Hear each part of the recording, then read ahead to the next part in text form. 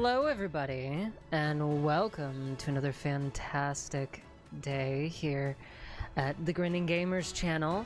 I'm grinning very much today because it's time for our extra special one-shot alternate universe intermission campaign, and today is day one. Let me fix my Discord thingy. Hi, Fox Hunter! Here we go.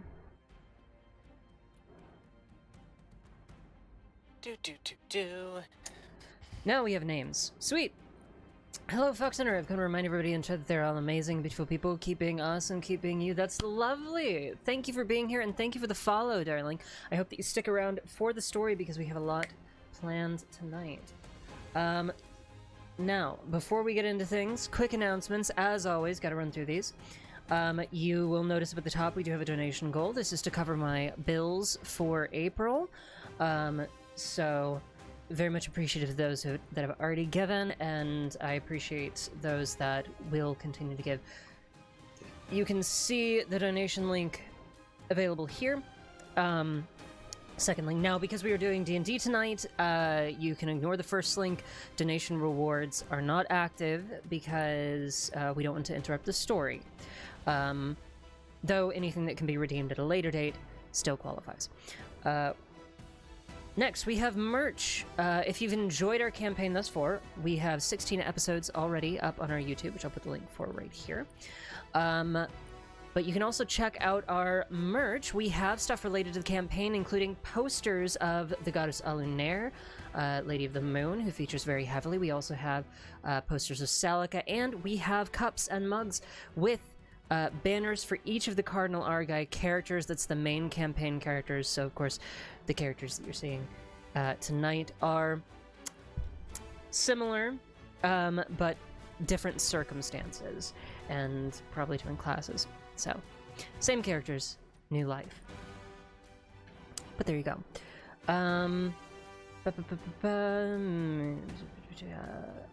We have a wish list as well, or well, I do. If you don't want to donate or subscribe, but you know, you want to maybe get me a little stuffed animal that can go over here on my setup, a set of dice to go in my big box over here that you can't see because my mic is in the way, sorry, then you can do that on Throne, and it protects my identity and yours if you wish to remain anonymous. Or if you don't want to wish to remain anonymous, then when you buy something, it'll pop up on the screen, and it'll make a post on my Twitter, so everyone will know that you're cool. Most importantly, music, everybody. Music today is courtesy of Ian Fisher at Tabletop RPG Music. As always, Ian Fisher was kind enough to provide me with a license to his music. They've been a very kind individual. I've spoken to them directly. Their music is fantastic. Feel free to use it in your own tabletop campaigns at home. You can check them out on YouTube, which is the first link, or at their Patreon if you'd like to support them directly, which is the second link. Show them some support, and you'll also get access to hour-long versions of the songs and perfectly looped versions, which every DM I know definitely wants. So, check them out, throw them some love, enjoy. And lastly, we tend to use a lot of homebrew in our games, everybody. You'll notice this very, very soon. And one of the best resources that we have for this is Mythmaker GM, or Mythmaker 5e. The link is in the chat, mythmakergm.com.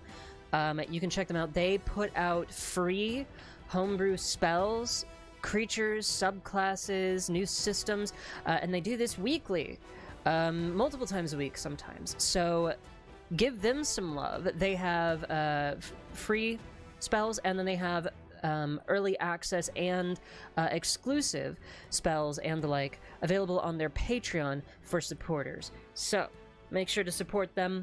Check out their Discord as well. It's all linked on their website, mythmakergm.com. Now,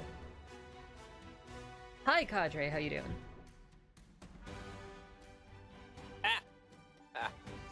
deafened myself for a moment. Sorry. Wow, I see. So you're not listening to me. Kidding. No, actually, I literally listened to everything, and it was like when you said something to me, I meant to unmute my voice, and I accidentally clicked the headphone. So I was like, no. It happens. I'm okay. Just like I said before, I never said why. I'm not sure if you cared to hear about that, but for what? For which? What? Why what? Oh, why I said I was less than happy. We'll save that for after the game. Yeah, that's cool. Yeah. But I'm excited. I've been working my ass off the past few days getting shit ready for the campaign. The only thing that I'm slightly disappointed in was I wasn't able to fully complete the battle map. That may or may not occur. So if we do whip that out, I'm sorry in advance that it only has half the buildings on there. Yeah. Hey, Abasand, how you doing? Hello. I am doing well. Fabulous. I have obtained ice cream. Good. Did you get me any, though? The catapult big enough to fling it that far. Oh, shit.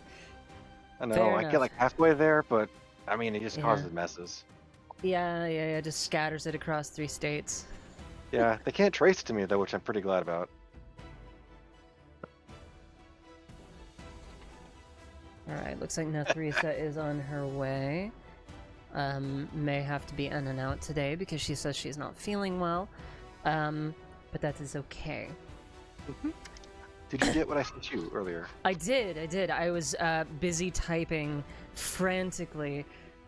You No know worries. me, I love leaving shit to the last minute. So... I know that feeling all too well. Fellow Yeah. DM struggles. The life of a chronic procrastinator. ADHD, everybody. ADHD. A Sucks. special guest star. Yeah. Now starring ADHD. I was joking with another friend earlier. I was like, so, how would you like to feel every emotion all at once? Ah, yes. No. Yes, but no. Well, yes, but actually no. Oh my gosh, I'm so hyped for this. Me too. I'm super fucking excited. I have so many little twists planned. I'm gonna DM you something real fast that I realized about what I have yes, currently. please. Currently, that's interesting to me. I apologize in advance to the audience, by the way. There may be a lot of moments where I'm silently staring at the screen and typing. This is because this campaign is full of fucking secrets. And these secrets are being kept from the players, from each other, from NPCs, whatever. And so there may be a lot of DMs going on. This just means that when these secrets are finally unveiled, they will be all the more surprising to you. So. Oh, real quick, my knowledges would just be the same as before. Okay. Maybe with, like, the Magitech thing, but that would be it. Got it. If you want to, like, swap one for... or, you know, whatever. I don't know. I don't remember what your knowledges are. That's fine. I tossed you mine. It was my theories of what I should have this iteration. Yes, which, sorry, I don't glancing know if back they were over acceptable or not. those. The only thing is, I don't really know... You know what? Actually, no, I like that one. So yeah, I approve all of your knowledges. Awesome. Awesome. I put that in my other sheet so I can have that at the ready. I'm using my Roll20 sheet for that one. Mine were espionage, criminology, and infiltration. That's right, and pretty much all of it was related to your background, which hasn't changed. I was going to add Magitech, because literally invented something. Sure. Put it as a specific knowledge. Sounds good. I will DM that to you real quick.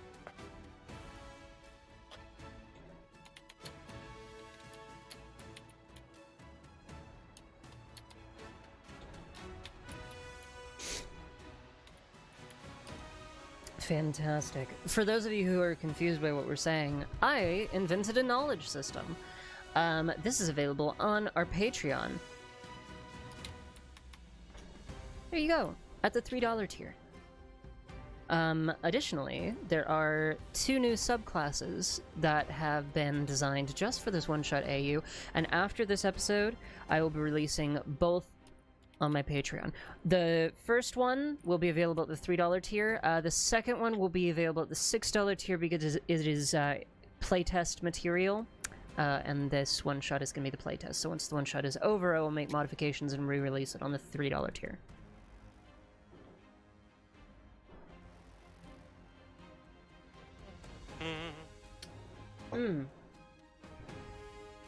Sent.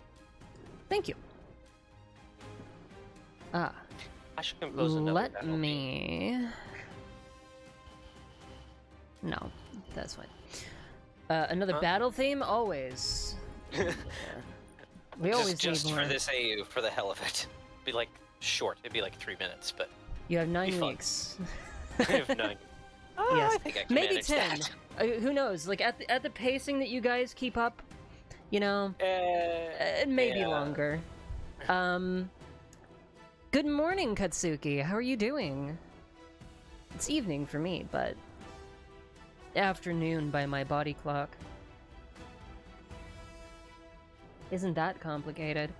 My boyfriend isn't paying attention to his phone, so I'm gonna go get myself some water.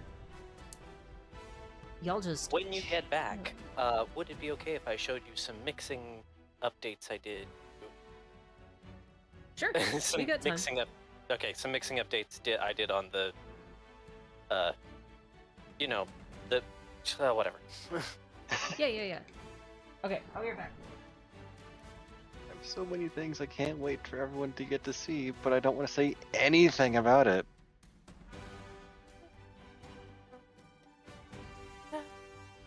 And I don't trust myself to, like, give partial hints.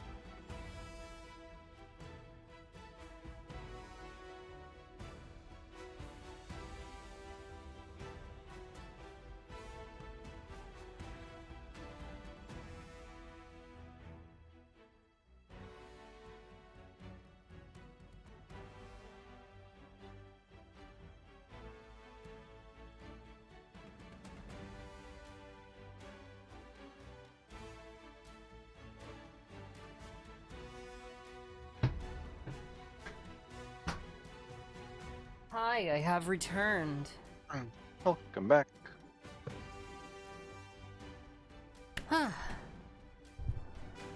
Sorry, Katsuki, I was away when you asked that, but I'm doing good and I hope that you are too.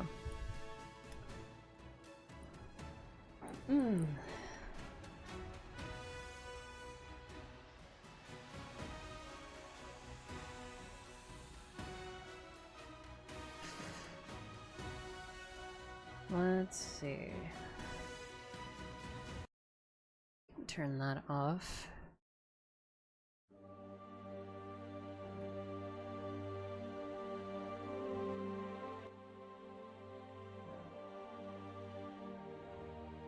And then I can listen to a little background audio. Okay.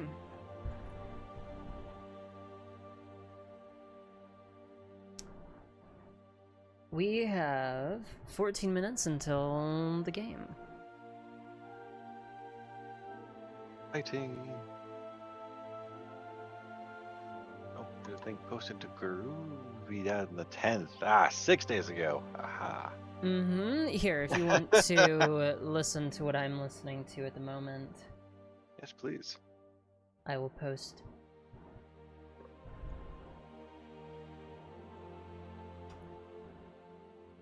There we go. Thank you very much.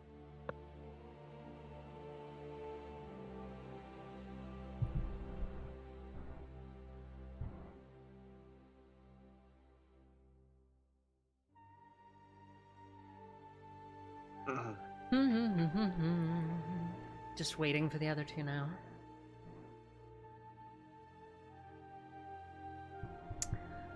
Unfortunately, today I will not be able to use my, what is it, my, D&D screen button because it's all of the standard campaign character sheets. I didn't change them over to the AEO.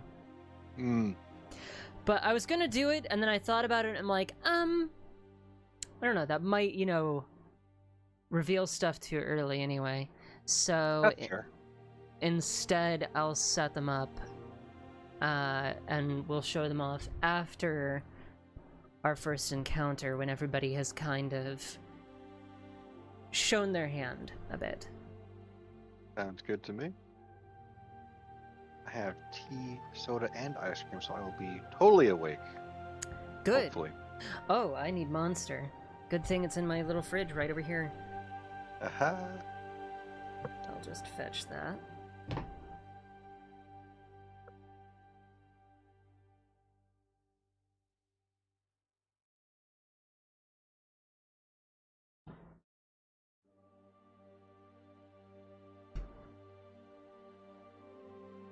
So unfortunately, I did not get anywhere near completing any significant portion of the map of the university.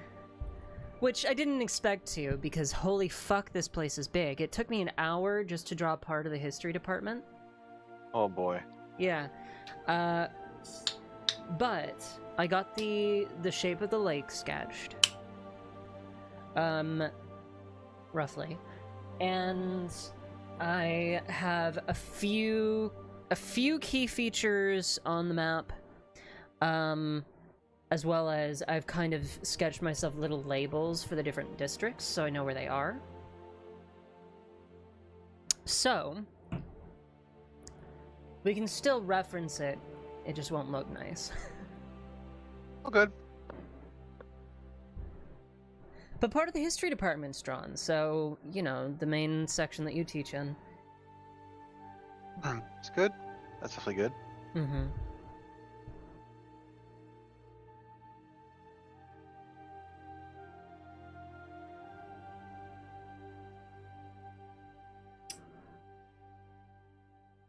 Hello. Hi! Yeah? Oh. Heavy sigh. Yeah.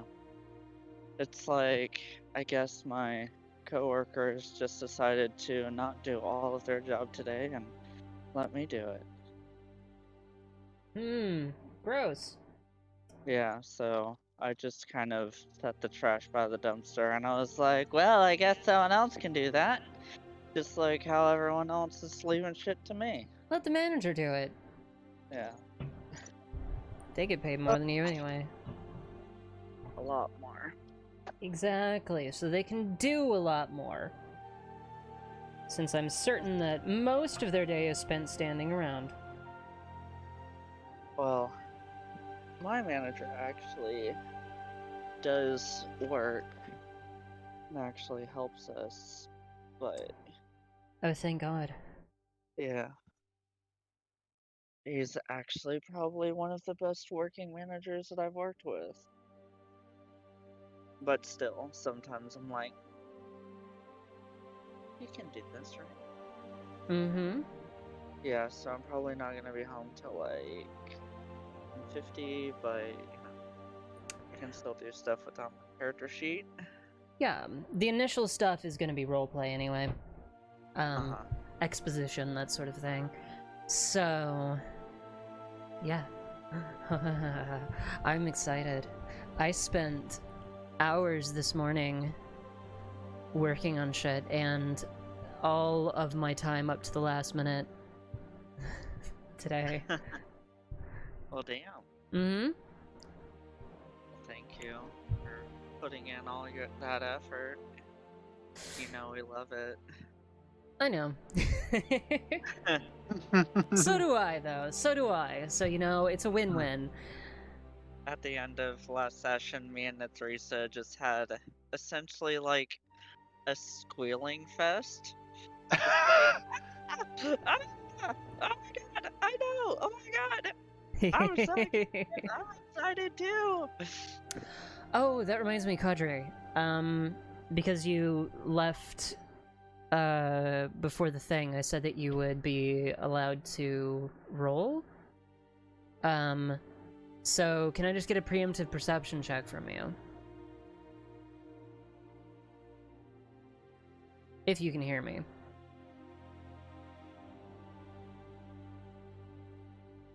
And if you can, we can't hear you. Yeah, he can hear me. 17? I see. Alright. I'll DM you.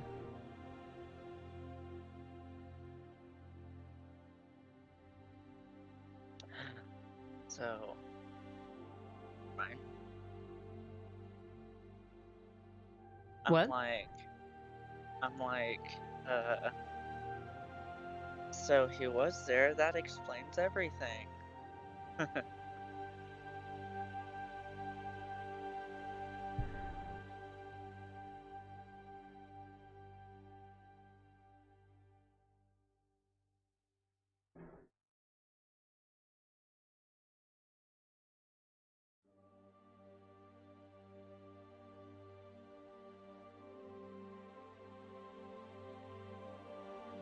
Yeah, today was so busy at work, I went to, normally I would start cleaning up at 8, but I didn't start cleaning up until 8:30 because I didn't get to take my lunch until 7 instead of 6:30.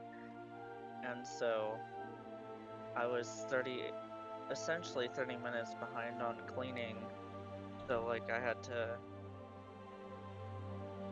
try and do everything, but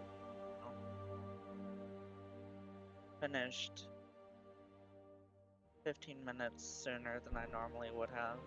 That's good. But still was late because I had 30 minutes that I was behind.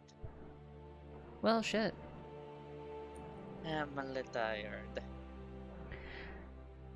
Understandable. Yeah.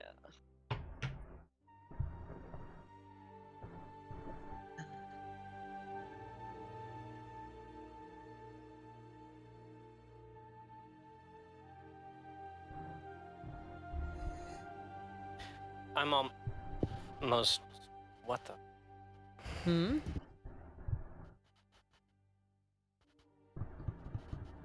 Your audio does not. Yeah. Yeah. Yeah. Yeah. Yeah. Just yeah. just yeah.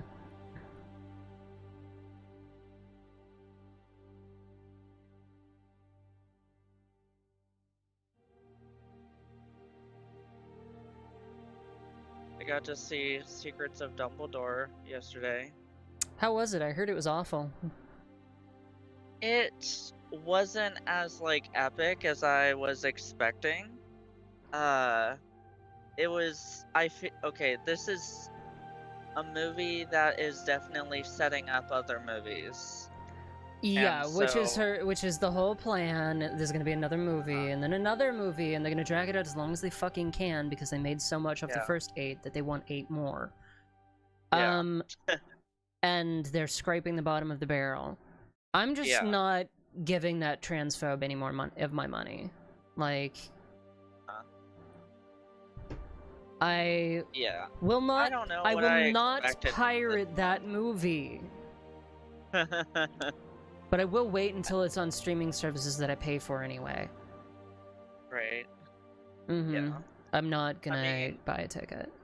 The other movies were definitely better than this one, in my opinion. But like, I didn't really know that this movie was gonna be a lead up until the other one. And if I didn't know the history of like the Harry Potter universe, at the end of the movie, like I wouldn't even know. I would just be disappointed. Yeah. No, I because of the know. way it ended. Like, I heard from Harry Potter fans who went to see it, and they were like, "It fucking sucked." I wouldn't say I'm it like, fucking good. sucked. I You know, can Batman miss fucking it. sucked. Yeah. Batman was just like I'm emo. Oh, the new Batman? I don't know. See, Uh-huh. the funny thing is, I've heard exactly the opposite about the new Batman. People fucking loved that. Because it's like, oh shit, you didn't do the same old thing over and over again. You made him, like, anxiety-riddled and a fucking wreck. Right. This is Yeah, cool. that's- This is new. Plus, he it's was it's what's his name? What's the actor? Robert Pattinson. Yeah, I love Robert Pattinson. Like, I hate Twilight. He's, you know, that's what made him famous. I hate Twilight, but that's just because I hate Twilight. Like, Robert Pattinson hates Twilight. I was gonna say, I think that was the case too. Yeah, no, he's fucking cool. Every time he appears, like, he straight up, I think he told an interviewer, yeah, I just lie about shit in interviews all the time. Yeah. He's pretty cool. Yeah. Yeah. I mean, with this movie, I definitely like the cinematography and the story writing was good, but it just could have been better, Mhm. you know? And the thing is, it's like J.K.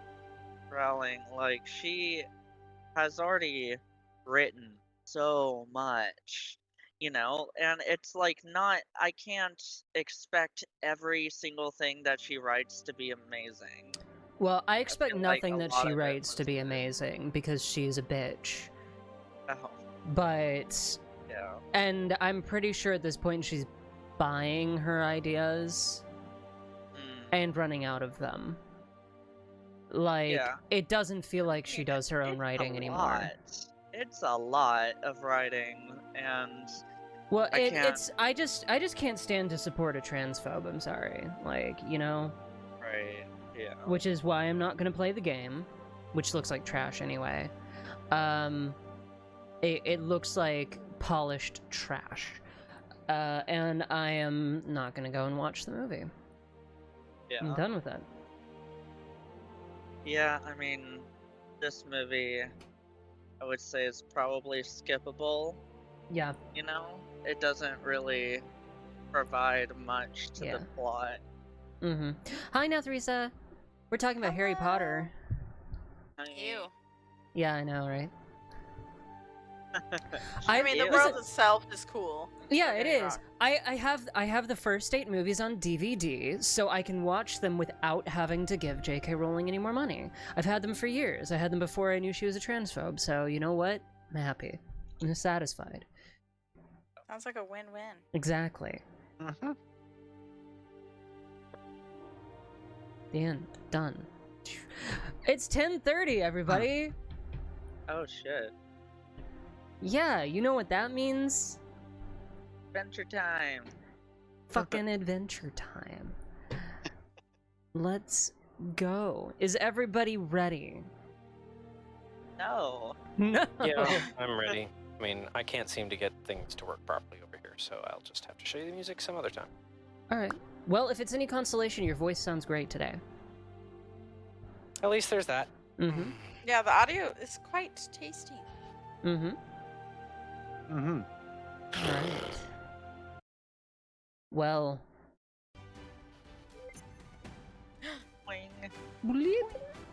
A hydrate wine. from Sleb. Good idea, since I'm about to launch into exposition. So, I'm not gonna hand you guys music yet, because first, I want to welcome everybody in the audience to the first episode of Mythos Vanesia Daybreak. For those of you who are not aware, this is a break from our standard campaign. We are doing a break. We are doing an alternate universe one-shot. Same characters, different circumstances, same world, different history. To give you a brief rundown. In the world of Vanis, there is a great deal of conflict spread across the world. Historic wars, tensions between nations, religious warfare, cults and enemies from beyond digging their claws into the world and starting battles, trying to gain a foothold. But what if none of that had happened? What if instead of war, nations had sought peace? What if instead of building tools of destruction, nations instead inspired each other, and the only conflict that they had was intellectual? Sure, there have been wars in the history of this world, but they're long in the past, and now, instead of battles being fought with blood and siege weaponry, they are fought on paper, with nations battling for intellectual supremacy. In this world, the most important difference is that the High Elves never went to... Well, actually, I take that back. The High Elves' war against the Jaina was short-lived and ended in peace. The nations of the Jaina were preserved and formed the Union of the Sangmadan, and the Aetherian Empire stands proudly beside them as a sister nation.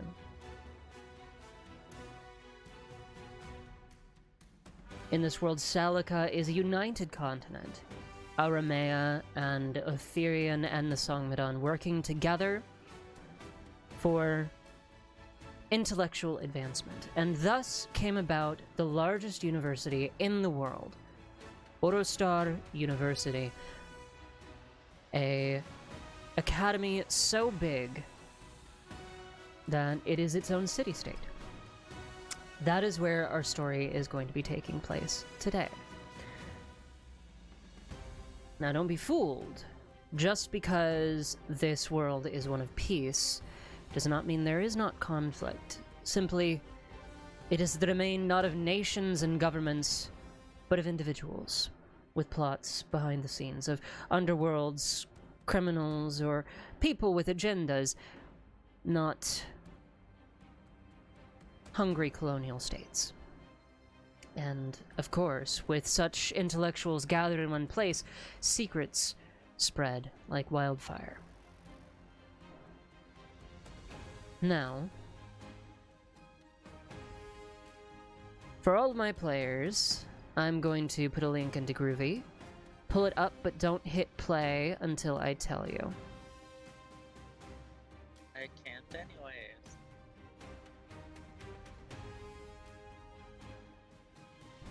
But later.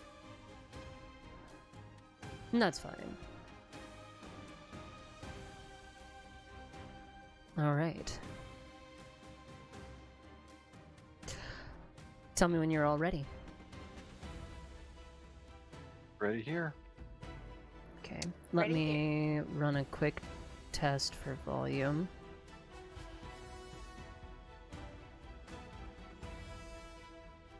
Ready. Alright. 3, 2, 1. 1243, Sandria Aetem, the world of Vanis, upon the distant isle of Sangsala. Dawn arises upon a new world, a world that never was, a world that could have been, where peace won over war, where great minds joined instead of great armies clashing, where darkness does not threaten the lands and there is no need of mighty heroes to save the world. Over distant mountain peaks, the golden sun crests, glimmering off the brilliant rings of the world in fiery streaks of red and orange, and setting the snow-capped mountains alight with bright color. The sky is clear, the air brisk with its winter bite, and coats are bundled tightly around shoulders upon the deck of the sleek red sky skimmer. A soft thrum can be felt in the feet of the passengers, emanating from the engine beneath the waterproofed lacquer wood of the airship. Nearby, a mother pulls her child back from the thick railing, where he stares in awe at the brightly glowing engines to either side, their crystal cores leaving glittering trails of blue in the wake of the ship as it approaches the tallest peak on its right. The creak of metal and the thud of a bulkhead is muffled by the whipping wind, the ship proceeding through the sky at a considerable clip. An elven man, his dark hair tied up into a bun behind a thick collar of fur, emerges onto the deck, his emerald green and teal coat bearing the insignia of the Academy. With a brisk few steps, he proceeds to the fore, standing in front of the decorative figurehead and turning to the crowd. As he lifts a hand for attention, he pulls a device from his pocket, and two sonicrysts to the sides of the deck hum to life, amplifying his voice. Ladies and gentlemen, and others, I ask for your attention, please. Now is the moment you've all been waiting for. I know it's been an early morning for most of you. Sorry, adjusting the music. I know it's been an early morning for most of you, but I guarantee it will have been worth the wait. A knowing grin spreads across the man's face as the ship lists slightly to the left, cutting a quick path close enough to the mountain on its right to see the tops of trees rustle in the wake of the engines. Passengers instinctively grasp onto the railings available to them, but with little need, the glowing runes upon the airship's deck steadying their stance and keeping them from tumbling to one side. We will soon be approaching Orostar Academy's outer border and catching our first glimpse of the university. The man pauses for dramatic effect, the wind whipping over and around the deck, broken slightly by the barely perceptible barrier around its edge. For many of you, this may be your first time upon the grounds, so a little history for you. Slowly the ship curls back around to the right, following the curve of the mountain at its side.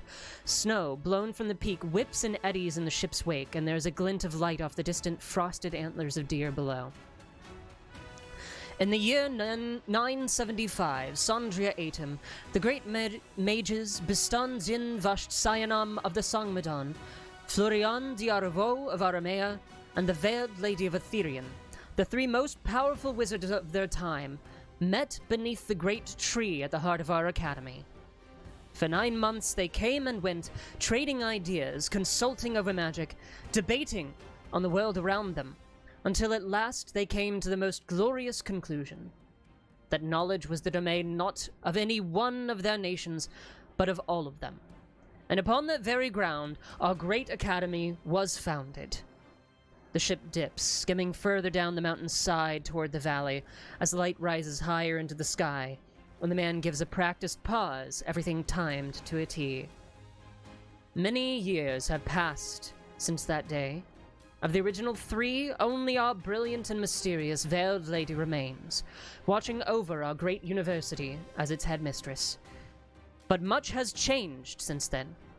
From humble beginnings as a magical school, we have grown and grown, devoting study to the arts, philosophy, trade, the sciences, history. We split from our mother nations, independent so no one nation could benefit solely from our innovation. His pacing stops, and he turns to the crowd as the ship slows slightly, leveling out, the forest below a blur of green. Many minds have walked our grounds, contributed to its growth, and taken its ideas to make our world flourish. And now, today, we welcome you A grin spreads across his face as light flares behind him, the ship listing to the right, and with a perfectly timed motion, he steps aside, sweeping his hand behind him. To Orostar Academy. You blink, eyes adjusting to the flash of light, and as they do, an awe-striking sight welcomes you. As the mountain falls away to the side, the light of the sun glints across a glittering lake, miles wide, covered and surrounded by buildings of all shapes and sizes. Towers rise out of the emerald forests below. Sweeping streets curve along the foot of the mountains. Bridges criss and cross the lapping waves, and buildings rise out of the waters, canals carved through them instead of streets. At the heart of the lake, a tree the size of a mountain grows tall into the sky, its twisted trunk glowing with the lights of a dozen structures on its surface.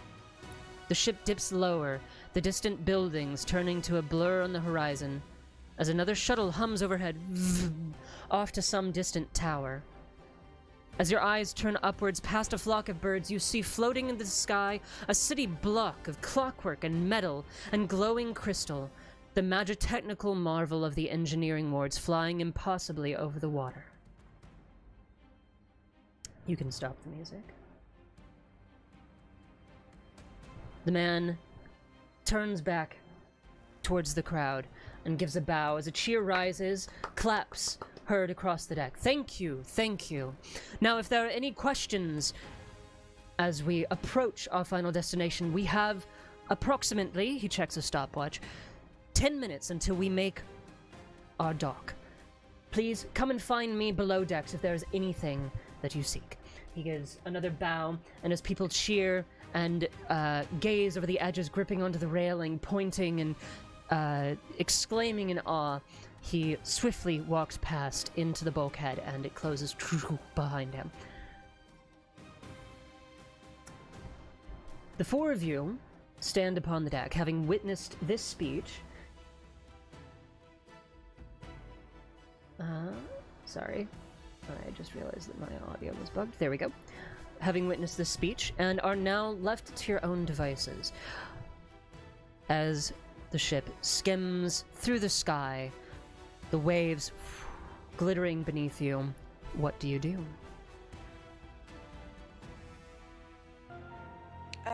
Nethrisa during this whole speech has probably just been leaning against the railing a little bit, chewing on some gum, not really paying attention. And then she'll turn to look over at oh god, her fiance. I forgot his name already. Ishad. Mm-hmm. Ishad. Fuck. Yeah, she'll look over at Ishad and just be like, babe, this place is fucking cool. How high do you think we are? He kind of like holds out his fingers. More than 500 feet. Oh, definitely.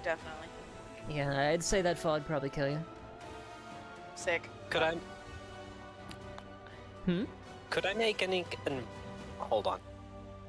Mm-hmm.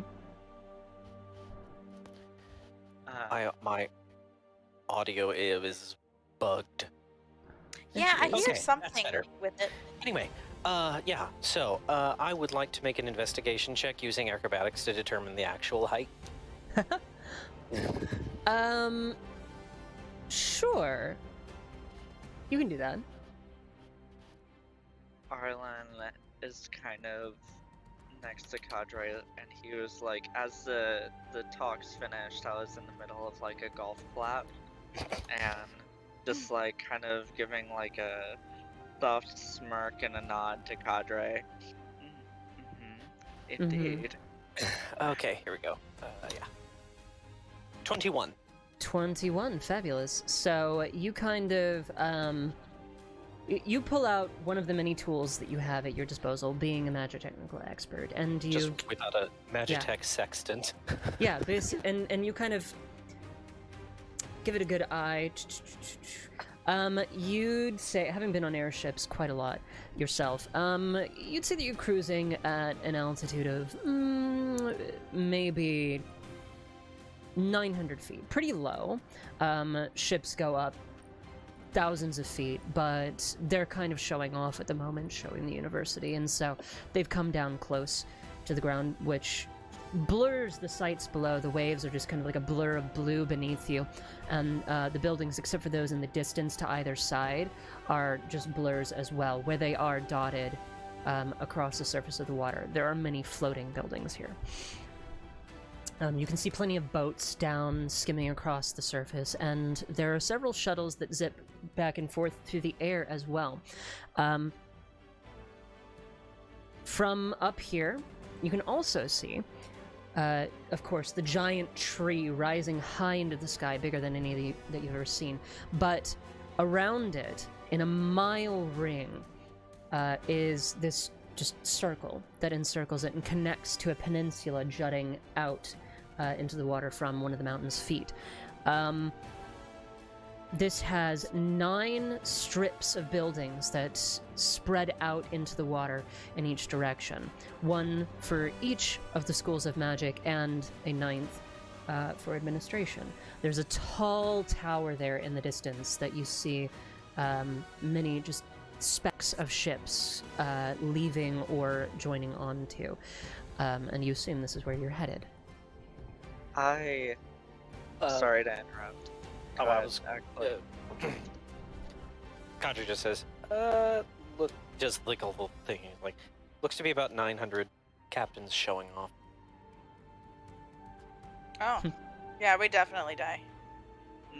Oh yeah. I want to use detect magic. Okay. You use goes blind.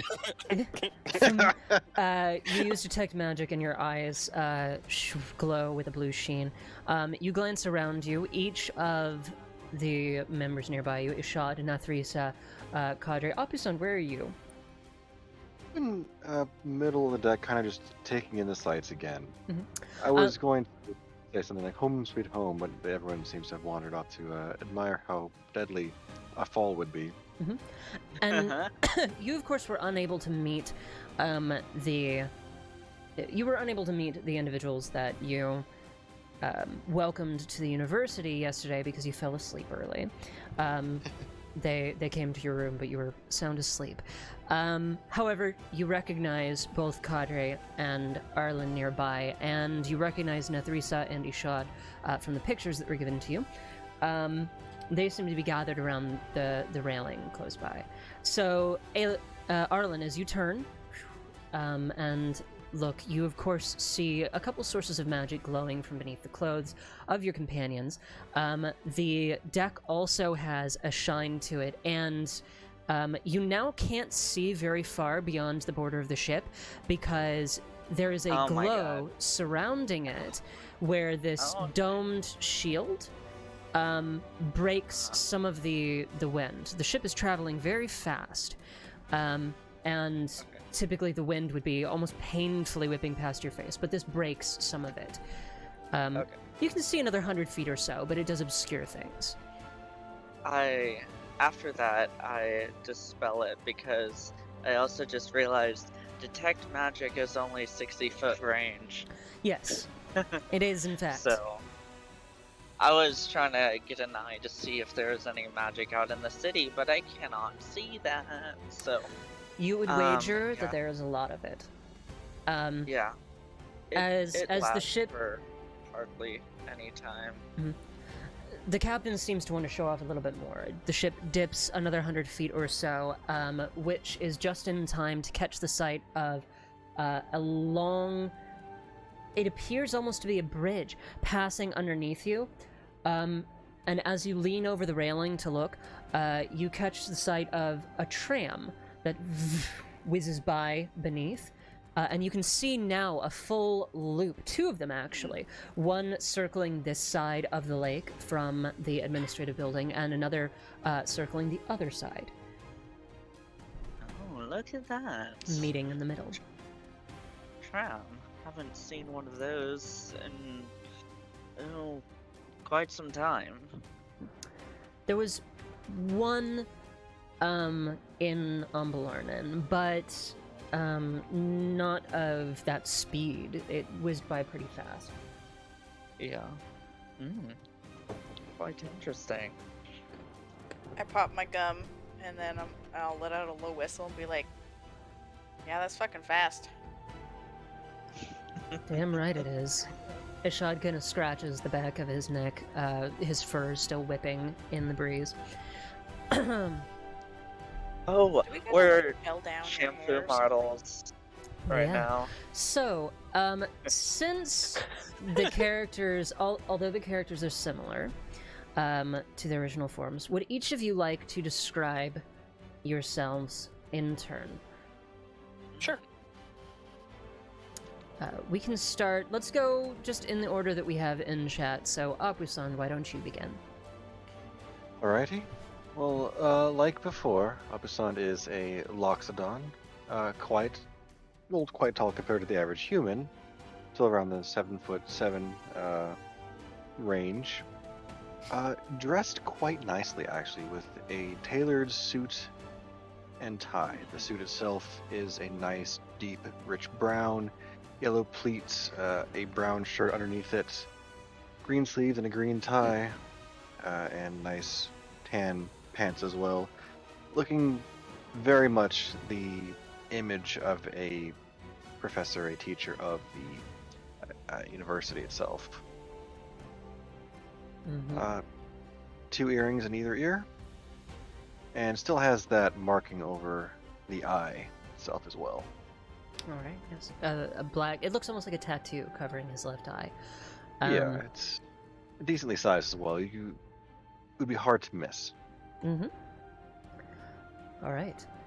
So the tall professor stands imposingly in the middle of the ship's deck. All of this sight he's seen many times before, having worked here for many years. But next we move to the moon elf in the group, Arlen. Hello, Arlen Mirnin. I am a way more charismatic and outgoing Aelin. Very attractive. I have my own shampoo line and conditioner. As I have my own shampoo line. Not to brag, but and Humble brag. my hair shimmers and glistens as I stand on the deck of the ship with my hair blowing like a Garnier Fructis shampoo commercial. I am wearing a dark blue kind of robe, but also suit. It's like a half and half, kind of. So, and it's got silver elven filigree along the outfit, and same blue eyes, same blue skin, and that's it. Okay.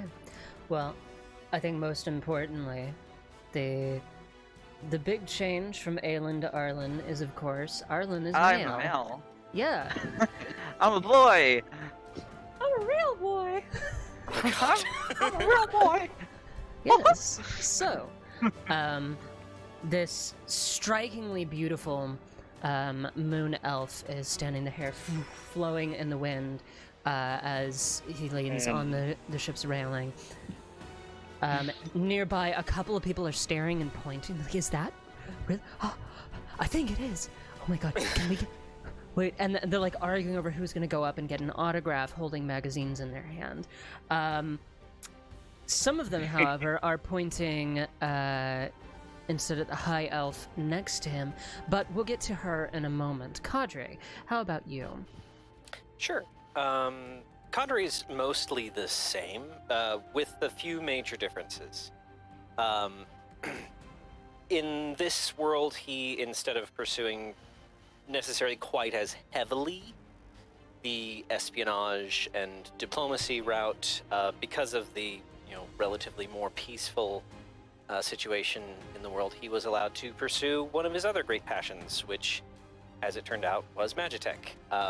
In this world, he actually wound up inventing, I guess I'll say a facsimile or something similar to an MP3 player. Yes. You invented specifically something far more simple but widely used, and that is the sonic crysts, which you are admiring the ones that were on the deck here, the speakers, essentially, that were being used. A newer model, you think, and you're wondering... what little tweaks they've made. Yeah, exactly. And how much you got in royalties off of these. Let's see, that's about 300 gold. Wonder how much I made from that. Mm-hmm. So. Yeah, so that's one of the major differences. He, and my humble brag time, he was featured in Magitech magazine. Magitech Monthly. Yes, thank you. Yes. Magitech Monthly. Mm-hmm. So, cadre remains relatively the same. However, I did want to describe his outfit, though. Yes, please, by all means. He is wearing a black silk suit, basically just head to toe black, white shirt, but he is wearing an interesting scarf, because instead of it being the normal, Umbelarnen style that would normally be worn, it's actually of classic Jaina silk style, and it's in midnight blue, blood red, and emerald green with silver filigree. Fantastic. Similarly, at the young man's hip is a variety of tools, all magitechnical implements. One of which he just pulled out to take a sizing of the distance. So there is that. Now, just to the side of the moon elf, Arlen, we have Nathrisa. Nathrisa, would you like to describe yourself? Absolutely, I would. So, Nathrisa is a high elven woman, standing at about 5'7", and far less well-spoken than her original universe's counterpart. Her hair is a beautiful flowing copper, although it is cropped short in the back with an undercut, and 2 long strands in the front that blow in the wind. Her eyes are bright blue, but there seem to be far less thoughts behind them than usual.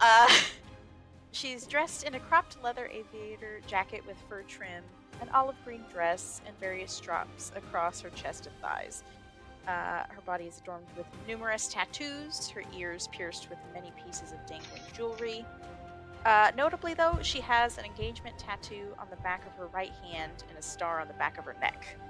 And on each thigh, she proudly carries a wound-up teal whip and a scabbard that appears to have a sword in it. Fantastic. So very much the picture of the edgy, dashing warrior.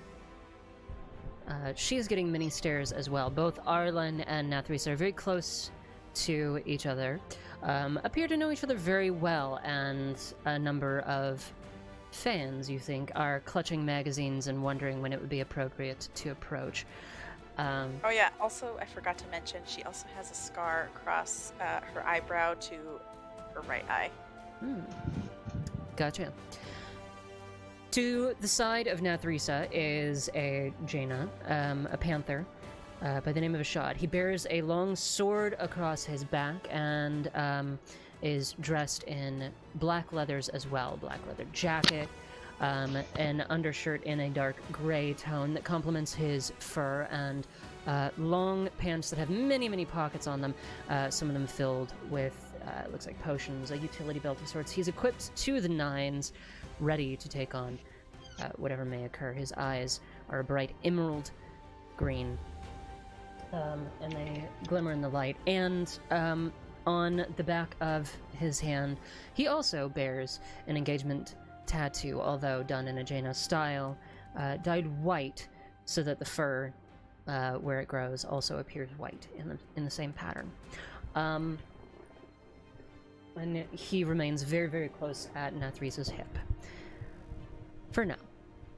Now, that we've gotten descriptions out of the way, the ship whips up a bit higher now, rising to approximately 1,000 feet. Now you can see the tall tower in the distance approaching. You'd say you have probably about 3 minutes until you come into a holding pattern, and maybe another 2 before you dock. Is there anything else that you'd like to do? Somebody that you'd like to seek out and ask questions, or more discussion that you would all like to have? I'm gonna wink at the fans. Some of them melt. I love you! They all tumble one by one. Yeah. I'm like, oh, don't fucking fall off, you'll die. Arlen looks in the other direction, and I do finger guns and a wink. Yeah. This, like, 18-year-old human with, like, this hair that's cut in poorly, but in a style meant to mimic Nathrisa's, comes and is like, can I get an autograph from the Black Stars, please? And it holds out a magazine with the spreads of both of you on the cover and your poses. This one was a leather edition of Wizard Weekly, not swimsuits. Ooh, a leather edition. Yeah. So it's you're both looking at a thick eyeliner and makeup, like, you know, the emo tears down the cheeks, that sort of thing. Yeah. The leather straps across, just covering enough. Yep, okay. Yeah, Nathrisa kind of smiles down, and she'd be like, fuck yeah, dude, come here. And I'll go and grab it from him. Yeah, thank you.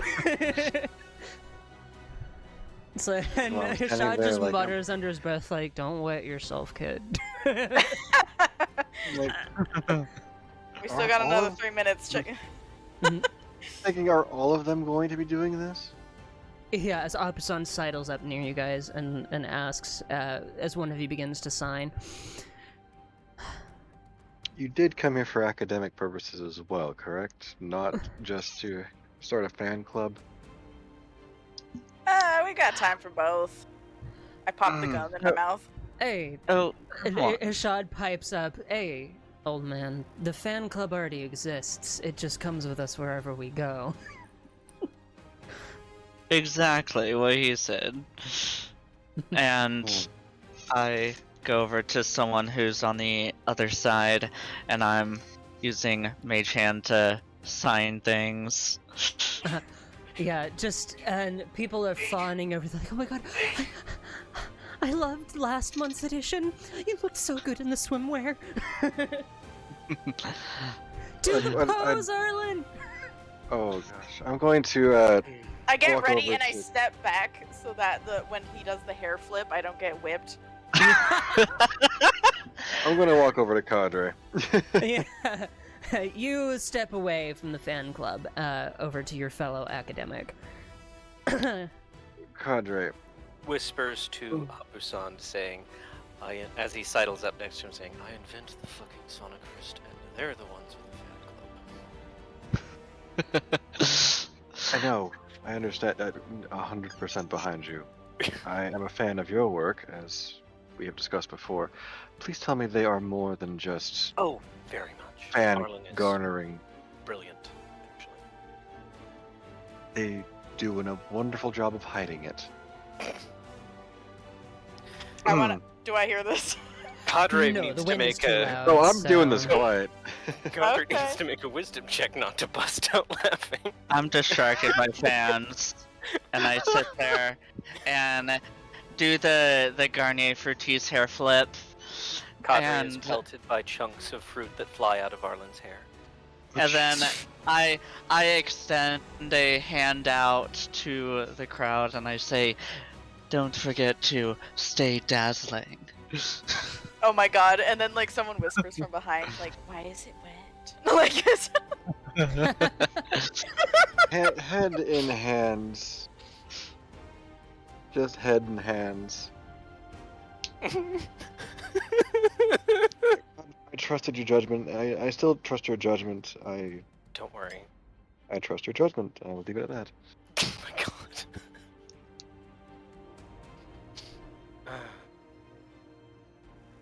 All right.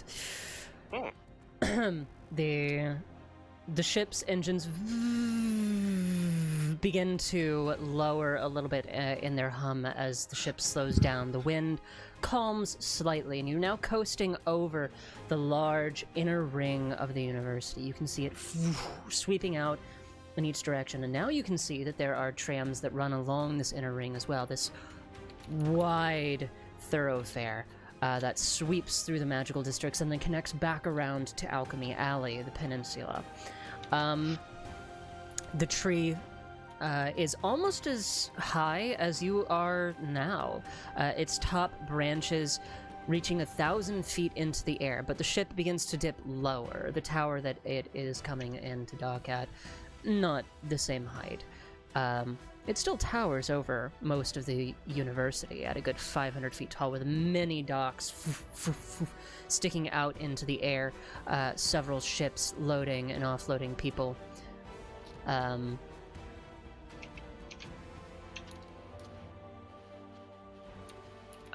Oh, I did have a quick question. Were my knowledges approved? I sent you a message, I believe. I sent you a new one. Oh, I see. Etiquette. Yes. Those are good. Okay.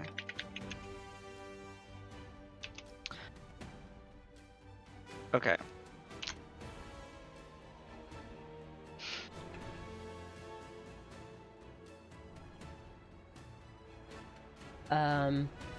The ship circles for a little bit of time, and you can see a lot of people clambering off of the deck down below to grab their bags. Ishad kind of nudges Natharisa and tugs on Arlen's coat. Hey, you'll see them around, I promise. Come on, we need to go get our bags. As the dust wafts up from the landing of the ship, Kadri just kind of goes, my goodness. Ooh. I give you like a meaty slap on the back as we're heading down to the bottom, just like, oh, you all right there, buddy? Yeah, it's picked up a lot of dust. Good God.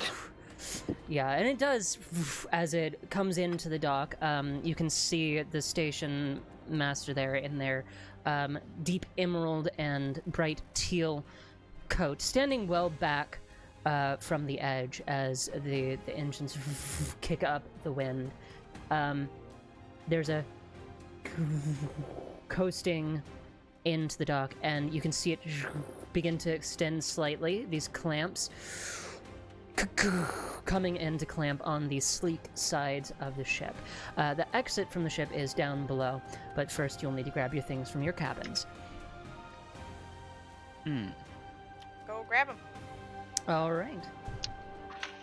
Alright, as we're walking to go and get our things, I'm like, oh, so sorry, Opposon, for the crowd. That doesn't happen.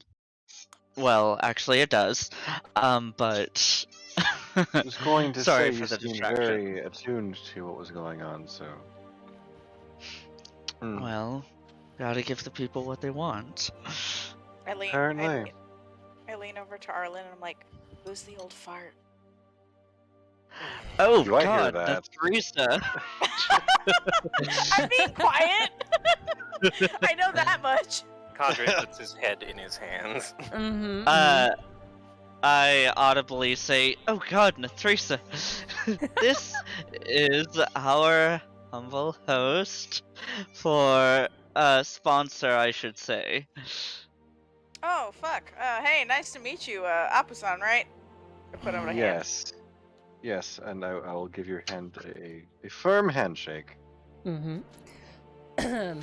Firm handshakes are exchanged. The bulkhead is open as people filter down below decks, and the same man that made the announcement from before steps up onto the deck.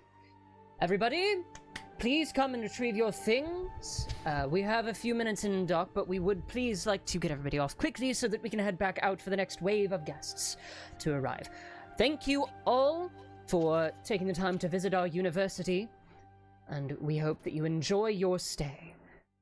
They step back below deck as you guys begin to follow the steps down into the much warmer interior of the ship.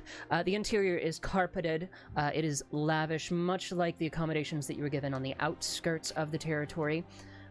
for the last evening when you were being interrogated prior to your entry. You guys find your rooms, grab your things, and step out onto the dock. Up here, the wind is not shielded like it was on the deck, but it is also not whipping nearly as fast since it is not in motion. There is much humming and noises of people tung, tung, tung, stepping across the metal and wood of this airship dock, and a conductor calls out, 10 minutes until the next takeoff. Everybody please proceed into the central tower. Oh, dang. They really want us out. Alright. Okay, let's go. Mm-hmm. Indeed.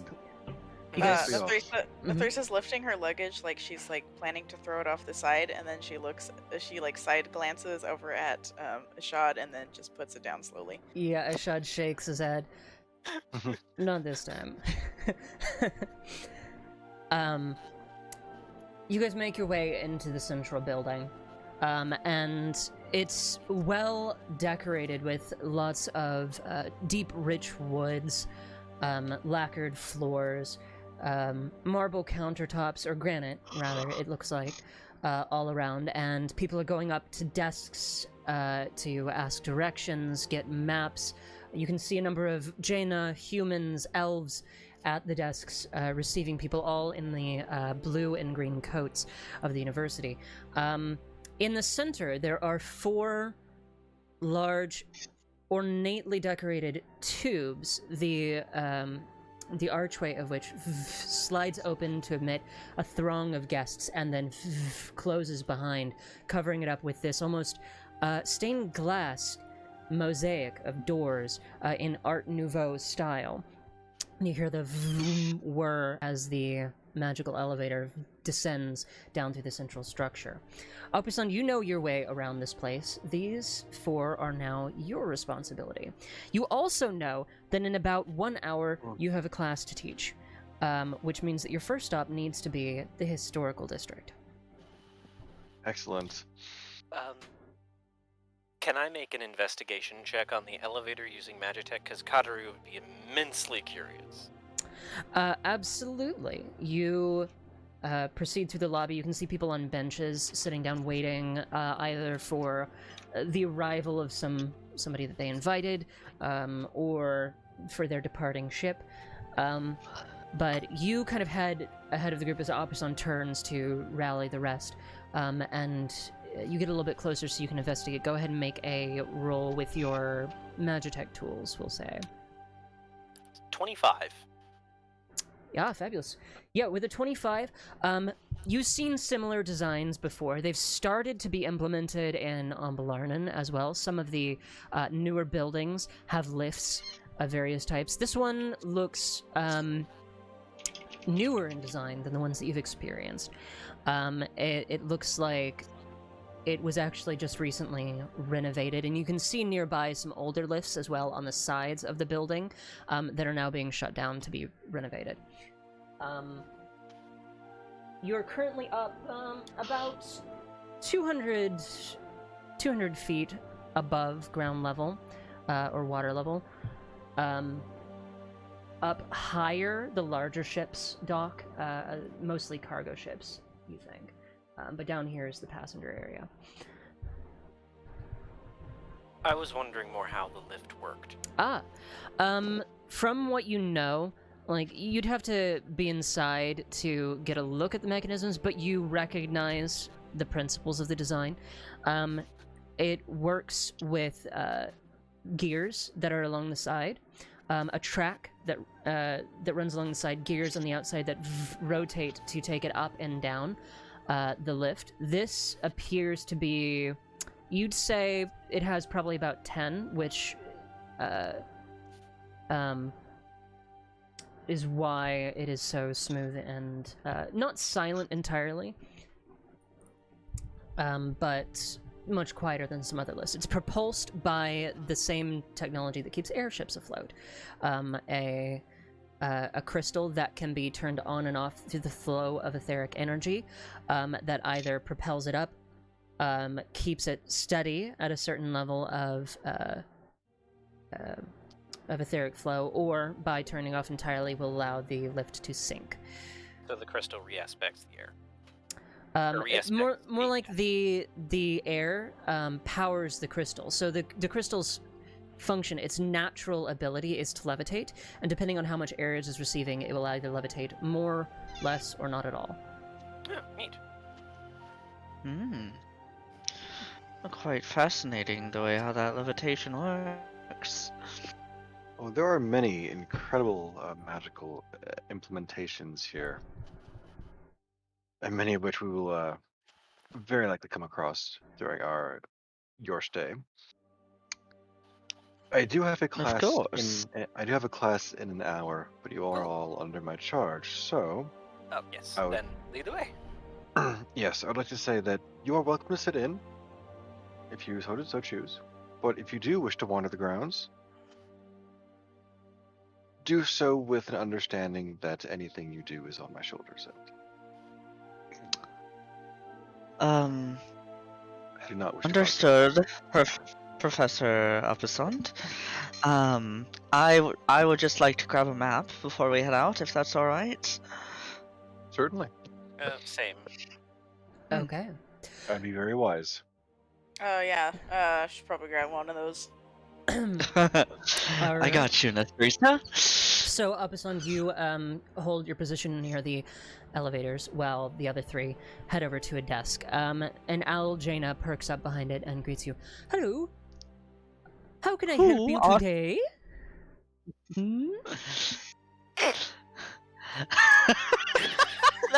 Oh, if She Padre pushes- makes that sound, I'm also gonna try and hide a laugh that starts by pretending I'm itching my nose. All right. I'm sorry. She pushes a set of glasses up her beak Just slowly. reminded me of someone I used to know a long time ago. It has nothing to do with you. It's just Right. 30 God, seconds. It's I'm been so 30 sorry. seconds. 30 seconds since you've been away from me, and you've already laughing at staff. It 30 Wait. seconds. was literally a reminder of something I experienced before. It was nothing to do with her. Oh, I just thought it was funny. Well, guests of the Academy, can I help you in any way? Yes. I'm going to be fine. I walk away. Goodbye, have a nice day. Yeah, we need some maps, 3. Would be Oh, great. maps. Fantastic. In which district would you like maps of? Actually, I would like like to have all of them if you don't mind. I realize that's a list.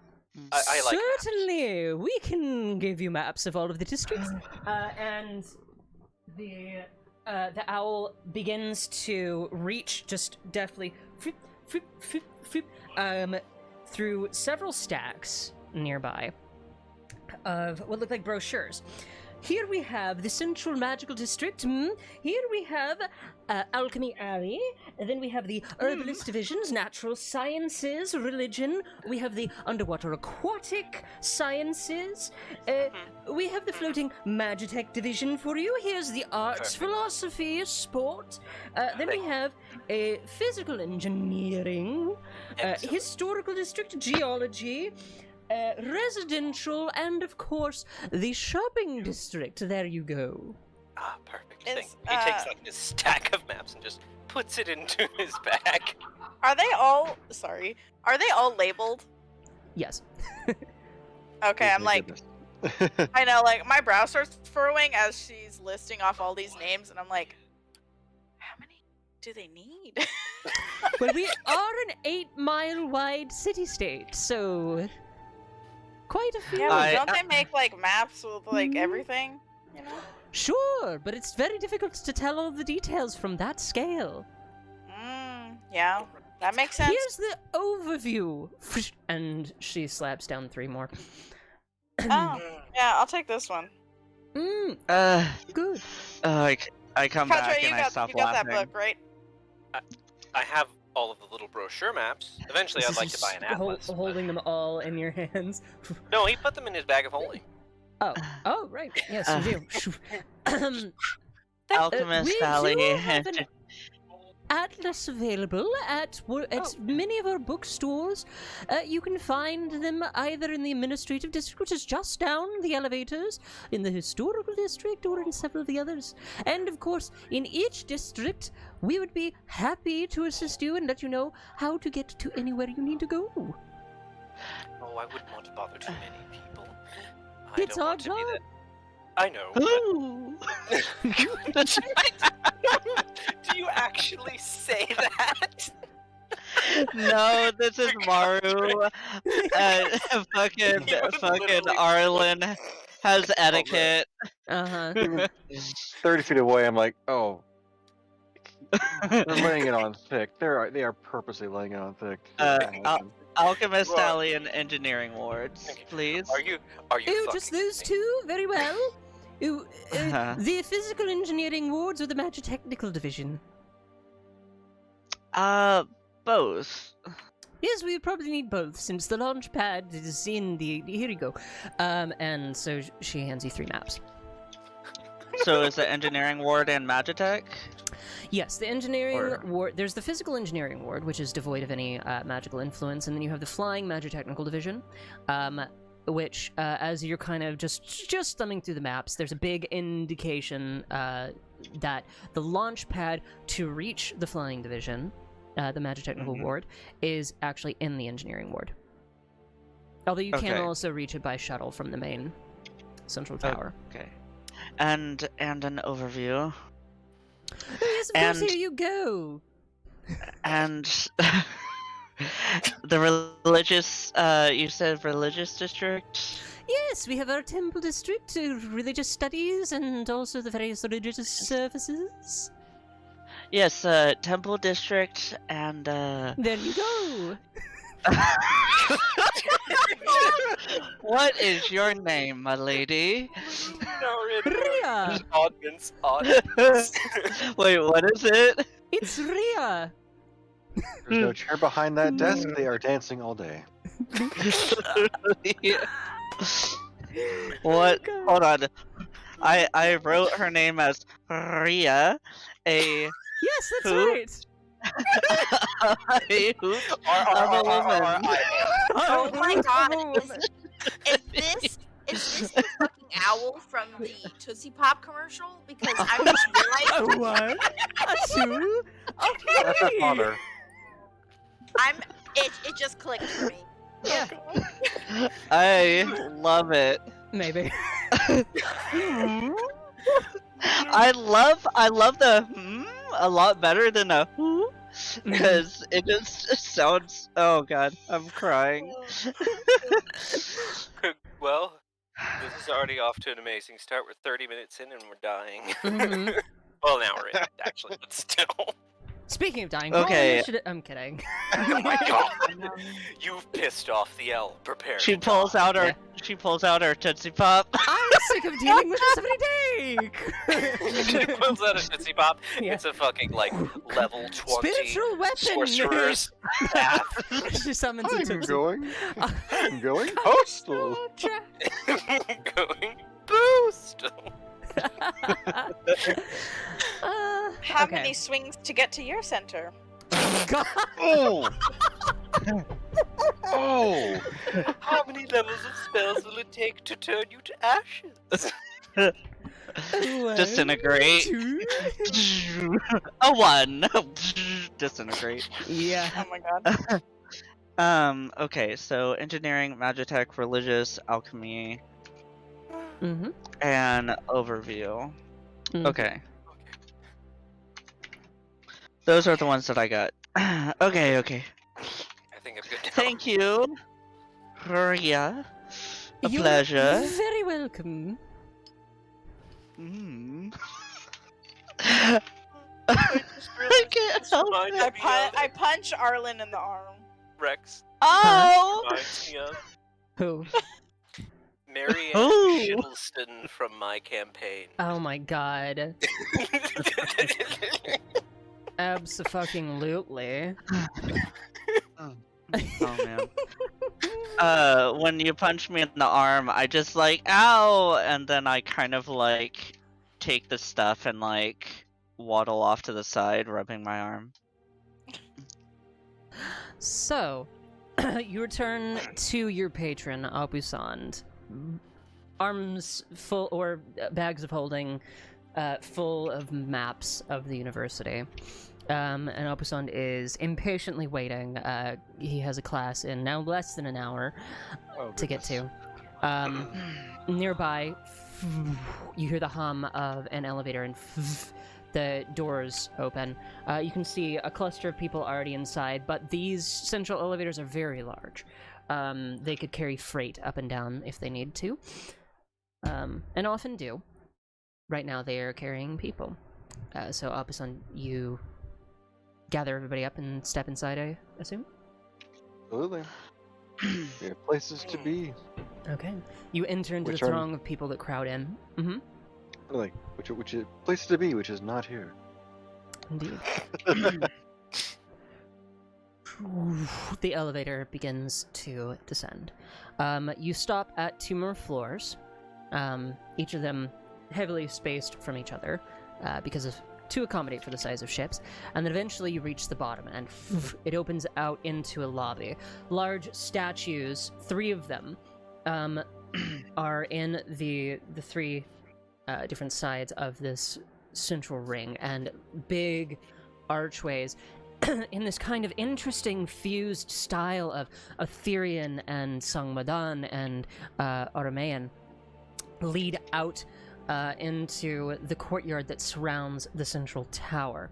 The statues you can see depict 3 figures.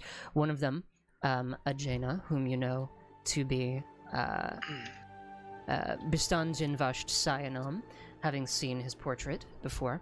The other, a human, Florian de Aravo, and the third, this woman, arms outspread with a veil covering her face, who you presume is the Veiled Lady of Ethereum. However, you head out through the throngs of people into the streets, which are bustling with activity. People pushing to and fro, going through the courtyards, the grass-covered thoroughfares, on the cobbled streets, stopping to glance over the edge of the water, or stepping out onto the docks that are just past here to get on boats to head to different sections of the inner ring, or to the central tree. Abusand, you know that it's a beeline from here to the administrative building, inside of which is the tram station that services the inner ring and both of the outer rings, one of which, the first stop, heads to the historical district, another of which heads on to the districts beyond that, like geology and arts. All right. But we need to make our way to the historical district. That is where I... Oh. Sorry.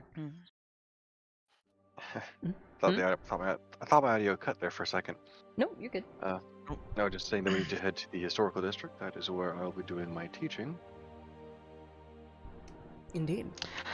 All right. Well, I wouldn't mind sitting in. Same. Okay. Well then, for the sake of this expediency, so I don't describe every inch of this university, you guys pass through the administrative building and step into the tram. It's crowded. Think Japan, Tokyo during rush hour. So you pack in shoulder to shoulder. There are students, there are staff of all shapes crowding in, a couple of guests. You see lots of people in the uniforms of the university, some people in plain clothes, some professors dressed down and don't wear the jacket of the university. But it is absolutely packed, and you see people of all ages too. The academy services more than just university students. There are also students from what would be the equivalent of grade school, of public school here as well. Not as many of them, most of them, you would assume, are children of the staff of the campus, but nonetheless, the Academy does service the younger generation as well. It zips off at great speed, and you grab onto the railings above,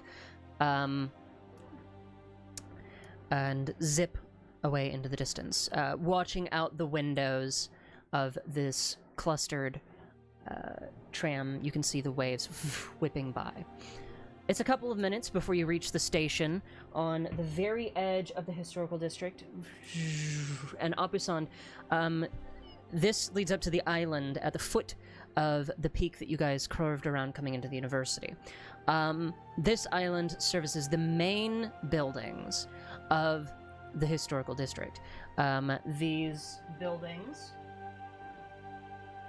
are the main dock of the district, which, of course, has ships departing out into the waters.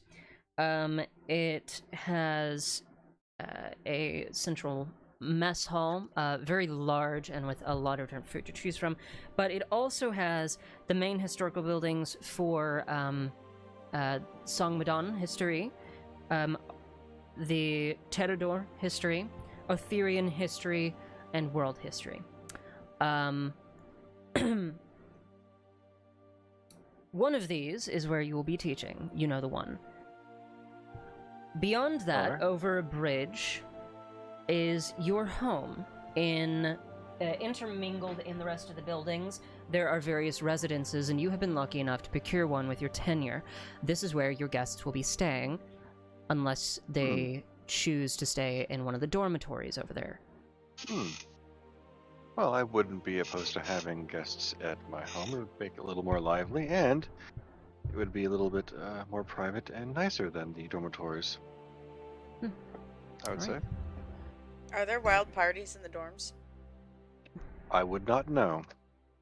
I look at Nethrisa. Oh. I wiggle my eyebrows. Oh, no, we're, not this time. We should focus. As the tram pulls into the station, you can hear from one of the buildings nearby a tall bell tower in a classic European style, because Otherian style would be more appropriate for this world. A bell begins to ring, dung, dung, calling the first classes. Not yours, Opusand. Yours is in another 45 minutes, you'd say. Alright. But nevertheless, the doors slide open, and there is a rush to get out, because there is a lot of ground to cover on this campus. So people shoulder past and break in, some of them breaking into a run, some a brisk pace. You'd wager that at this distance, you have enough time to power walk to your residence, give everybody a brief 5-minute tour, and then power walk to your class and be there just in time to give the introduction. Excellent. Do just that. Do a quick, Okay. do a quick tour of the house, get back to class. I should be there first as I am teaching it.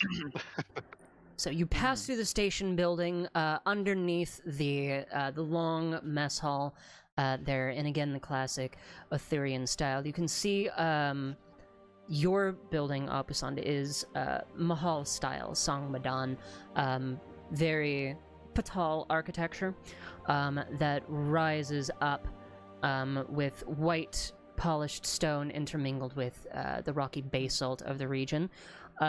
But you follow the crowds and push your way through the crowds, guiding the rest of the group past the courtyard and over the long, large bridge that moves from this island onto the main foot of the mountain. Weaving through the tangled buildings. Yes, go ahead. I was gonna say, just for flavor, as we're going through the crowds, I could probably go, woo! And I look at a shot and I'm like, please tell me that was you. Huh? Oh. Yeah, totally. What are you talking about? Don't worry about it. I keep going. Right? Okay. 1 second. He, Monday. looks around, and he actually, grabs your hand and, pulls you back a bit. Actually, I think I'm gonna probably go and He holds up a couple of pamphlets. Get a head start on stuff, because I don't like sitting in on classes. And This is what's his name? This is Ashad. Okay. Who's the other guy? Grant? Grant did not come with you. Grant is staying behind as a go-between at the previous building. Okay. So you have a sending stone to him, you and Nathrisa, but he's not going to be with you. I am back. All right. Welcome back. So, hey, I'll catch up with you guys later. Apusan, Ashad holds out the map of the historical district. Can you just circle where your house is on this thing? Oh, absolutely, and I'll take the map and I'll put a nice circle exactly where it needs to be, so there's no possible confusion. Might even put the name of the street or little sidewalk street name, whatever you call it, not the street, but Yeah. path name. Yeah. Sweet. He gives it a look and he's like, yeah, it'd probably only take me 20 minutes to figure out where I'm going. Cool. Good luck, Ashad. I'm gonna check out Sure. the other districts. I'll let you guys know if I hear anything, okay? Yeah, all right. Have fun, babe. He gives your hand to squeeze Nathrisa and lifts it up and gives it a kiss. Stay safe, alright? Curious. Hmm? I'm So- curious, just sorry, if since I've been teaching for so long, if there's any, even just a street that has my name on it, is out of idle curiosity, if I've had any sort of degree of tenure in the historical district for that. There's a bench with a placard on it that Ma- has your name. Even if I get that, I'll be happy with that. There's a tree. With a plaque. But also you know that teachers with tenure here get something usually after they pass. Down at the southern end of the island, there's a statue garden that was started by one of the early history professors. You never met them. They passed before you started working here. And there are statues that are erected to each of the more well-known professors. They lead down to a small dock. So... Very cool. But That's good to Ashad know. departs from the group back to the station to go and check out some of the other districts. Meanwhile, the rest of you rush on across the bridge and begin to weave your way through the various buildings here. There are many of them tightly packed. Again, Arthurian style, French colonial, for lack of a better word. Some European. You can see some towers rising out. There is a long library building that you pass by, a towering dormitory, and all of it weaves through twisting streets that kind of climb and clamber its way up the slight slope of the foot of the mountain here. Abusan, your home is down near the water. And so you make your way down there to the large 2-story, with basement, house that you have procured. It is butted up to another home of another professor, one with whom you have a little bit of a rivalry, but frankly, you don't often bother remembering his name because he's only been here 2 years and you get the feeling he's going to leave in another 3. Seems about right. I've seen a few do that. Mm-hmm. But I've been here for how many years? I've been here for roughly 95 years. I've been teaching here. yeah, quite a while. You're like, that's my neighbor. Don't mind him. He'll leave soon. As Abusan throws open the door for you all, you're greeted by a nice, a pretty hall, deep, rich wood, this 2-story entry with a hanging chandelier and a little overlook. Abusan, really the rest of the house can be up to you in style, but again, think European style. It's very in line with the Arthurian architecture. The interior can be decorated however you want. I think the most important aspect would be there's a fairly decently sized personal library of my own in one of the rooms. It would have been a bedroom normally, but I turned it into a library for myself. Everything else is it's modestly decorated. You can tell there's definitely thought put into it. Things are matching colors in each room. Nothing's too garish, but definitely planned, but nothing expensive or too expensive. Nothing too that stands out, especially, but definitely not just haphazard. What does it smell like in here? Or it smells like wood and books, and perhaps a little bit of incense in different rooms to help kind of keep things a little from going stale or from smelling stale. Whenever Apasan and Cadre aren't looking, and I just have like Nathrisa's look, I kind of give her that look of like, that smells weird. Just because, like, I imagine Arlen's probably a little like snooty on like all the cologne and stuff like that, all the good smells. The Fructis shampoo in your hair. You're like, yeah. Oh, yeah. He's very particular about scents because he has keen scent. yeah, and I'd probably give you the shrug, and like, I feel like at this point we probably have like a body language that we could communicate a little bit to each other through. Right. Where it's like I give you the look of like, I've smelled worse, dude. Like, remember the owl bear shit that I had to sniff to find? How do you communicate that through body language? No, I give you the look of like, for that one time. Oh right, and then I kind of just like, I'm like, shrug. Shrug. All right. Upstairs, Opusond, are several guest rooms available for use. The home is it does have its own private library, its own private kitchen, although with the amenities that are available on campus, you don't really need to use it because staff are granted use of the dining halls.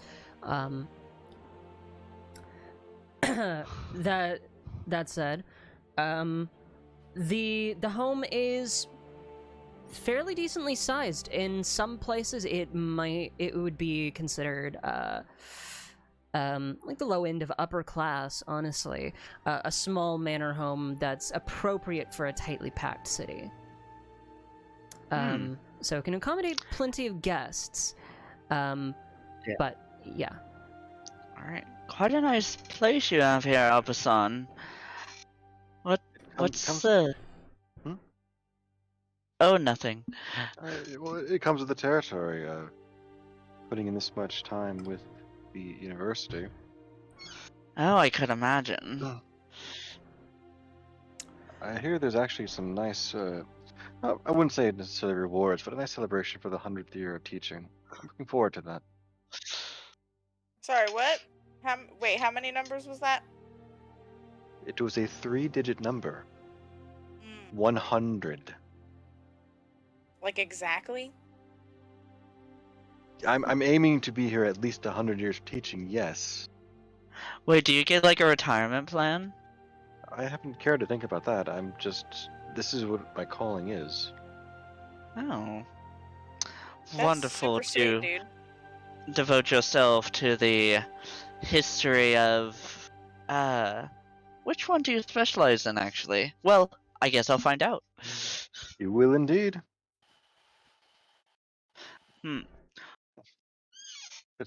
Where are our rooms? Upstairs, you'll find them. Each one, well, it's not necessarily intended to be this way. More or less color-coded. I haven't quite, maybe not the best touch at it, but I've dabbled a little bit in interior decorating. More or less looked for things that matched the same color per each room. Also, that way you know where each item belongs. The light, magenta pillows, not magenta, lavender pillows go to the lavender room. I love that. You have a lavender room? You have a sky blue room? I do. Guess what I it smells love like? both of those. Probably flowers. I have to see this. Smells like lavender, doesn't it? Well, One of my favorite smells. As you're having this discussion in the hallway at the bottom of the stairs, the grandfather clock, gong, gong, in the hall, chimes. Obusan, that means it's time for you to leave to reach your class if you want to be on time. Yes, indeed it does. Well, again, please feel free to follow if you wish to sit in on the class. If not, feel free to make yourself comfortable in the rooms and do not get lost. It is very easy to do so. I will follow you. Excellent. Anyone else? Yeah, same. Very good. Nafisa? Y'all have fun with that. I'm gonna take a sick dump. TMI, Nethrisa. TMI. Yeah, sorry. I'm gonna, what do you call it? There are Rest in indoor your services clothes. Use for The that. bathroom. Yeah. Yes. Yes. Yes, we do have indoor rooms for that, so. Oh, that's awesome. All right, y'all have Really? fun. Indoor plumbing. Nice. Yes. A luxury I'd like to roll I an look intelligence forward check to to. make sure I know how to use I the feel like toilet. Arlen would know Yeah. about indoor plumbing. Yeah, He literally went to go a ahead magic and conference. make a. You can go ahead and make a roll, Nethrisa. Well, Okay, I this would is know really of good. it. I would know of it. It would just probably be kind of like, oh, fancy. There's indoor plumbing here. Yes. All right, get ready for the best roll of my life. Lavender, sky blue, forest green, and a nice pale yellow as the other room themes. Oh my god! I know Wow. how to use Hey. a toilet. There you Woo! go. Nicely How- done. You know how Wait, to if you- flush. If you failed, were you gonna like try to T-pose over it or something? No, it was a window. Well, Go out the window. Oh no. without going into too much detail, I would have wasted a lot of water. Fair enough.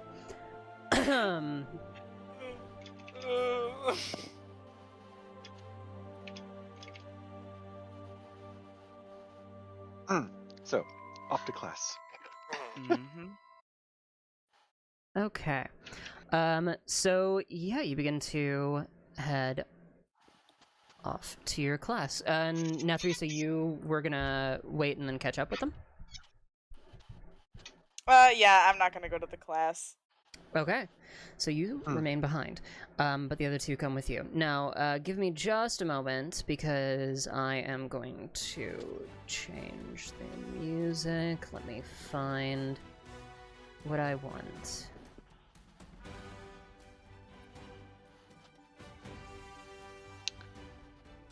I love that little TikTok or that little Twitter video that I posted in Legendary Quotes. Mm. The hair.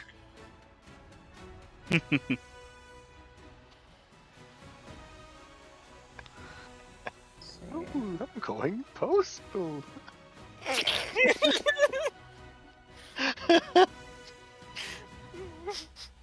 Sticking my head for a while. How many how many hits does it take to get to the center of you? Oh god. Okay, there you go. You can put that on loop.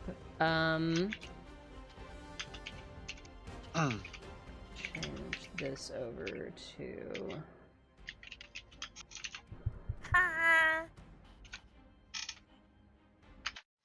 Okay. Look.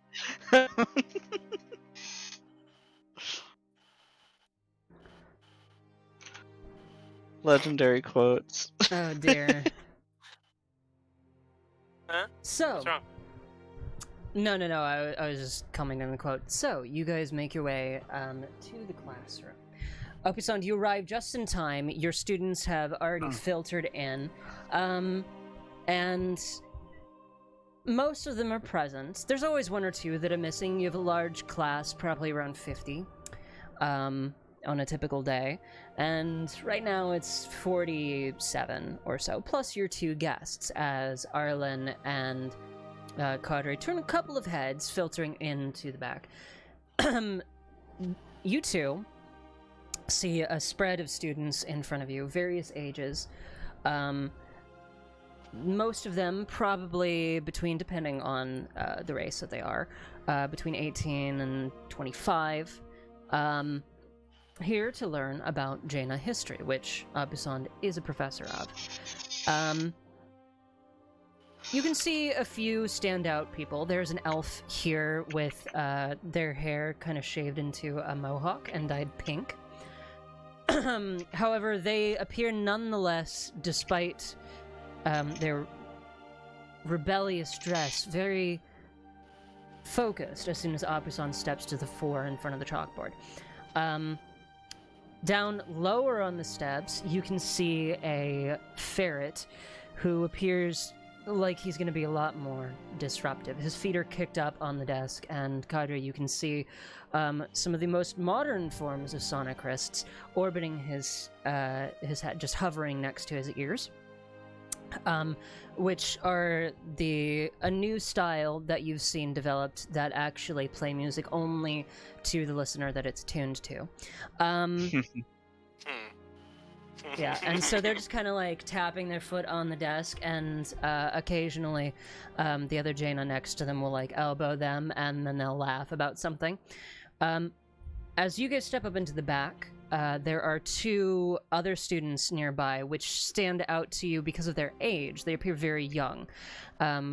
Teens, probably. There's a small mouse who is kind of huddled up underneath a scarf that covers the bottom part of their face. They're bright white fur and a little mark upon their forehead. And they're huddled down with a notebook, quickly scrolling things, even before Abusan has started talking. Next to them is a fox. And the fox is staring directly at you as you come in and sit down, just... Wait, at me? Both of you. Oh, okay. Oh, okay, hold on. Out of character. I don't know if you mean this, but I kind of hope you did. Please be Timur and Lucina. It's not Lucina, but it is Aw. Timur. Oh. The fox is male. Abusan, you know, of course, all of these students' names. The ones that I have pointed out, the elf is Vin. You know the ferret. And then I don't think I've given you the name for the other two, but your youngest students, prodigies in their own right. Malachi, the fox, is only 16 and already attending the university. He's gone to other classes the year before. Timur is a new addition to your class, came in at the same time as Ham, and he is only 14. Excellent. And the name of the elf? The name of the elf is Vin. Spelling? Viin. Aha! Thank you. Thank you. Now, this is your class, Abusand, so you're welcome to bullshit your way through a presentation, or just say what Opusand is doing today for the class. Oh, let's see. I probably want to talk about some of the... Probably ancient architecture is another important topic to cover, and how it played not only into daily life for practical reasons, but other pragmatic reasons for storytelling and history purposes in the mere architecture of each location where there are of our major cities. Okay. Begins to go on about this. The ferret doesn't seem to be paying any attention. Vin is listening intently, but not taking any notes, leaning on their hand. You can see other elves and humans, Jaina, even a kobold in here, studiously listening, some not so studiously listening.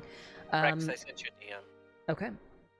Yeah, sorry, I don't have notifications on, so I just forget to check I'll sometimes. make sure to let you know next time.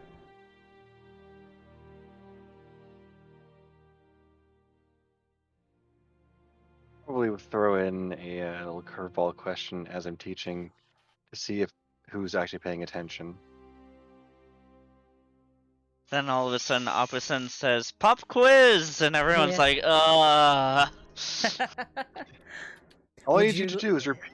All I need you to do is repeat the most recent city I mentioned, and you don't have to answer any further questions. This is worth 100% of your grade today. Yeah, you see Timur, immediately like just kind of like not lifts their hand up high, but you can see them kind of like just timidly raise their hand next to their scarf. But of course, if you're gonna check if anybody's listening, there is one student who's probably not, so it depends if you want to call on somebody who you know can answer correctly, or pick on somebody who you know probably won't. I think for the sake of a good impression for today at least, I will call on Timur. Yeah, they start by muttering, isn't some kind of answer, which you're very used to. They're extremely shy. Mm-hmm. But yes, that is absolutely correct. We are indeed covering that area today. Mm-hmm. And they like sink back down as heads turn towards them and just like go back to their notes. I just imagine me and Cadre are like standing or sitting in like the back corner of the class. Yeah, you are. Which, by the way, for the two of you, Malachi keeps looking at the both of you. Wait, who's Malachi in this room again? The fox that's sitting next to Timur. Okay. They're the only two in their corner. They're as far back and as far to the right as you can get in the room. Most of the other students are further up front, and you two as guests are sitting in the back, which is why you're closer to them. Alright, so... Arlen. So, is he looking back and forth, or is he just staring? More than half of the time, he's paying attention to Opposand, or occasionally will lean over and like whisper something to Timur, to the mouse. But a lot of the time, you will glance over, just like, you know, that prickle on the back of your neck, and you'll catch them staring at you. I catch direct eyesight. And I kind of like raise an eyebrow, like, yes? But without saying anything. And they just tilt their head, not trying to hide the fact that they're staring at you, and then slowly turn back around to watch the presentation. I give a wave. So, as this is going on, Nethrisa, you stayed behind. Was there anything that you would like to accomplish? I christen the bathroom. Okay. And then Marks our territory. Yeah, no, I'll set down my bed. No, I will. I'm a He votes person. for dominance. Okay, but you're Nethrisa. Hey, you Nethrisa. Hey, Nethrisa is pretty feral, but so what I'm gonna do is that I'll set down my bags and kind of make myself a spot in one of the color-coded rooms. Mm-hmm. That doesn't seem to be like occupied with too many personal items. Pretty much And first pick.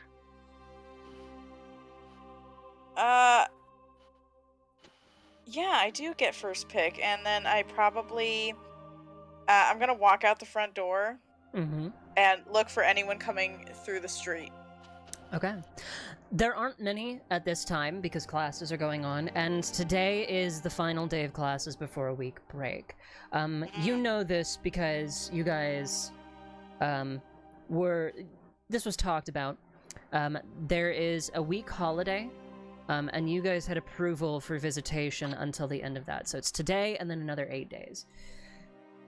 Nice. Okay. Then if I don't see anybody like through the street, the residential street, I will move towards where I think people are walking. And I'll keep my map with me too. And I'll look for the first person I find. Okay. You begin to move down the street and just kind of staring at the map. It is a tangled mess of buildings. They're all beautifully designed and laid out, but because of the curve of the mountain and the fact that, you know, this is just kind of expanded and expanded and expanded and not really started as like, well, this is where we're going to build things. Stuff's just been tacked on. But you move down the street, take a side pathway down some stairs, and you see a street vendor with a push cart selling these like meat buns. It appears to be an elf. male, and they're pretty young, just sitting against one of the crystal street poles that light it up at night and smoking. I'll walk up and be like, hey kid, you busy right now? No, not really. What's up? Oh, awesome. So I have no idea where the fuck I'm going. There's this teacher that works at the school or whatever. His name's Apasan. Do you know where that? What's it called? Oh fuck, he told me. I like close my eyes, like I'm trying to think real hard. The fucking history building. There's a lot of those. This is the historical district. Fuck. You said Apasan?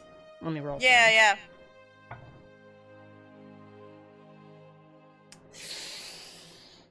I never heard of the guy. There's like 300 professors in this district, okay? That's fair. Hey, you mind if I bum one of those? You got I gesture silver? at. I like tisk. Like a little bit. I'm like, Hey, people I like don't get cheap. them for free. oh yeah. Well, I only got gold, so here you go. Oh shit, well that's nice. Here, you can have my second pack. And he hands you Have a pack 10 of of smokes. I'll light one up and just start smoking it out of stress. Yeah. Like I don't know where I'm going already. Lights the whole pack. Do you know what kind of history he teaches? Is it grade school? Is it university? Is it which the nation? older ones. The The older older one? ones. Okay. Yep. That's gonna probably Yeah. be on the island. Okay. Oh, that's good. Mm-hmm. Can I roll a history to see if I remember what he mentioned? Sure you can. Minutes ago. Yeah, like this is canonically a Unithrisa. She's dumb as shit.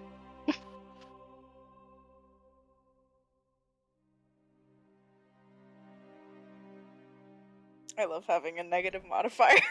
Can you tell me the result, by the way? Yes, sorry. It's a 10. Okay. A 10. Yeah, you think it was one of the nations, not world history. That's all you know. Alright, could I use some of my points for broad knowledge? Sure, what broad knowledge are you invoking? Jaina culture? Okay. I'm like, it's probably a somewhat familiar. Yeah. maybe. Using your points, you remember that, like, he was talking about a bunch of the, the same sort of stuff that Ashad used to talk about now and then. So you're like, yeah, he's probably Jaina history. Yeah. I say that. Oh, okay. Yeah, you're wanting the, it's the, whatever the fuck it's called, the Mahal. It's on the island, okay? It's the square-shaped one. The square-shaped one? Okay, I can go off of that. Alright, sick. Bridge is that also- way. That one? Okay. Mhm. Listen, I take a puff. And I let it go. And I'm like, I'm listening, yeah. What's up? well, you're not getting a lot of foot traffic, so I don't feel like I'm bugging you.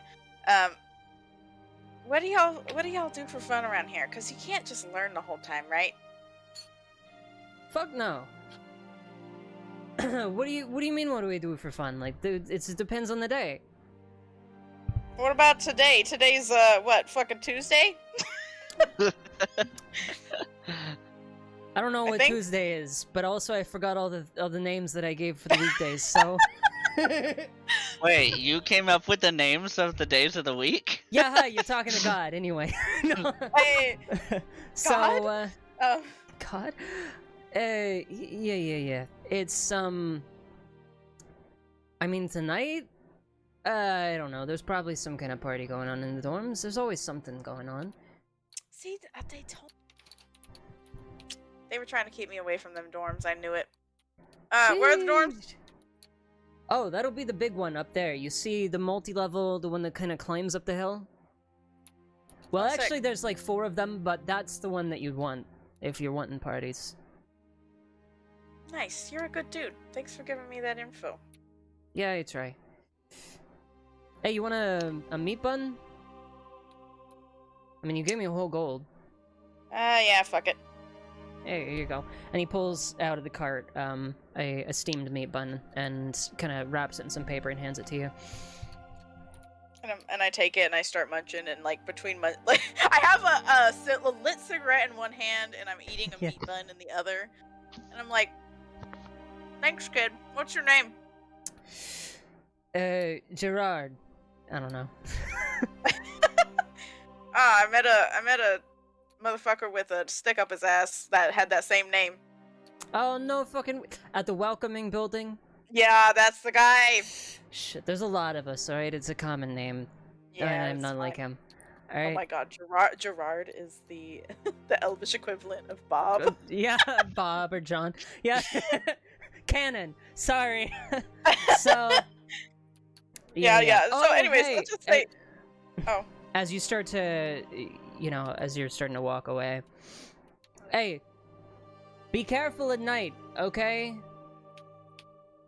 Why? Oh no, they just found some student passed out this morning in one of these alleys. Blood on her face. Sheesh, it wasn't nice. Yikes! What the fuck? Yeah, I don't fucking know. Jesus. Rumors already spreading. Somebody said there's a vampire. Get a load of that crap, right? Nathrisa looks completely serious all of a sudden. And I will lean down, Dang, like, I'll what's do, with the like, rest in bitch face? Pulls out weapons, jump into a bush. Uh-huh. You can thank, I thank my daddy for that one, and I will, kind of smother out the cigarette on the ground as I bend Mhm. over very provocatively. And then I'll just flick the rest of the cigarette on the ground and be Mhm. like, "Thanks for the advice, kid.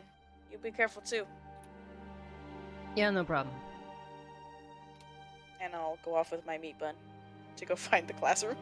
Okay. You head off to the classroom. Make a survival check with advantage because you were given directions. And you have a Sick. map. I sent you a PM. Bet.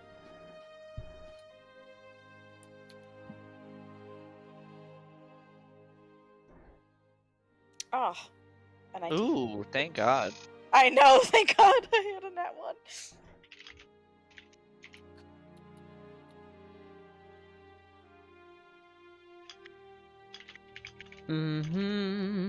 So, let's see. Oh, yeah, okay, cool. It takes you about 15 minutes. By the time you find the place, Akusand, you are wrapping up your lecture and getting ready to collect the assignments that you'd handed out.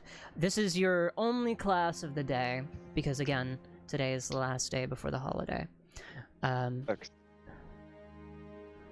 I'm that one annoying kid that creaks in at the last second, like the doors like open super like loud, like, and, like Mhm. and I'm like trying to like tiptoe like with a meat bun in my mouth. Thud. Thud.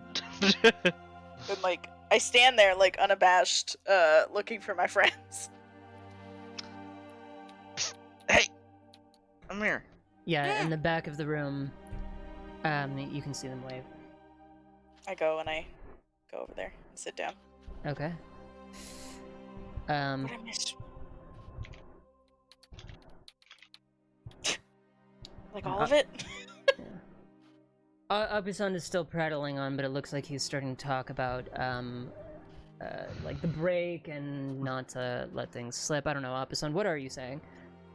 More or less to, yes, you can still enjoy your week-long break, but we will be getting right back into it when you get back. So at least when you are done enjoying this week-long break, come back ready. We will not be starting slow once again. I'm surprised Apasan didn't assign over the break homework. Unrealistic. My immersion is broken. Oh, see, I'm the person who gives you assignment as soon as you get back. Yeah, great, That's you've too had nice. a great break. Now we're gonna have a test. Okay. Well, there we go.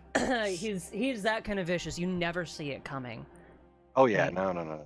They're like, is You he gonna are- assign break work? Oh god, no, he didn't assign break work. What are we gonna do when he gets back? Oh god, what is he gonna do?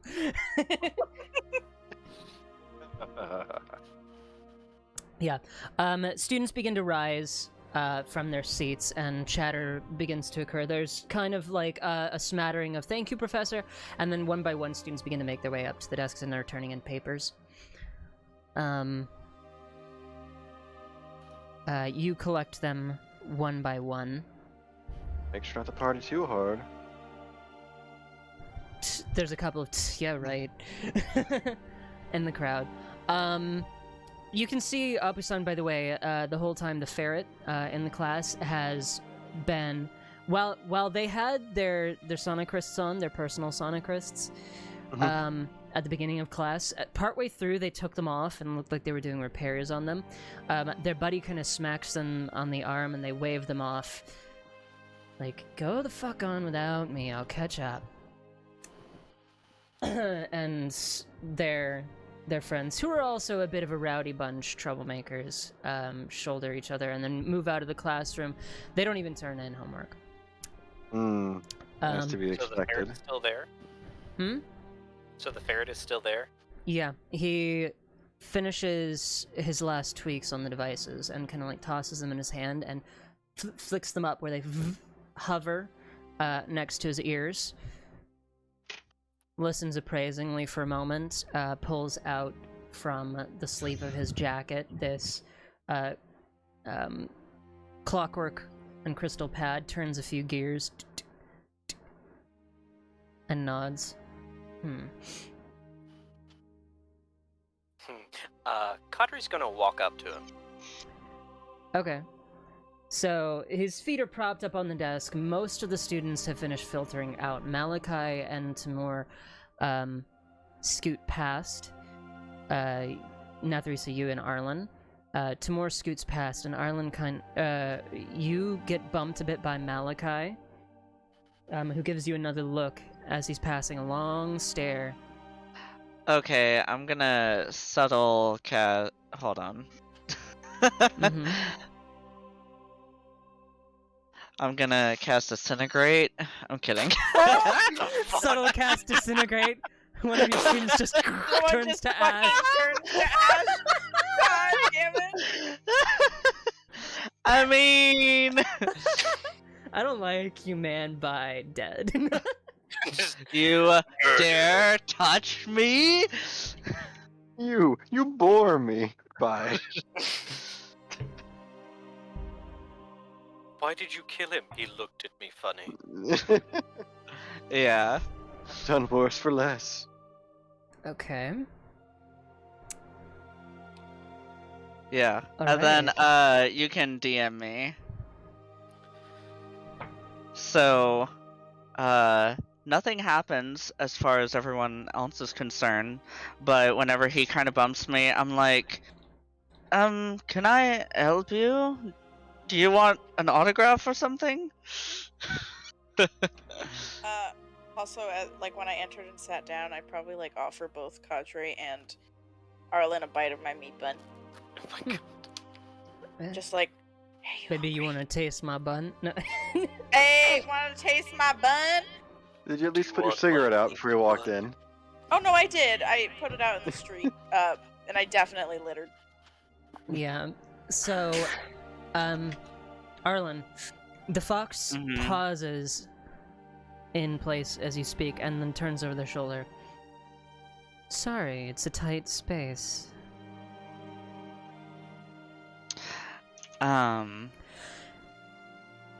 Hey, that's what he said.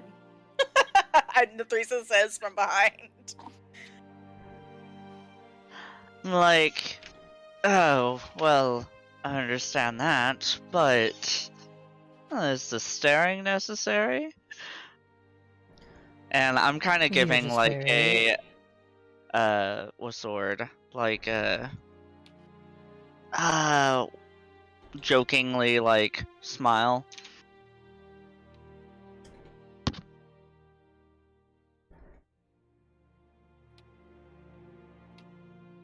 Yeah, they cross their arms, and a grin spreads across their face, and you can see Oh. they're fox. They have some sharp teeth. You're just interesting. That's all. Not very often we see moon elves around these parts.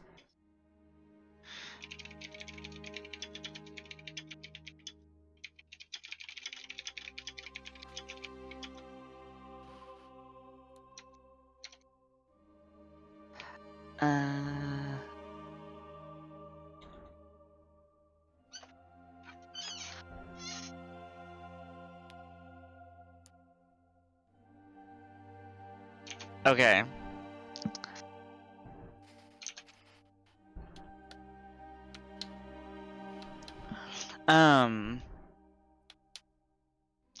Oh, that's true. I suppose I'm one that likes to travel. Hmm. Interesting. Sorry for the stares, I just like new things, that's all. The mouse that was with them, uh-oh, we lost Cadre. Mm-hmm. The mouse that was with them hasn't left their side at all. They're right nearby, and they kind of tug on their sleeve, and Malachi glances down. I'm sure we'll see each other again around. Be careful around these parts. And they slip off down the stairs, heading towards the front of the classroom. Opusand, Timur and Malachi step up to the desk, and both of them pull out their assignments and turn them in. At a glance, perfection as usual. Excellently done. Both paying very good attention. Yeah, Timur just gives a little nod and fiddles with their hands. And Malachi gives a little smile. It seems that you Well- are Oh, go ahead. Yes. What can I say? You're a good teacher. But I am nothing without good students. It seems that you're both having quite a good lean towards Jaina history in particular. So thank you as well. Of course. Have a good break, Professor. And stay safe. There's strange rumors around here. Strange rumors how? I've been fairly busy trying to get everything prepared before break, so You didn't hear. tell me. They say that a girl was attacked on Blossom Alley. No, I had not heard that. And then, of course, there's Arthea. Poor Arthea. You have That's heard kinda- about Arthea, Apusan. Arthea wasn't a professor, but she was from the Temple District. She was one of the Chanteurs out of Aramea who came to live on the university grounds. Chanteurs being chanters of fate, weavers of songs that tell the future, devotees of Surgaya, the goddess of fate. And she was well loved across the university, almost a celebrity status, for the way that she would predict people's fates kindly, smoothly, and the way that she would slip in and out of people's lives. She was 50 some odd years, drowned just a couple of weeks ago. She was found washed up on the shore of Alchemy Alley. Okay. You were actually not good friends, but acquaintances with her partner, who was a Jaina professor of poetry over in the arts division. Alright. Get that written down.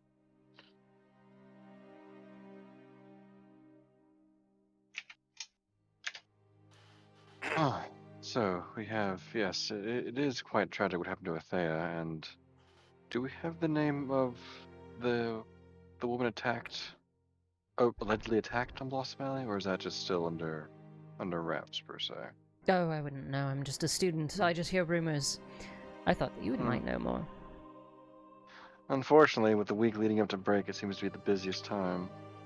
Of course. Seem to barely have time for myself, barely have time to eat, as much as you might doubt that. People letting their guards down. Perfect time for somebody to prey on students.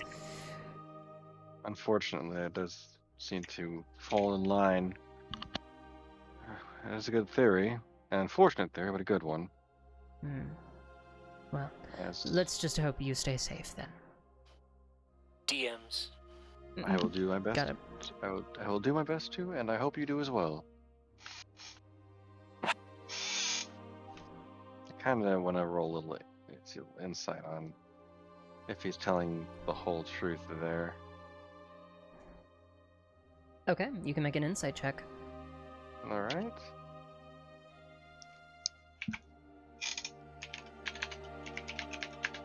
There's the rolls channel.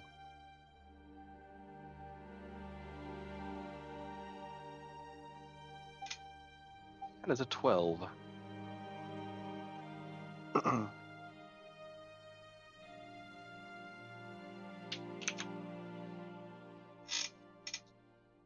it come through? 12? Yes, one moment, sorry, I have a lot of messages. Oh, no worries. No worries. Secret tunnels. Secret tunnels. That's what happens when you have a game with 4 secrets running around. Four secrets? That's underestimating things. 4 people with secrets. Or 4 main that's- characters with secrets. Yep. That's more accurate. I have to check something. A Lamau. Oh.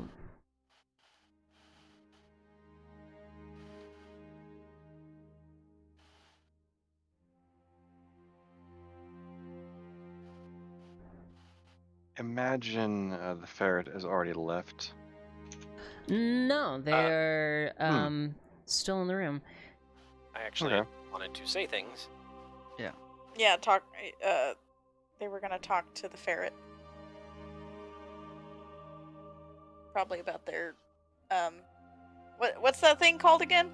Sonocrists. Yeah. Mm-hmm. Okay, Opposant, what are you attempting to insight about them? Just... Basically, if it seems like they're telling the whole truth of what they're aware of, seemed a little, I wouldn't say, I guess coy is the best term I have for what it seemed like he was Yeah. when talking about this. Well, they always seem a little bit coy. Granted, you've only had them in your class for a couple of months. One of the administrative heads transferred them to you. Okay. From another division, and you're not really certain of their background. They're often very quiet. They are never without Timur at their side. And they can be a little bit mysterious. You can't ever quite place their accent, for one. But there's a lot of weirdos that come through the university. So you've just kind of chalked it up to that. True. That's true, yeah. Alright. Well, again, have a good break, and be prepared for any kind of test or quiz when you get back. We will be continuing at a full pace. Alright, and they give a bow and depart. Now, Cadre, you stepped up to the ferret, who is, it seems, determined to be the last person in the room. They're just kind of like nodding to the music, and as you approach, you can kind of just hear the vibrations of the air a bit, but not the actual music itself.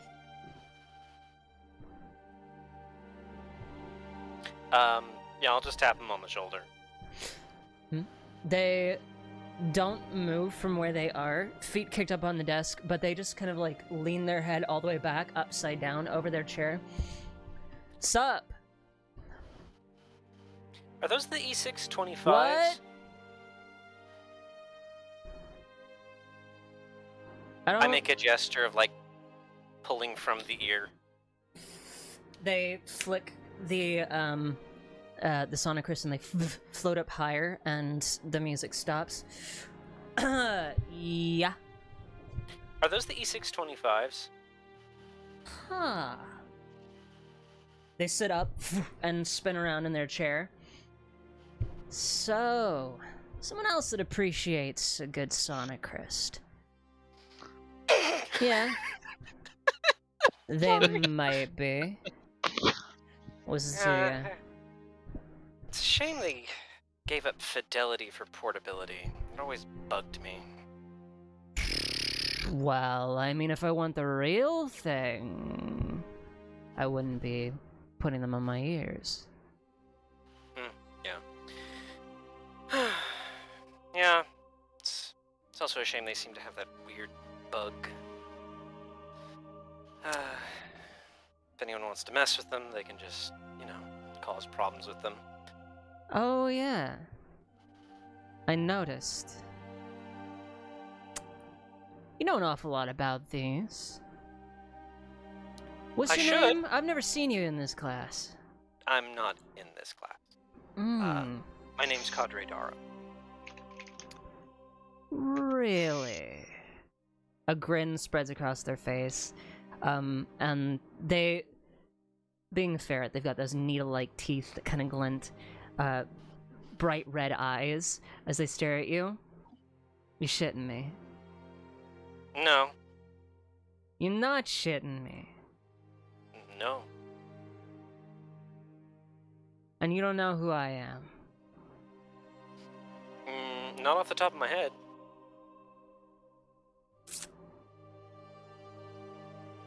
That's a shame. Well, actually, do I? Make an intelligence check. Mako's Watching- like, of course I do. Who is he? I'm just watching this interaction from my desk. Wait, would this be actually a Magitech check? Because I have... No, this would be an intelligence check. Sure, sounds good. Fake it till you make it. 15. 15? Off the top of your head, no, but they seemed confident that you should know, or might know, rather. Okay. It's like, I get the sense that based on your attitude in this class, and based on your insistence or attitude that I should know you, you also move in the circles of Magitech. I mean, sort be of. coy. It's adjacent. All right, adjacent, we'll say. Magitech adjacent.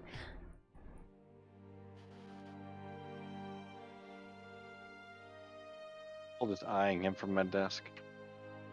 I make music, man. I use the shit that you made to make the shit that you made it for. What's your name? You'll figure it out eventually. And he kind of punches you in the shoulder, a little bit hard, actually. It smarts, and then he stands up. I'll leave you to mull that one over. Well, since you've left me with a thought, I'll leave you with one. The very first Magitech inventions, since you seem to have an appreciation for them at least, they were architecture. And I walk away. That's pretty cool, man. Pretty fucking cool. Whatever. Arlen just says, like, straight up out loud from, like, the back of the classroom, that sounds like sarcasm. He flips you the bird. And then he... I like smile with like meat bun still in my mouth, and I flip him off back. He nods appreciatively. And then he... I just gesture to Netheresa.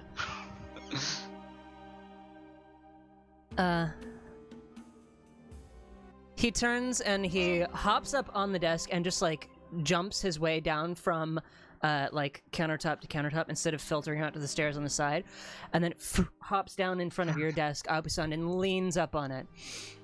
Hey, Teach, what's up? Good afternoon, yes. I see a lack of a turned in assignment. Yeah. Yeah. About that. I don't have it. But I can see that, or see the lack of it, yes. I was thinking, you know what would be great? If you What? turned in your assignment. So you're at the back of the class, so you guys kind of hear, he's not like speaking super loud, so you're catching words here and there, but you can see him talking to Opusund, you can see the annoyance on Opusund's face. Opusund, he slaps his paw down on the desk. I'm gonna DM you something. Okay. And I want everybody else to make a perception check for me. I can bet. All right. I smell what's going on here. I roll shit. Never mind. 16. Okay. 3. Oh. The passion in which you said that was great. Just 3. 12. Okay, real quick, just because you two can't hear this, I'm gonna put Nethri and Cadre in whispers. I'll drag you back in a sec. All right. Wait. Oh. Arlen, you are just able to catch this. So, Sent a message to return. yeah, he lowers his voice. It'd be real great if you bumped up my scores a little. I'm just gonna give him a very, very stern look in return. I almost want to use intimidation for this one, and essentially say, first, implicitly, just with my body language, don't you try that shit with me again, in an expression if possible. Okay. I disintegrate him. Make make an intimidation check then. Okay.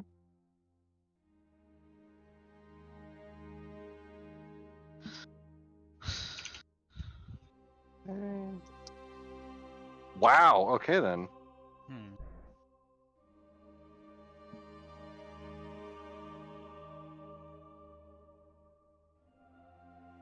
Okay.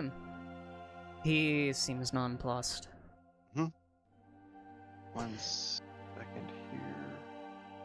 Where'd that go? Yeah, we get that.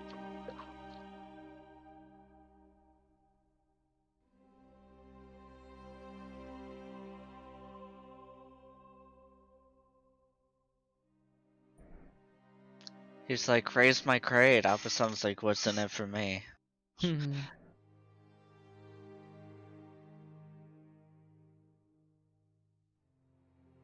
Sorry.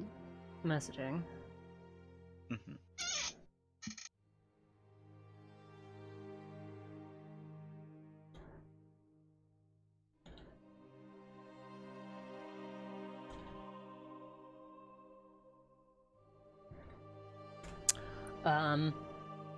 So,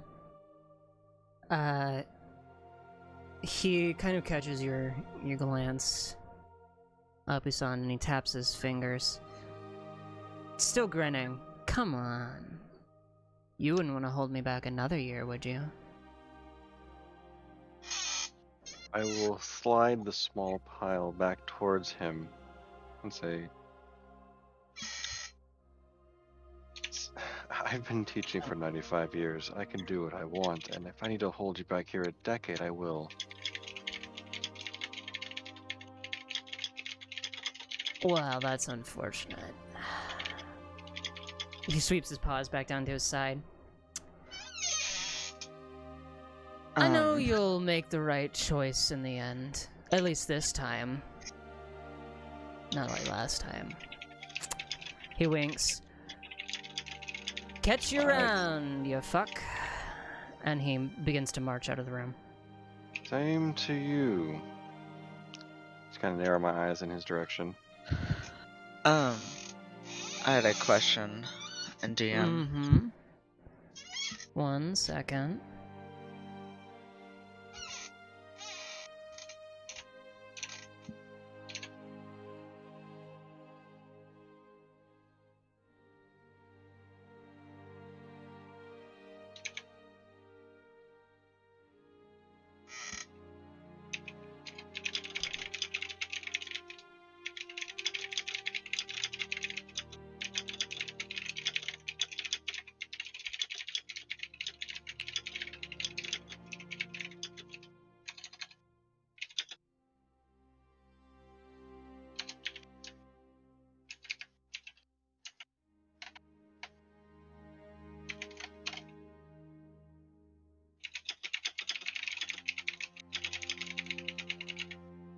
Okay. The ferret leaves the room. We will drag everybody else back in. And Arlen, you were able to hear all of that. Okay. Welcome back.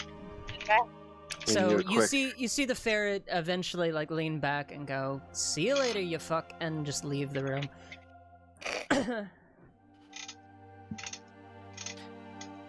Karma's only a bitch when you are. Yeah. Yeah. Yeah, I'll he probably- seems like a bitch. I would like to be like, is this normal? I've never been to school. Yeah.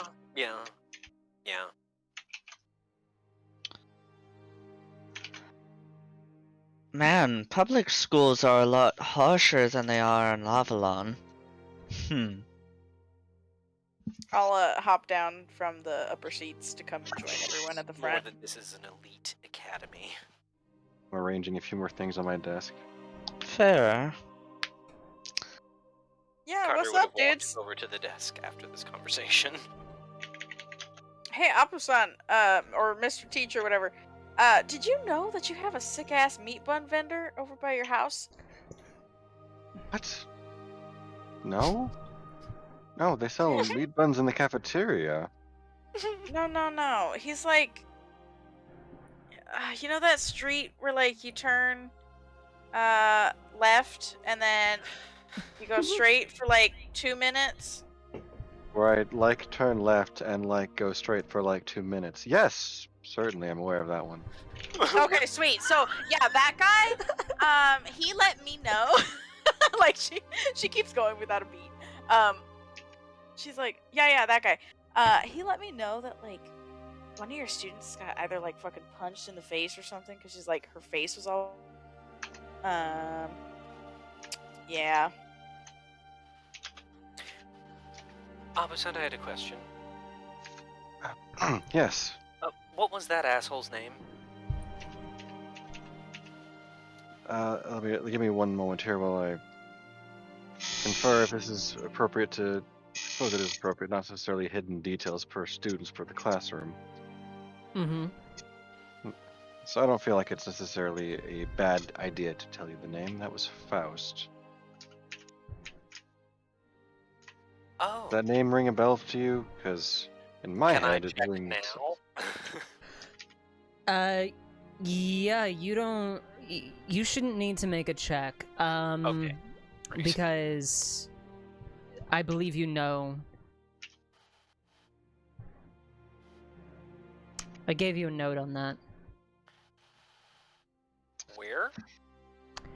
Let me find it in our DMs really quick, but that was an important name. Oh! There Never you mind, go. I just You got remembered. it. Oh, okay. Oh, he's the guy who paid me to make Sonic Crysts. Excuse me? Yeah. Is it... Yeah. Yeah. Yeah. And Oh, so he's got I, like lots of money. Yeah, he's also an obnoxious prick, but anyway. I'm Arlen's glad we gonna see eye to eye there. look around the not hard. classroom and make sure it's just us four. Yeah, it is now just you four. All of the students have filtered out. You Okay. can hear me, I don't I put my hands on the desk and I like lean forward on the desk and towards Apasan. I was like, who is that Malachi kid? Yeah, he was staring hardcore at us. He's a bit of a prodigy, that one, but What beyond kind of that, what kind? what kind of Staring one? prodigy? A class? No. He turns his assignments in. He does an extremely good job on them. He pays attention in class, answers the questions whenever asked, and he's all around what you would call an extremely model student, except potentially the social aspect. Okay, Yeah. fair enough. Well, model student in grades, you would say. Yeah, model- Attendance, yeah. not so much. Okay. Model student, guess. Model student in his performance, although perhaps the other aspects, attendance, social, and decorum may be lacking. And Arlen just kind of like turns and looks over his shoulder back at the hall and then back at Apasan. Any kind, well, suppose he's at this university, so that would make sense. I kind of just lean up off the desk and cross my arms, and I'm gonna hold on. More secrets. Da, da, da, da, da, da. I'm getting all the DMs today. I got 4 people sliding into my DMs. All Simultaneously. The DMs. All the Mm. time. Yeah. Hey, Lamau. Hey, Lamau.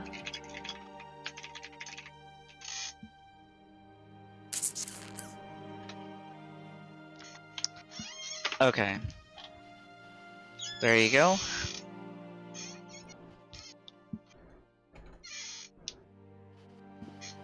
Yep. And so then I just kind of take my hands off the desk and just kind of start, I wouldn't say pacing, but just kind of start like walking around the desk front area.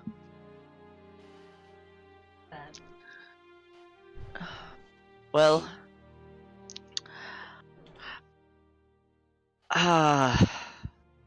you mention a girl got beaten? Yeah, it sounds like it was kind of bad. I kind of give Nathrisa a look, and hold on. I just heard a rumor of that as well. I don't have much of the details. Just that there was some attack on Blossom Alley recently. Is that like where you live or where that vendor is?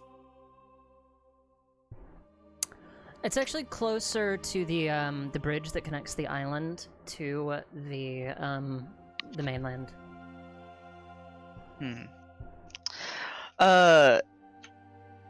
Well. I gave you a look back, Arlen. Okay. We speak in looks!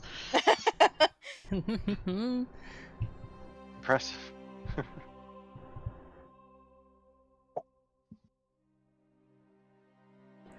Okay. Okay. Well, Okay. as they're just kind of like, and just Looking kind of up- like looking We're, like, back staring- and forth. Yeah, glances at each other. Lots of eyebrow wiggles. Eventually, one of them pulls out flags and starts doing signals. I start doing interpretive dance as I'm like. I flip my hair as part of it, Oh! and That's flipping Arlen's my version hair of in Thieves different ways. Can't. Yeah, it just like starts flipping their hair in different ways. Can I for the- read this Thieves Can't? No, it's a joke. I'm just imagining the hair twirling like a heavy metal singer sort of thing.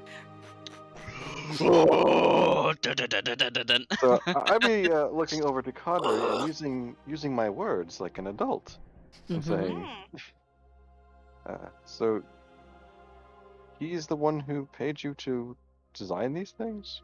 Yes. Oh, could we discuss this on the way back? Is there something you're waiting to do? Yes, actually, several things, but I don't want to burden the rest of you with it, so I was just going to, pick my room and then go peruse the grounds of the university. Fair enough. I suppose we are done here for the week. I'll put some more papers away in a desk drawer. Take another stack with me for things to do a little bit of grading on before I have my week. You need help carrying anything? No, I'll be fine. Thank you, though. Yeah, I got And you, I will- Teach. Odd for you to call me that. I am going to use Mage Hand to hold the papers. That should be enough to carry that, I believe. Yeah, more than. Oh yeah, these papers are not more than 10 pounds. Yeah. So I've got Mage Hand holding the papers I need to grade. Okie dokie. You grab your papers, clean up your desk a little bit, and you're ready to go. Back to your house. I come indeed. Okie dokie. Off you all go. Winding back through the streets that you all know. Well, that Apusan knows, that none of the rest of you know. Point out landmarks to help people get their bearings a little better. Mm-hmm. It is approaching afternoon. Can I point out where that vendor was? Yeah, so you kind of, are like, oh, it was that street corner over there. And they're gone now. They're a streetcar vendor. Like, they can just push their little cart around and go wherever they want. Yeah. But I sent you guys some music to switch to. Okay. I remember voting for the ordinance to have streetcar vendors, but I barely ever see any in the first place. I didn't think they came out this far. Yeah, they're mostly around the shopping district or the recreational sports district, but they occasionally visit other districts as well. You guys take your time getting back. Upson just pointing out some of the sites a little bit, and you're getting your bearings, yes? Yes? City Intrigue, is that the right one? Correct. Okay.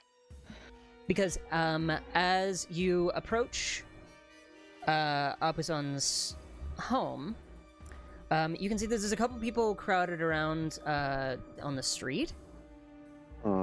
And somebody up against your building, it looks like staff of the university, cleaning department, that's up on a ladder climbing up toward the second story.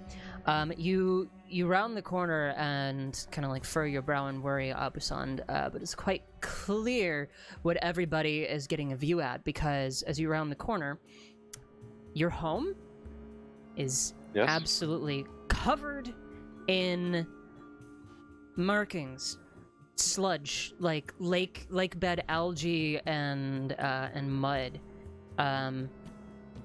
that has been scrawled across every window and surface, and it says the same thing in a couple of different languages, all of the native ones of the area.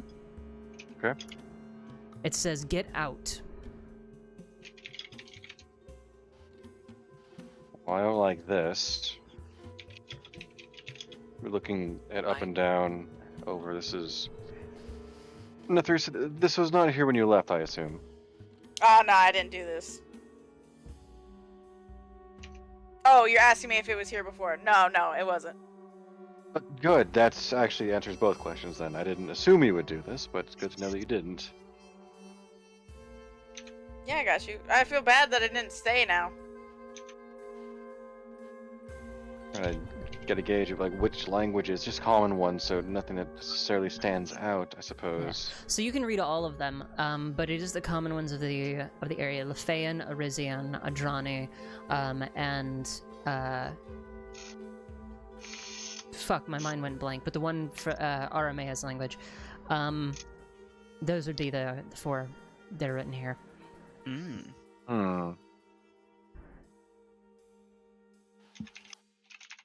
I don't like this.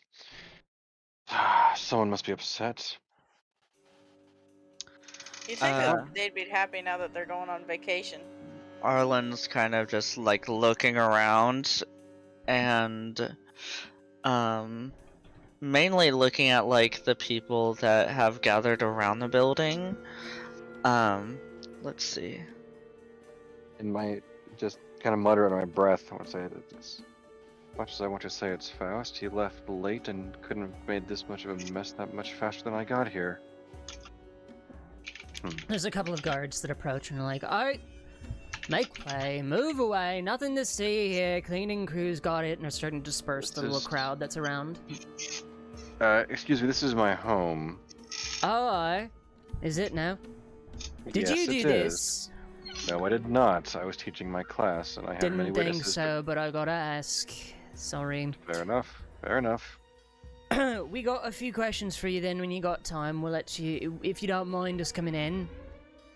No, please do. I can make sure that inside has not been sullied either. So please come in. Right. More than willing They to. step out of the way and let you open the door for them and invite them in. The cleaning crew up top is just like, ugh, damn fucking kids, and is starting to clean the sludge off. While they're talking and going into the house, I would like to stay outside. Okay. Kaidra, are you heading in with Opusand? I actually have an idea, and I would like to mention it to Appason before he goes inside. Okay. If that's okay. Would you like to mention Appa- it privately? You can do a private message if you'd like, or openly is fine. Openly is fine. I don't mind other people hearing about it. Okay. Appason, you wouldn't happen to know if the Magitechnical Department might have some kind of device that could view the history of an area? Because that might be very helpful in dealing with this. That would be immensely helpful, and if they do, that probably is kept quite under wraps. But would I know if they have anything along these lines? If I know anyone in that department that I could reach out to? Sorry, typing to a lot of people. Which department? Magitech. Yes. Magitech? You're not heavily connected to the Magitech department, but you do have your avenues. Yes. So yeah, you know people that are there that could get information. Okay. I'll have to reach out to some of my contacts later on, see if I can get some information on that. If the avenue you are proposing is viable, then we don't need to worry about this being cleaned up right now. That's a good lead. That's a good thought. I like that. You done? I still got questions to ask you. Yes, please. And Alright. please come in. Your friends fine out here? They just point to Nathrisa and Ireland. They should be fine. They seem very capable. Alright. He steps in and you lead him to the living room where he sits down. We'll get back to that in a second. Let me finish answering some secrets. I'm gonna ask the guy on that's cleaning. I was like, "Do you need some help cleaning that? I can help a bit with precipitation." I mean, I'm not gonna turn down any help. Just makes my job easier. Yeah, I'll stay and help out. And Sure, I will. be my guest. Okay. 26. ooh,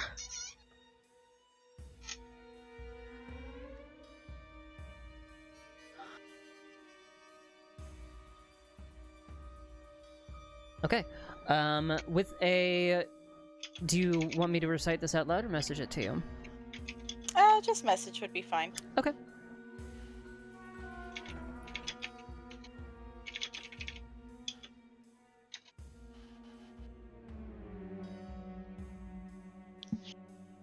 The poor audience has no idea. They're not gonna know. how are they gonna know? They'll never know. Don't How know. are they ever gonna know? We'll need a session after this just to talk about all the secrets. Oh god. At the very end, of course. You're like the big reveal episode where like all of the secrets that were discussed are just spilled. Yeah. Mm-hmm. Potentially, I mean, except the ones that we might need if we ever come back. That's true.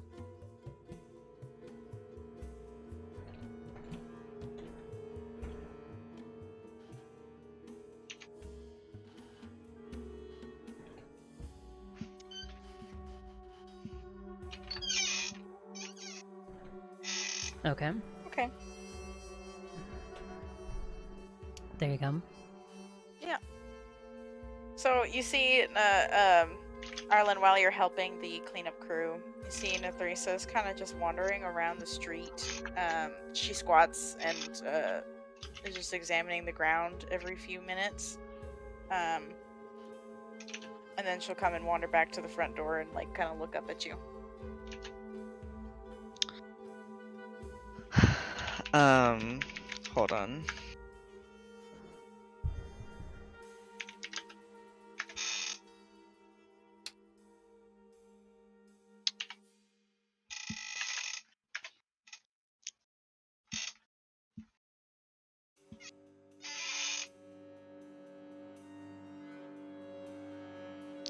I love how this feels like James Bond-esque, kinda. Very noir.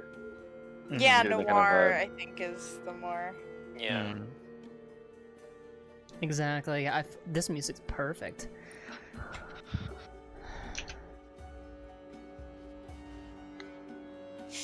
I lived a hard life in the streets. I have like a fucking coat on with like a little fedora. You go through your entire pack already. Entire cigarette pack. I smoke a pack per hour. I have.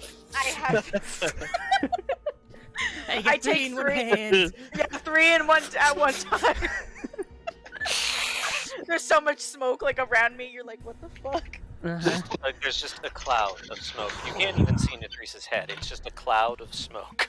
Yeah, it's a feature that she took. She smokes so much that she has actually got half cover all the time. Amazing. Yep. Sure, it started out white. It's gray. So when you approach me, I just kind of look down and I'm like, anything catch your eye? Well, like, the fact that nothing did is not good. Arlen just kind of nods, and I want to make a perception check and look around to see if there's like anybody watching this. Okay. Go ahead and make your roll. 18. 18.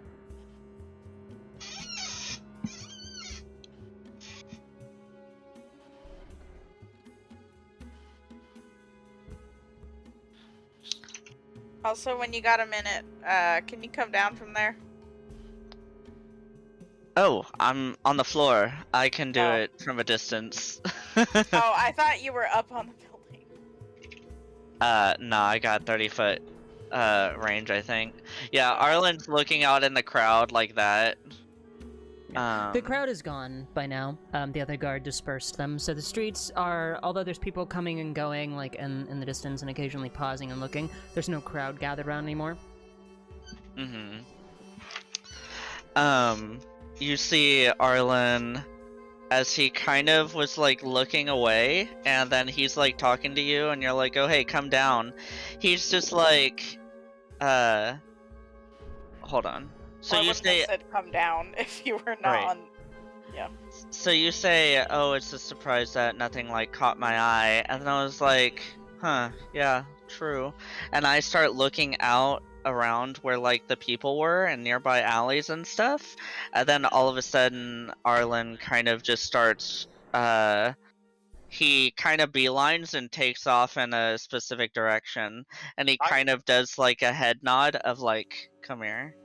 I'm Yeah, going to I follow immediately Arlen. follow. Oh, did you not go inside, Wait. Kadri? No. Oh, I thought you went in with Albus on. No, I did not. Okay. So you've just been kind of hanging around and observing the Yes. crowd as they dispersed as well. I'll have you make an investigation check then, Kadri, just to kind of like remember faces that were here. All right, sounds good.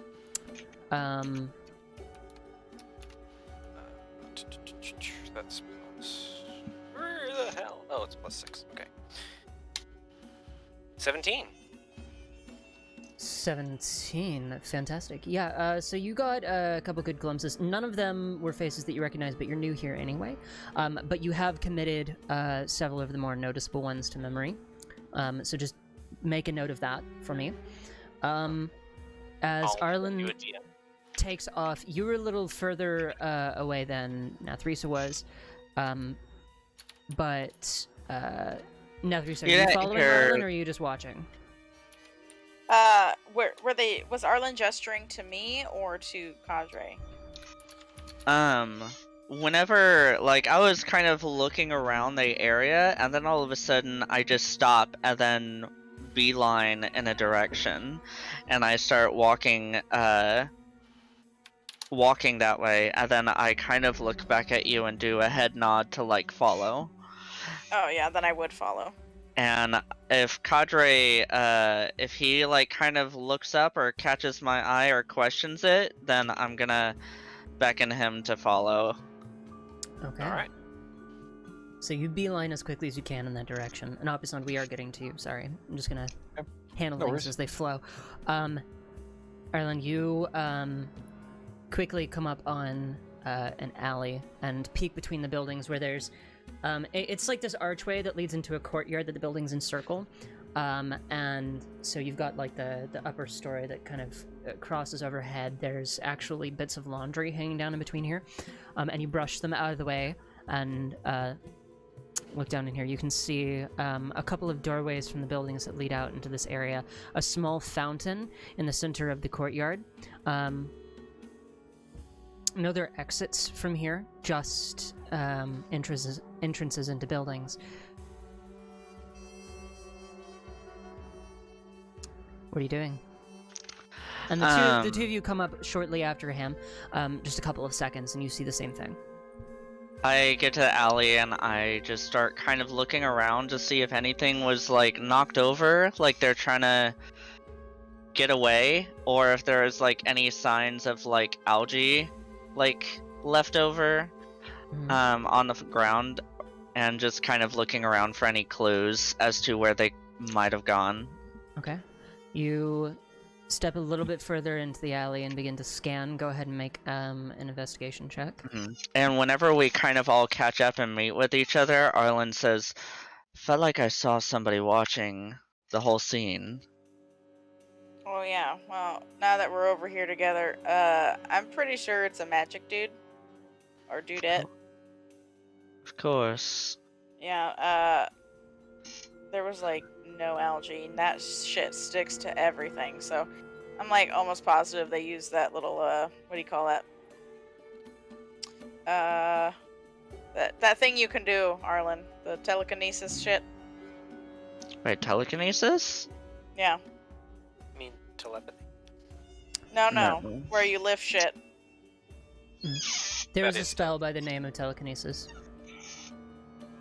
It's a fifth emanation, Cadre.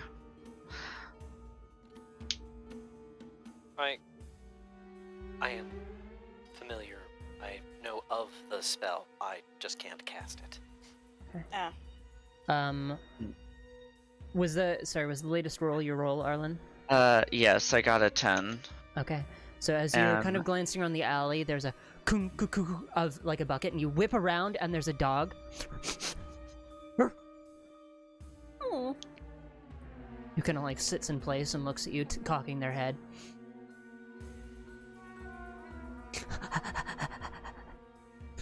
I do the little, like, beckoning thing to the dog. They sniff their way up to your hand. Do I have any snacks? Do I have meat bun left? Sure. I'm gonna do something that I'll whisper to you in DMs. Okay.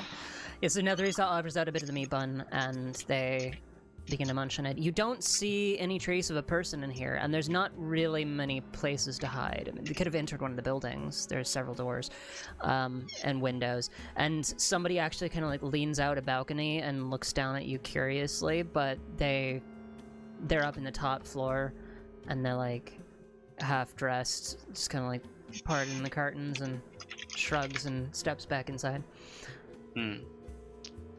So I'm going to do that. Oh. Yeah. Not subtle. Okay. So, yeah. So, Arlen flicks their hand, and there's a bit of a ruffle as, like, the dog shakes and their fur is cleaned, a bit. You hear, similar, words of incantation as I cast something as well. Okay. I assume you're gonna message me? Yes. And then, yeah. I'm just like, there, now, smells better. Arlen kind of kneels down, and then he just says, anyone else come through here, boy?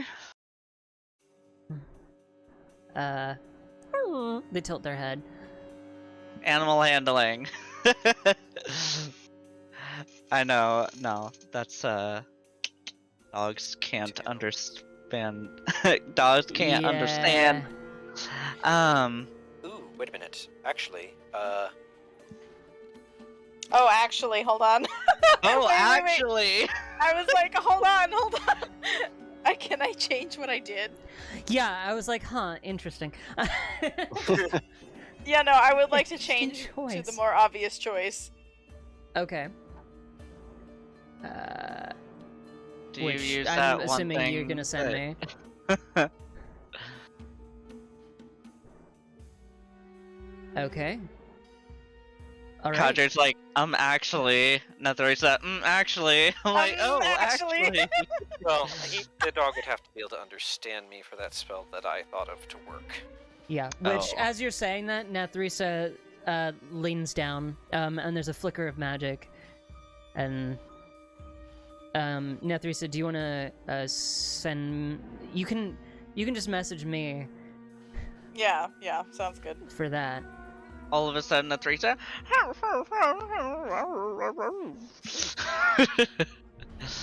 I'm like, yeah, she can do that. Mm-hmm. Actually, she does. Like, she leans down, and you're expecting her to, like, examine the dog, but instead she starts going... "Ruff, ruff, ruff."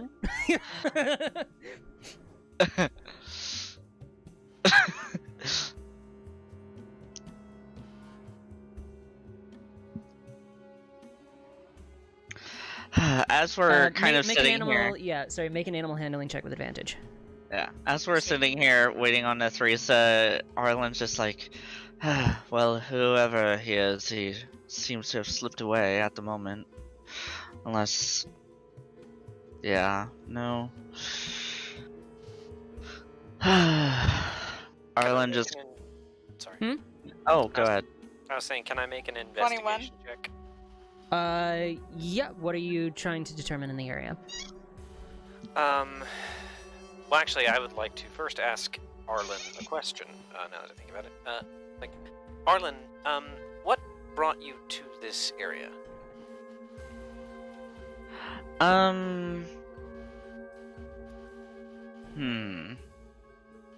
This alley?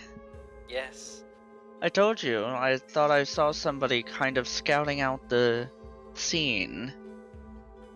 How far are we from the original scene? 100 feet. Okay. Yeah, between 100 and 120, depending on how far down the alley you've gone. Okay, then I would like to investigate for signs of someone who's recently passed through here and what direction they went. Okay. Yeah, and you're gonna use investigation. It's survival is normally used for tracking, but you're also in a city environment, so you'll get different clues with investigation. That's fair. I'm going to go ahead and cast Gift of Luck at 4th level. Okay. Oh. So that gives me 3 uses of that today. So, Kadre begins to incant something, and runes glow in his hands, and there's kind of like almost a duplicitous flicker to his form. Oh shit, lots of magic tonight. Mm-hmm. Okay. Yeah, Nathrisa says that back in comment, and then she like kind of like leans back, like as if she'd been crouching too long, and then she's like, ugh. Well, oh yeah, 17. buddy. I'm like, buddy, what's your name? Back in dog. All right, here says that. There was some dude. He was a little small. Dark cloak, weird smell, had a tail, and he jumped up on one of these buildings here. Which you look up, the buildings are 3 stories tall.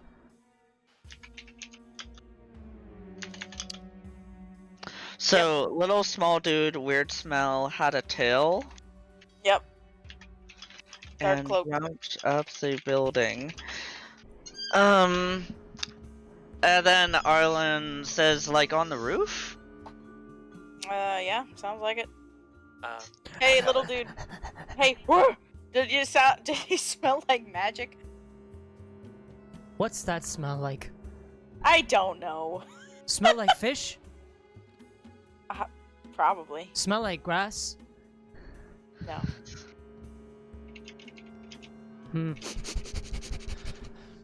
He sniffs around. Nope. Nope. Didn't Okay, smell like cool. grass. No smell like fish. I got It a didn't 17. smell like fish or grass. You got okay. So you got a 17, Kadre. Yes. Fantastic. One moment. Arlen looks at... Oh, go ahead. Do you want this out loud or? Out loud is fine. Okay. Glancing around, you do see it's a little bit dirty in the alley. The cleaning crews don't get in here as often. And so you... Well, actually, no, that'd be more of survival. Let me think of what would be for investigation. Looking around, you can see a potted plant nearby that was sitting on a small, like, table. Has been recently knocked to the ground. On the far end of the courtyard. Shattered. And as you move over there, you kind of investigate the area. You're not as good at tracking, so you're not looking for tracks, but you look up the wall for like any points where somebody could have climbed. And there are plenty, but there's no evidence of somebody actually climbing the wall. There's no like ropes, and even though there are handholds, somebody couldn't have scaled this in seconds without leaving some kind of trace, like cutting themselves, a drop of blood or anything like that, a rope. And there isn't that. Okay. What... Do I know of any species that could do that jump naturally? Make a... Are you thinking magically, or are you thinking naturally? Well, I should probably make a check for both separately. Okay. Arcana so check probably and a nature check, yeah. That sounds good.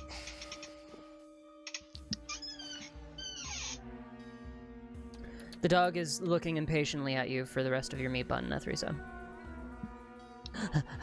Oh, yeah. I definitely give him the rest and give him a little pat on the head. Yeah, he just chows down. I am going to cast Does he seem like a stray? Enhanceability Intelligence on myself. He seems like a well-fed stray. Like, he probably hangs around these buildings and people give him scraps all the time. Sick. Okay, so, enhanceability intelligence. Yes. Okay. 1 hour. 20.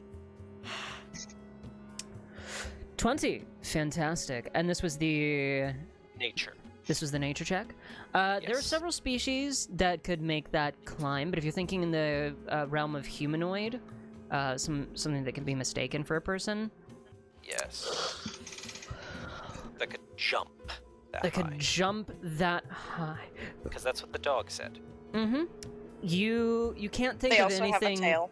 Yeah, you can't think of anything within the criteria that is a natural creature. Okay. Checking Arcana.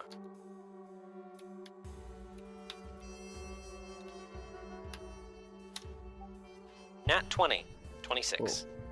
Okay. There are a lot of creatures that could do more than just jump in that category. In fact, it's very, very broad. Tail, And that does humanoid. narrow it down, though. Humanoid narrows it down, but there are still a lot. There are... What about ones that might smell weird? Well, from the perspective of a dog, I'm gonna DM you something. Okay.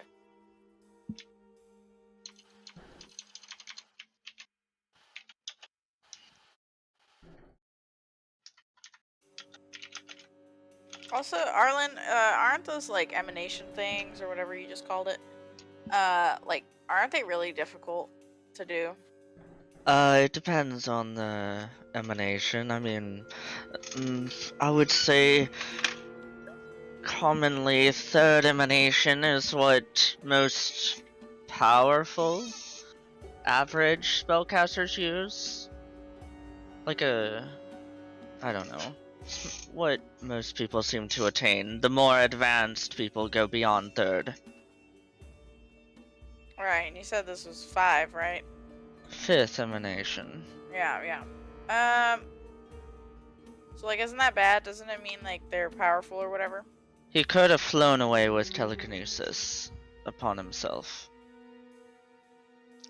Well, maybe Just that's lo- how he got up there. He's long gone by now. We've spent a lot of time looking. It was too slow. That's fine. Yeah, sorry about that. He kind of shrugs. Well, we at least have an idea of someone to look out for now. Yeah, but why do some petty shit when you got that many spells? You know what I mean? Or I mean emanations or whatever. Send a message. Oh yeah, he did write some shit on there, didn't he? He did? Yeah, it says get out. Nethrisa, could you ask the dog a question? Oh yeah. Hey, what's up, buddy? Could you Big ask blue. if it saw any, like, strange runes or colors around the creature before it jumped? Shapes. Strange colors or shapes floating around the creature before it jumped.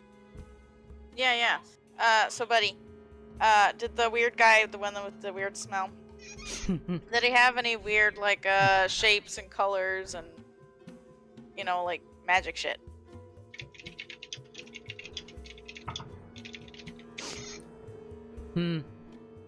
Shapes, colors, cloak go, phew. So no. One final question. Did the Like, smell the dog smell similar to a graveyard? The smell that you smelled on that dude, was it like around dead people? Different Like a grass. dead person kind of smell? Like a dead rat or like a dead... It was fish and grass. No, fish and grass was just shit that he was asking. He's like, what does Yeah. magic smell Oh. like? Does it smell like fish? Does it smell like grass? Oh. yeah, he thought was just that's asking.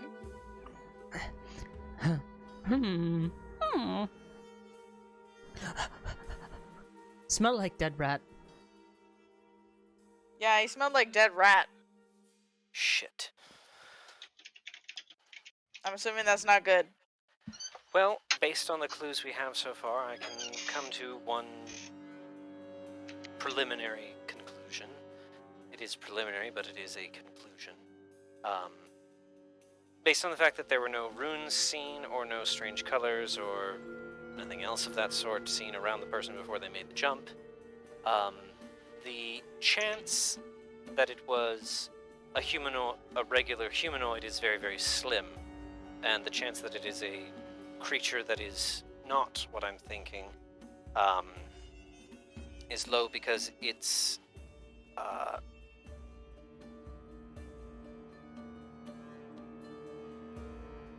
unlikely that a humanoid creature, aside from this, would be able to make that kind of jump without using some kind of spell or assistance.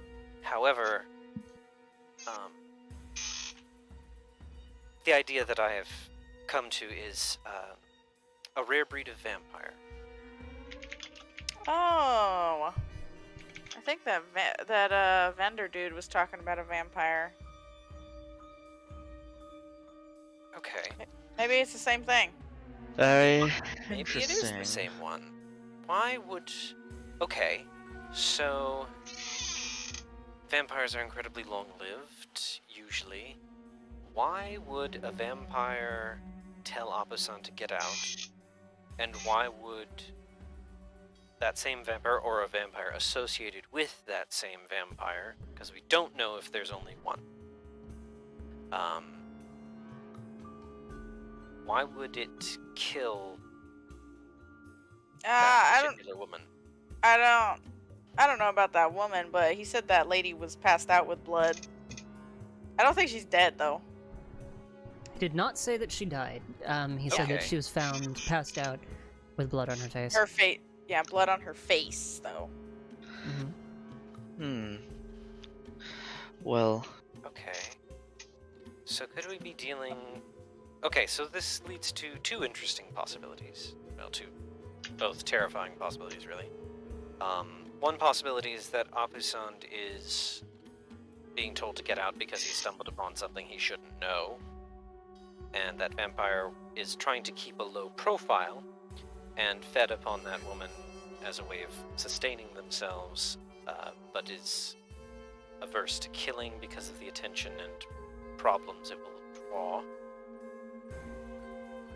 Or same situation with a woman, but they're trying to avoid killing people because they have been unwillingly turned into a vampire and are trying to avoid causing any more damage. And they are warning Apusan to get out because they don't want to see him hurt. lots of many possibilities.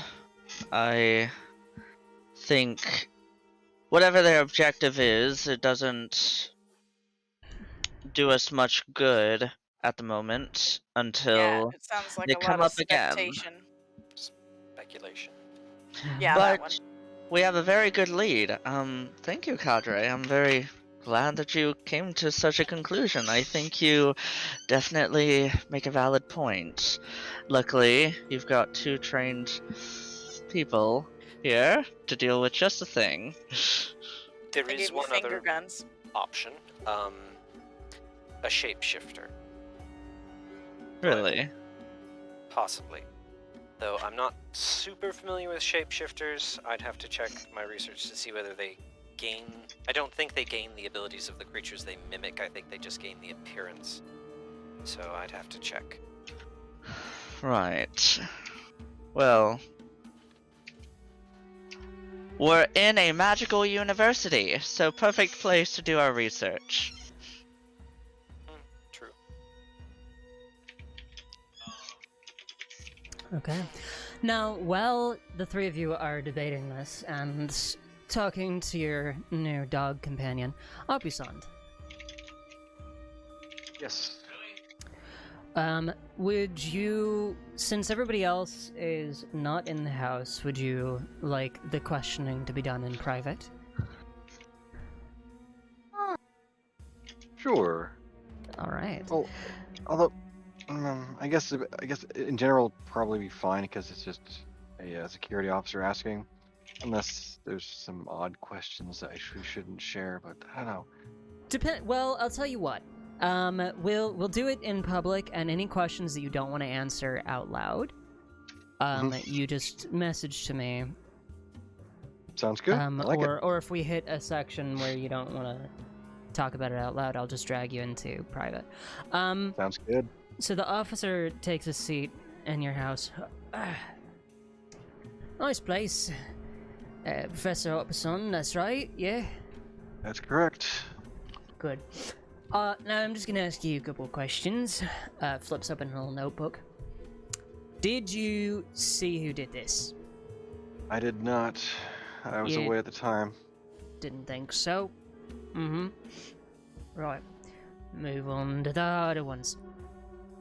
Is there anyone who you think might harbor you a grudge? Yes, I do have a name in mind. Someone who might be holding a grudge against me. You willing to share that name? Yes, though I don't imagine he did it personally. Right. Still good place to begin our investigation. I presume you give him the name. Yes, I do. Okay. And why might this individual harbor you a grudge?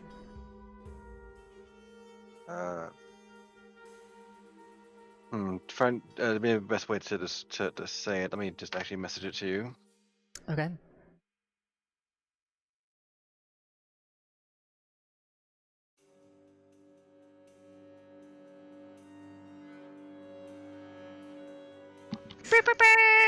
Oh. Well, that's a spicy one, isn't it? Interesting. Well, if we ever catch Yeah. him, then guess we've got some questioning of our own to do. Now, do you know of any reason why this person would... Do you think... No, sorry. You think this person might wish to harm you bodily? Honestly, I don't believe so. Alright. Has this person ever tried to attack you? No, he has not. Good to know. Makes another note. Has this ever occurred before or anything similar? No, this is new. Makes another note. Alright. Have there been any unrelated suspicious activities related to you or this area that you are aware of that you can think of?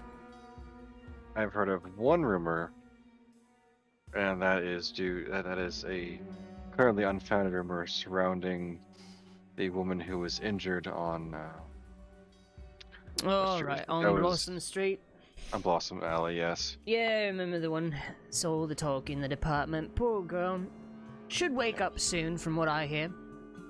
I'm Still really sorry, I have to unconscious. go to the bathroom. Go ahead, that's fine. Still unconscious then. Alright. It's a shock, we think, but, I don't know. Department says that she'll be up and about soon. She's woken up once, but she fell right back asleep. Alright, that's actually good to know. The only rumor I've heard about it, I only heard about it today as of an hour or so ago, was that maybe some sort of vampiric activity involved. But it would be third-hand knowledge from... I know, third-hand knowledge from me, so... Oh, well, you know how students are. They love to spread rumors. They do, but I don't know. I feel like it's worth at least having it down as a note. Well, I'll write it down nonetheless. Alright. I'm being thorough, you're being thorough. Oh, exactly. Just both doing our jobs, right? That we are. Well, I think that's all the questions I can think of for right now, sir. But if you think of anything else that might be related, you know where to find us. Yes, I do. We'll, bring in this guy for questioning. As soon as we find him. Snaps the book closed. Sounds good to me. Well, pats you on the shoulder as he stands up. Hope you have a nice day, and if you need us to stand guard or anything, if you fear for your safety, just come and fetch us. We'll send a man out. Alright. Thank you very much. Have a nice evening. You as well. Heads out the door. While I have the house to myself, Mm-hmm. I think I want to do a little bit of a spell. Okay, you wanna just message it to me? Certainly. A second here.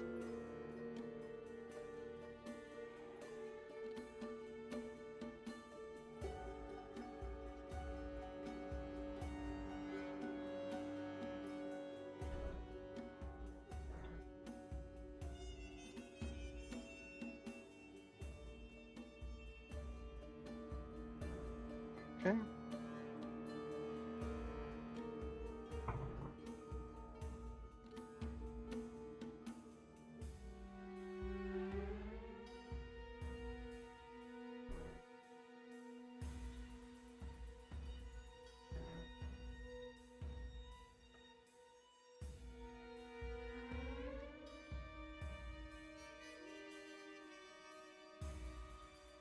I'm gonna pull you into private for this one. Okay.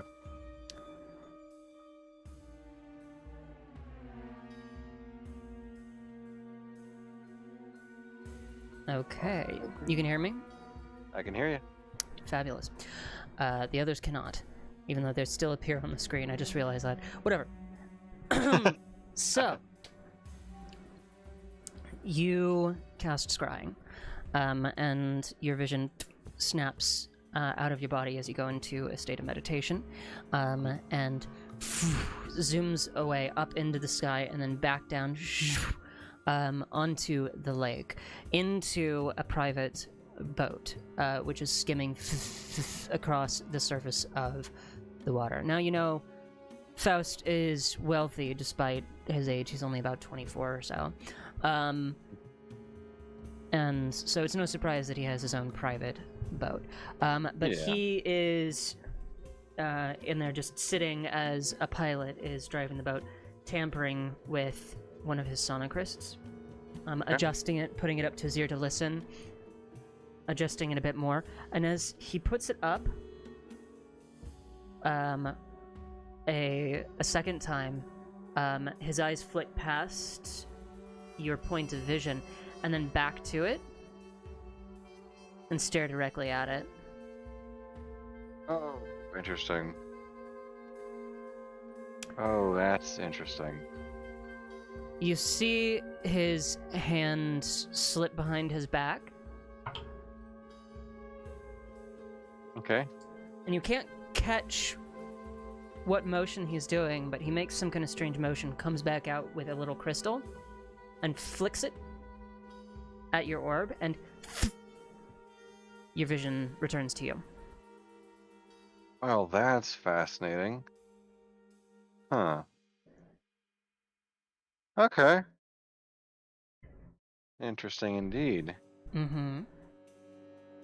Hmm. With Okay. that knowledge acquired... Well, one real fast thing. Should I just Mhm. deduct 1,000 gold to say that I have that crystal ball or something in my house somewhere? Sure, yeah. Sounds good. Well... Yeah, that's fine. Yeah, that'll work. Okay. I'll pull us back up into the game. Sounds good. We're back. All right. So Hello. with that out of the way, I'm actually gonna run to the restroom really quick, and then we will regather the whole party. Okay.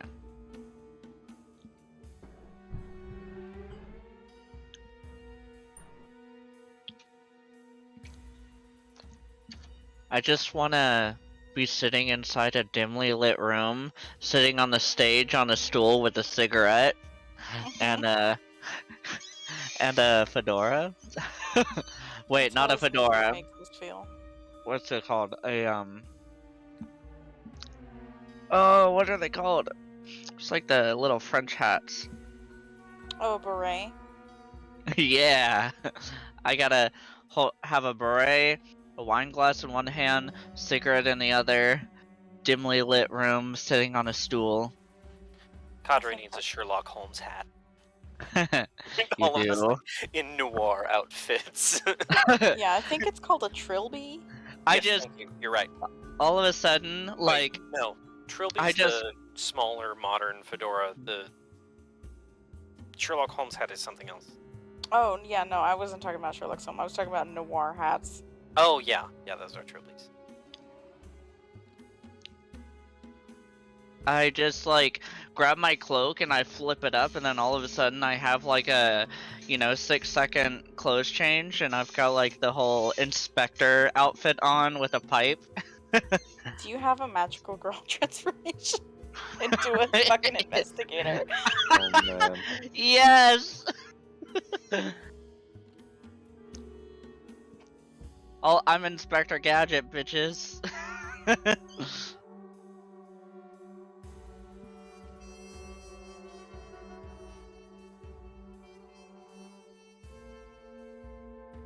Oh yeah. Wing! Inspector outfit.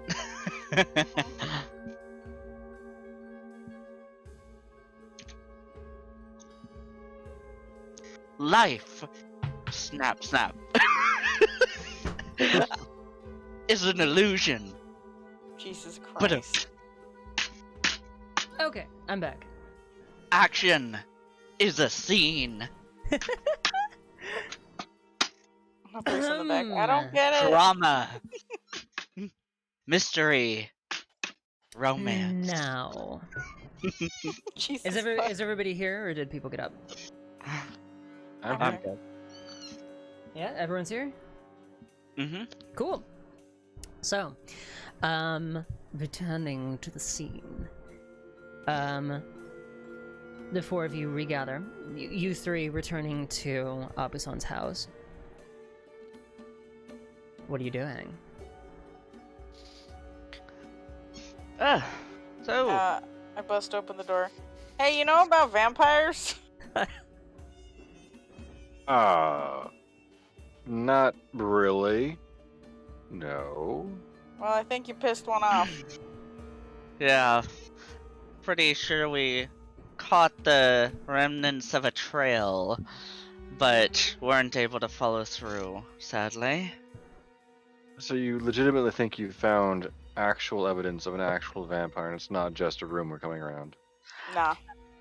Well, no, it's still, what's the word? We talked to a dog, and the Theory. dog says it's a vampire. It's theoretical. The cadre here is certain that some abilities that transpired were that of a vampire. But we don't have any evidence. Hey, my man's saw everything. That he Huh. did. Okay. Fair enough, I suppose. How'd your questioning go? Standard stuff. It was fairly cool. standard. Of course. Well, I'm gonna go pick the lavender room.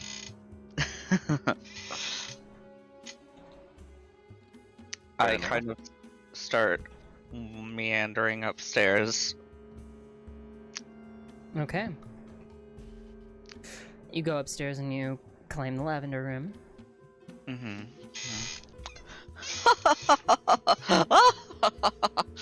You just hear in the bedroom. It's like, Just laughing why? for no reason. Hold on.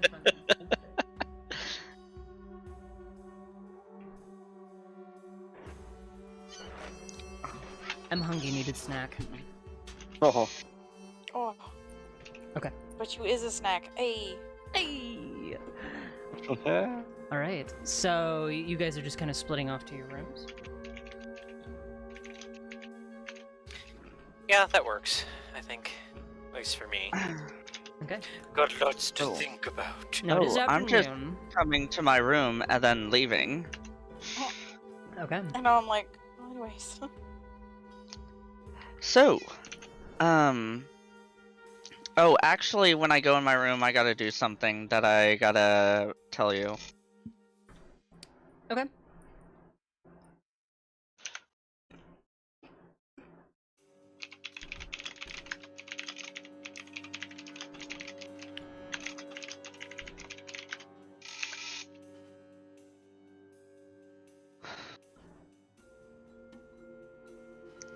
Alright, more secret messages. Ooh.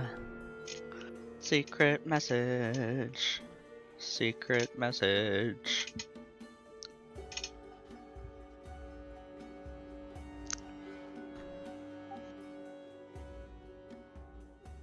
Okay.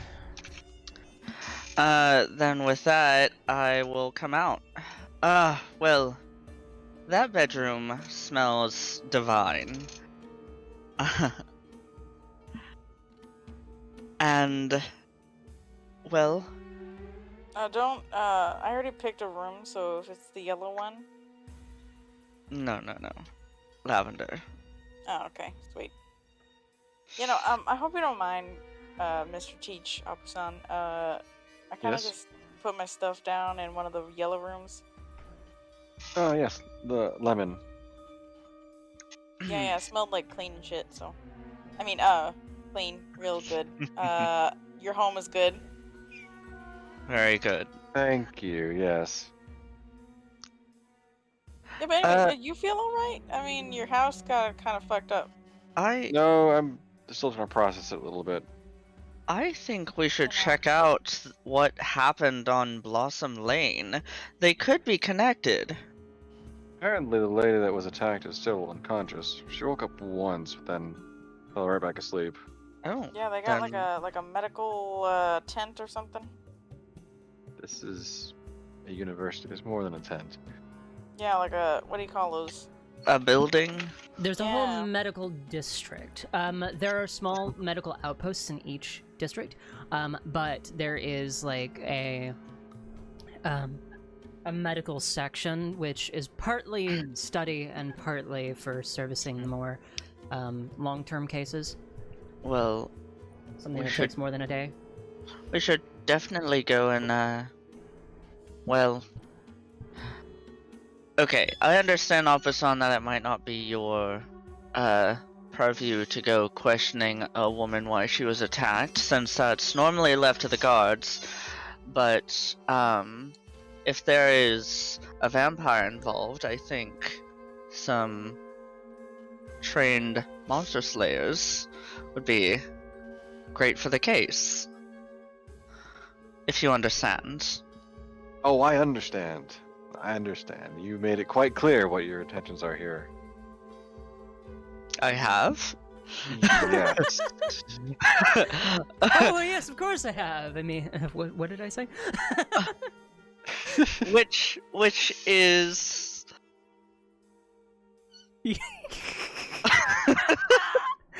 Yes, it's you two. Arlen and the Theresa. Yes, I understand you two are monster hunters, and a vampire is considered a monster. I have put the pieces together. of This course. two-piece puzzle has been solved. Of course. I look at Netheresa and hold on. Well, if you want to be technical about it, they're considered undead, but, yeah, basically. Wouldn't undead be a subset of monster? I mean, yeah. Hold on. Looking at Netheresa, I send you a DM, as Opposon is speaking. And, well, I think in that case, would it be alright for us to go and speak with, this woman? Well, I don't even know who it is, so we can do what we can to, I suppose, find out. I guess my week has been decided. It will not be a break, but rather than finding out what I'm being plagued by. Enjoy. Sounds like a vampire. But yeah, we should go look. Oh, yeah. Yes. A vampire. News to me now. Well, Hey, it's a vampires fairly are real large city, lots of knowledge. I could see the draw a vampire would have for such a place. You can? What would it be? Oh, don't play sarcastic with me. No, this was actually a legitimate question. Why would a vampire come into a university? Well, that's not. The problem is we don't know that question, or the answer to that question, but based on the facts we have gathered, it took a path that only, based on the data we currently have, only really a vampire could take, because they didn't seem to cast any spells. They smelled like a dead rat. Mhm. And they leapt a 3-story building. In one bound. And there were no asking- signs of climbing. My main question at the moment is the statement, it's obvious why a vampire would come to university. It is not obvious to me, and I'd like to know what you mean. A cure. Hmm. Oh, that's wow. Yeah. Fair point. Like, Thank you. Yeah, that's good. No, that's good. That is good. And Arlen shrugs. I know, thanks. I came up with it myself. I sent you a message. Okay.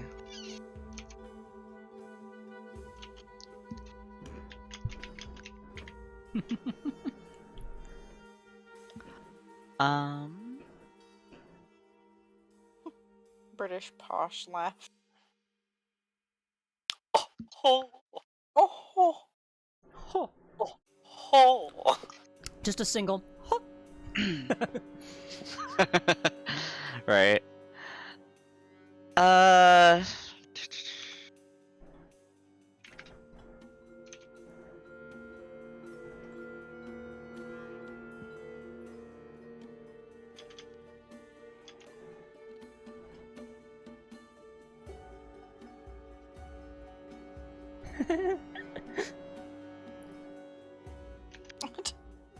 the giggle is unnerving.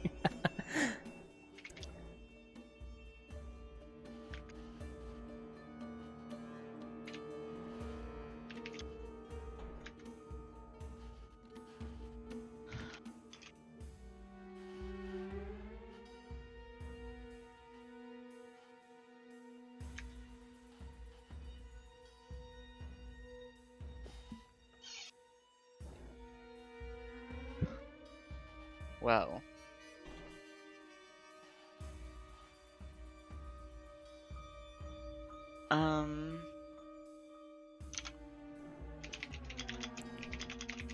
Okay. Message is done.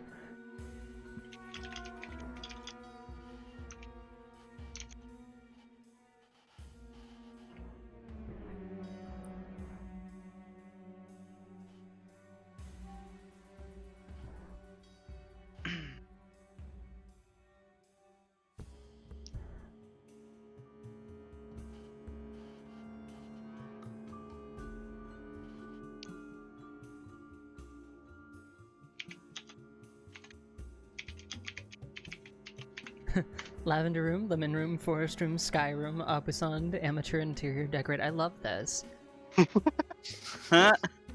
Opposite, amateur interior decorator.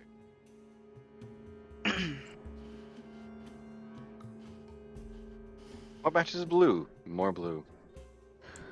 Exactly.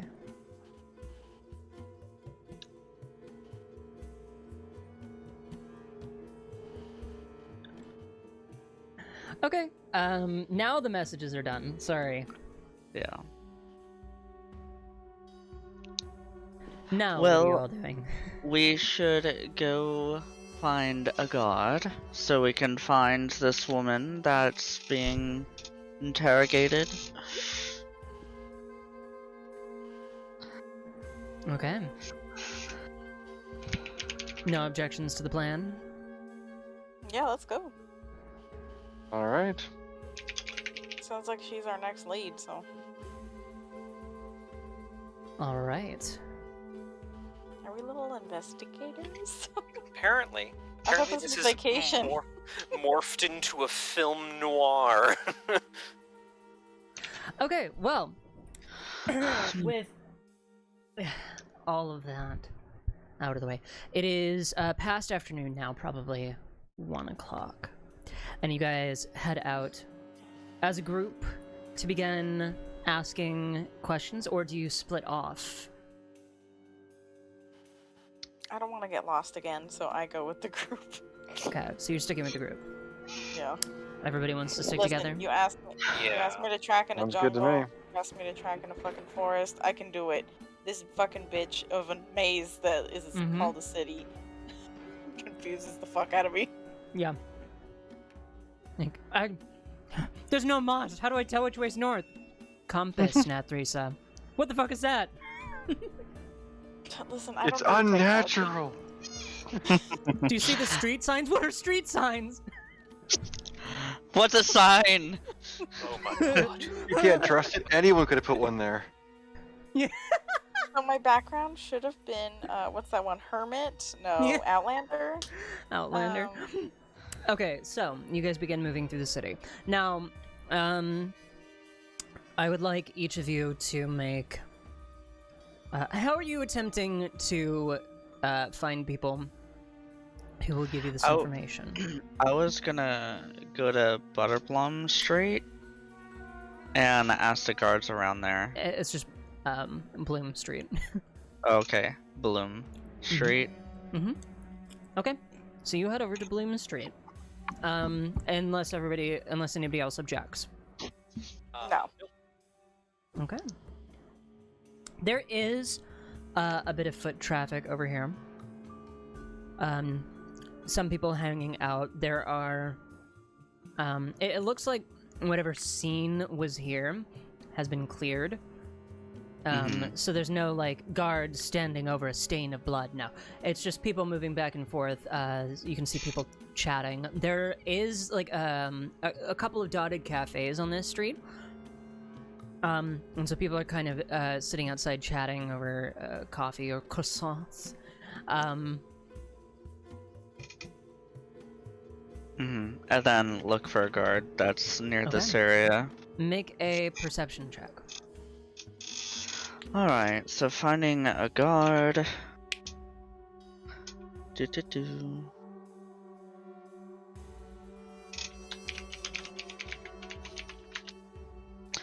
Wow. Okay, nat 20, 25. What a fucking time for that, huh? Yeah, so you easily find a guard.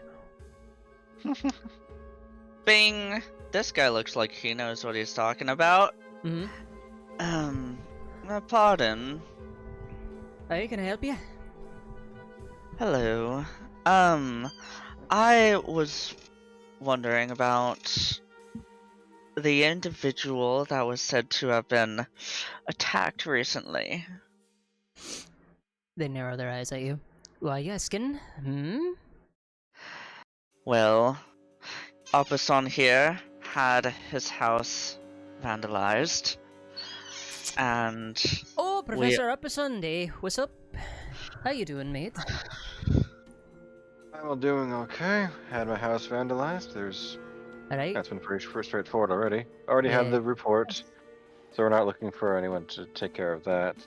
Oh, good. But we Didn't want more work on my plate.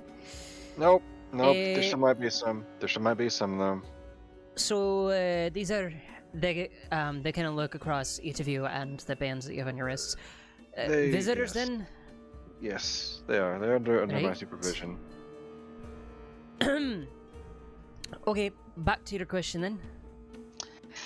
yes, so we were trying to do some inquiries about the recent attack, since it's a mysterious event, and wondering if there's any possibility that the one responsible for the attack is any way connected to this. Oh, I see. Well, yeah, that's really our job, so don't know what you need to know, but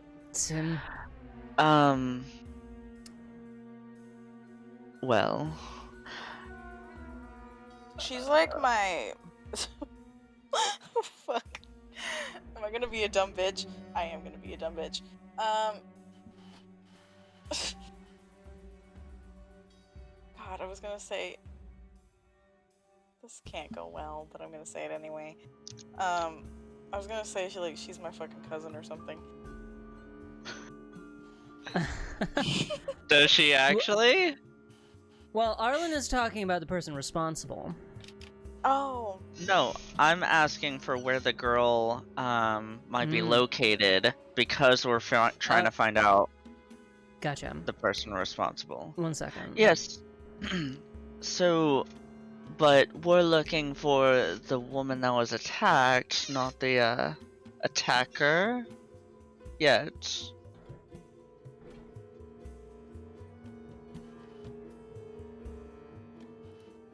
Unless you are discouraging someone from looking into an attack upon their home.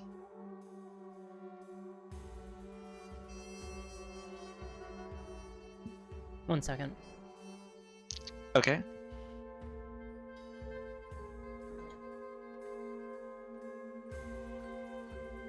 Yeah, I was just gonna lie and be like, yeah, she's like my friend's cousin's third removed wife. Okay, why don't you make a persuasion check for me, Arlen? Okay.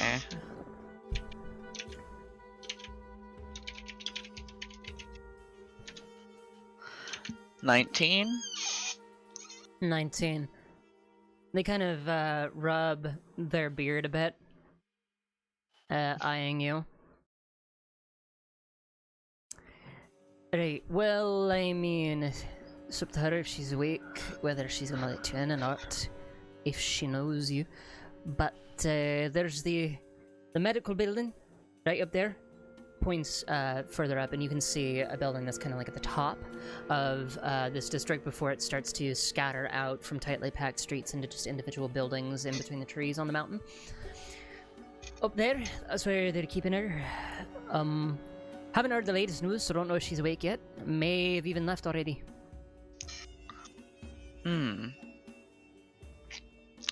Alright, well... Thank you. Any idea of her name? Fuck if I know. I didn't see it personally. Ah, well, I'm sure they'll know who we're talking about when we get there. Thank you for your Yeah. time. Hey, just don't And go I- causing any trouble, okay? I pull out a gold and tip him.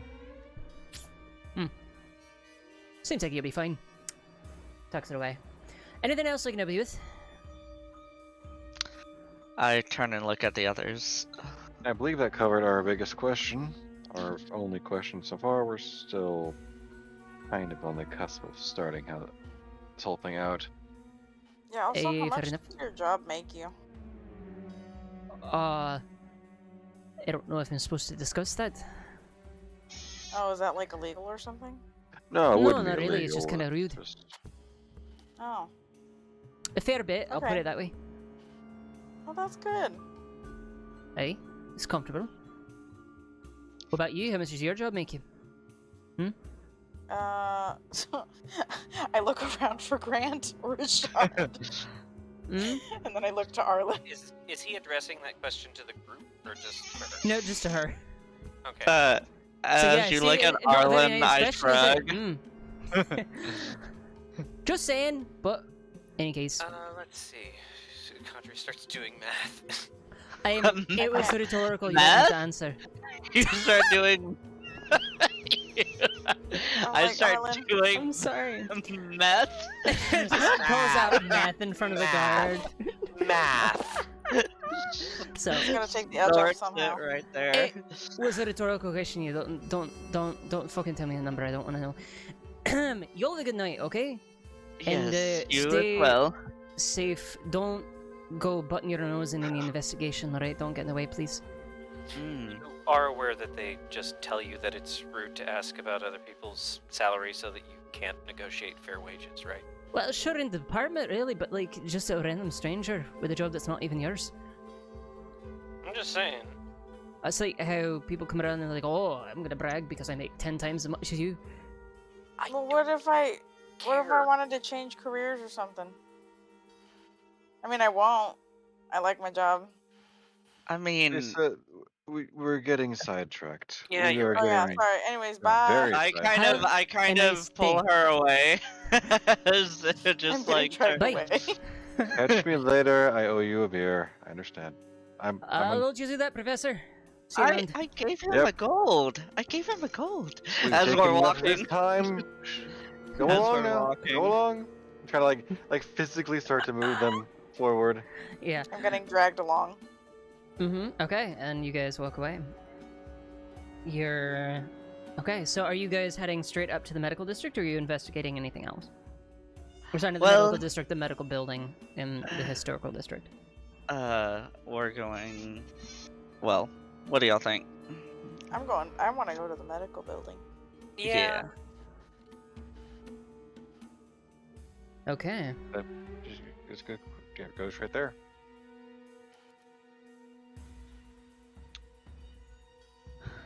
All right, we go to the medical district and Alright. to that building that was pointed to us. So it's not the medical district, but the medical building that's in the historical district. Because there is a whole medical district, but that's like several stops away by tram. Right. She is not there.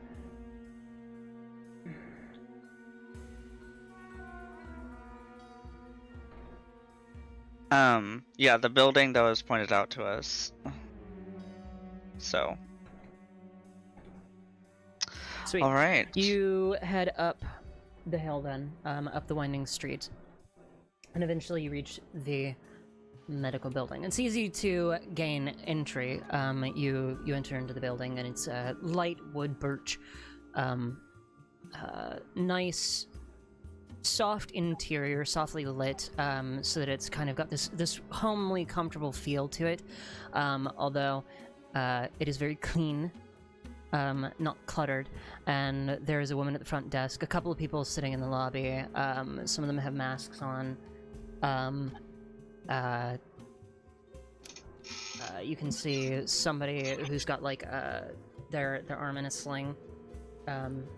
Somebody with a bandage over their arm. Some like frat boy who their mother has apparently should have been like, "It's fine, Mom. It's fine."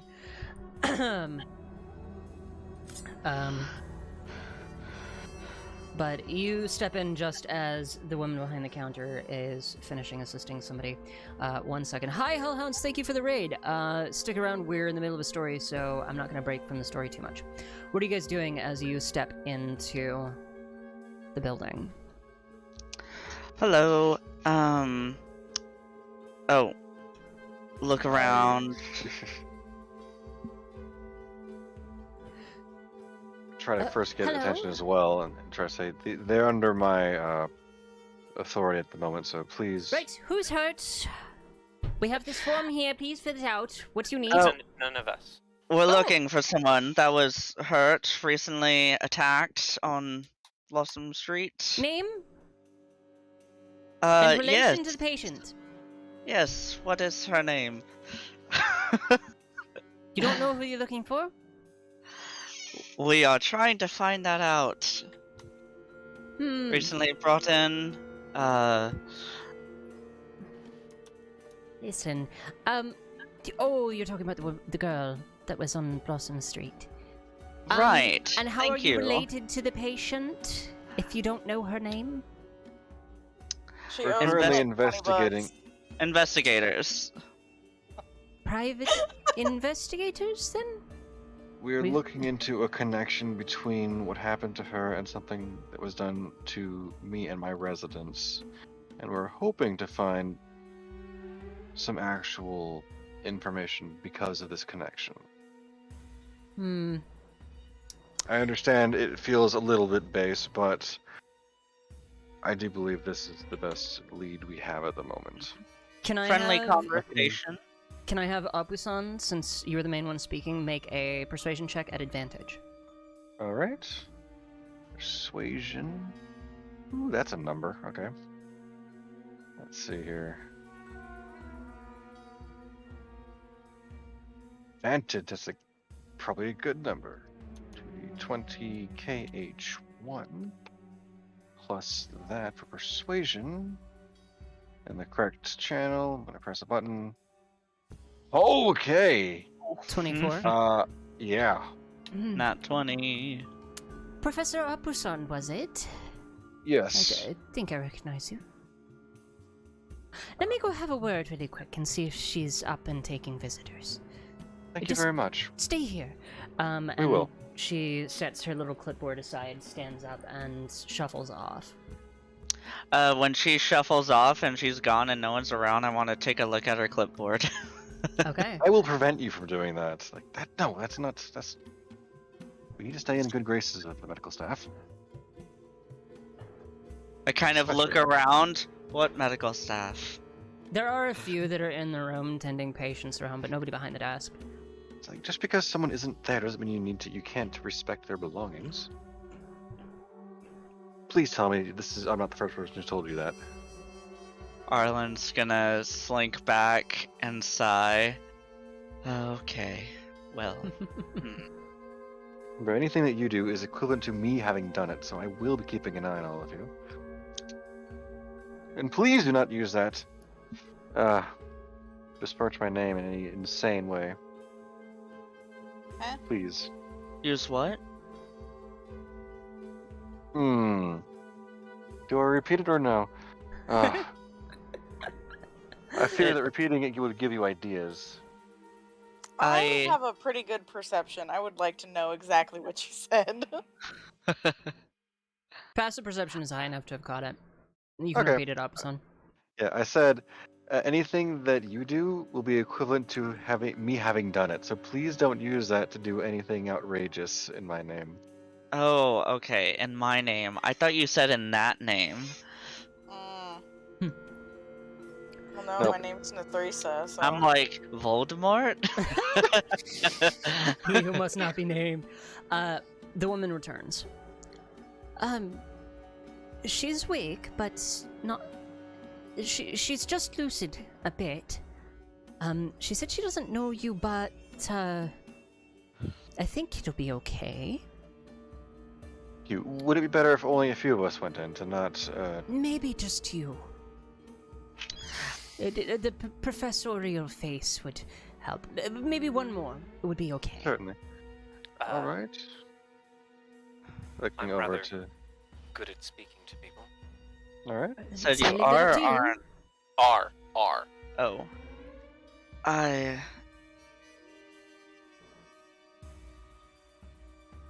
I just kind of stop in the middle of my sentence and just like gesture a hand forward, like, go ahead. Okay. The two of you wait here. We'll be back. Okay. Yeah. Please, Do they this have way. like some? Do they have some like Oh yeah, there's like comfortable Lobby waiting chairs. bitches. You see one Yeah. of the magazines. Waiting When it- bitches. bench with an N. Benches. Okay. You see Wizard Weekly on one of the magazine stands. Oh fuck yeah! Yeah. I pick it up and I like show Arlen. I'm like, hey. You pick it I- up and it's the issue with that guy.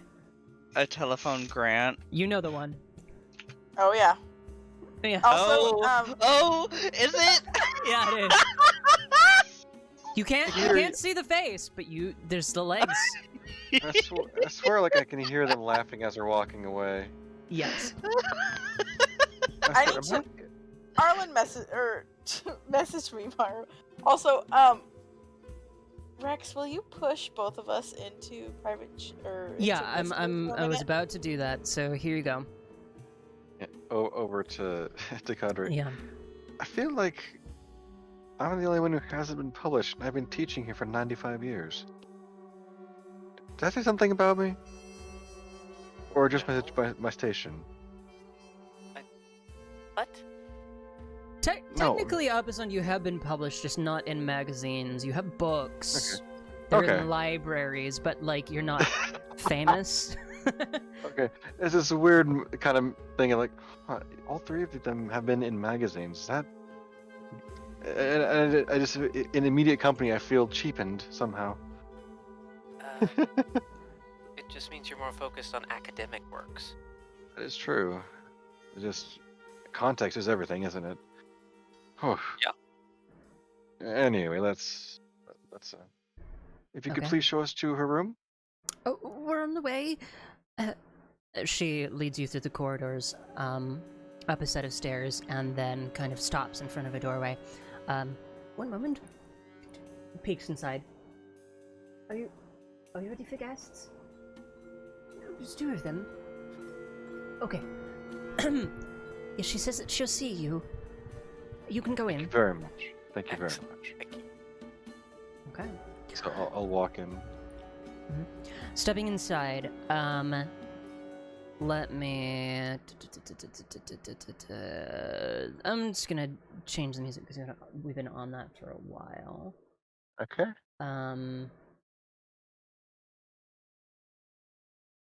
This one?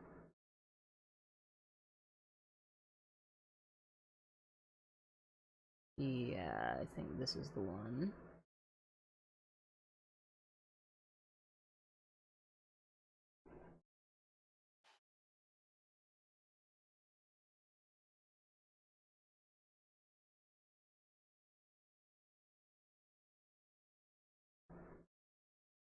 There you go.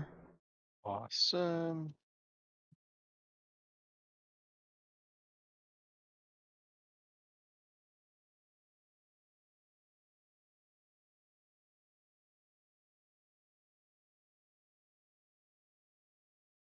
That's really soft.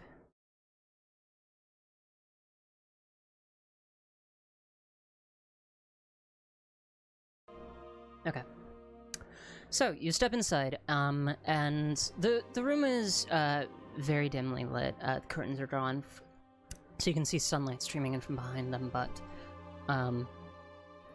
there's a little vase with flowers and a card in here. And as you round the corner, in the bed is a human girl, early 20s, you'd say. Her hair is shaved on the sides, but like cropped up with an undercut ponytail. She is just kind of like head lolled on the pillow looking off to the side, and she's awake. As you step in, she kind of turns in your direction and gives a little smile. Hello. Good afternoon. I hope we're not bothering you. Well, I don't have much else to do for the moment. I suppose that's true. No, doctors say often to get plenty of rest. That's true. I'm sorry, I don't really know either of you, but... I apologize. I am Apusand. I am a professor here. I'm Kadridar. I'm his guest for the moment, and we've been looking into some recent events that may be tied to what happened to you. Oh. I see. I don't know if they told you my name, but I'm Lyra. Lyra? No, they had not told us her name. It's nice to talk to you, Lyra. Thank you. Have you been here long? I mean, at the university. I mean, a few years, 3. It sounds like you've been making excellent progress then. Yes. What department do you teach? And there are 2 chairs here, which you pull up and sit next to her bedside. Mm-hmm. I teach Jaina history, specifically. Oh, you're one of the history professors. Yes, actually, yes. I've been more focused on Aramea. Well, most of my studies have been magic, but...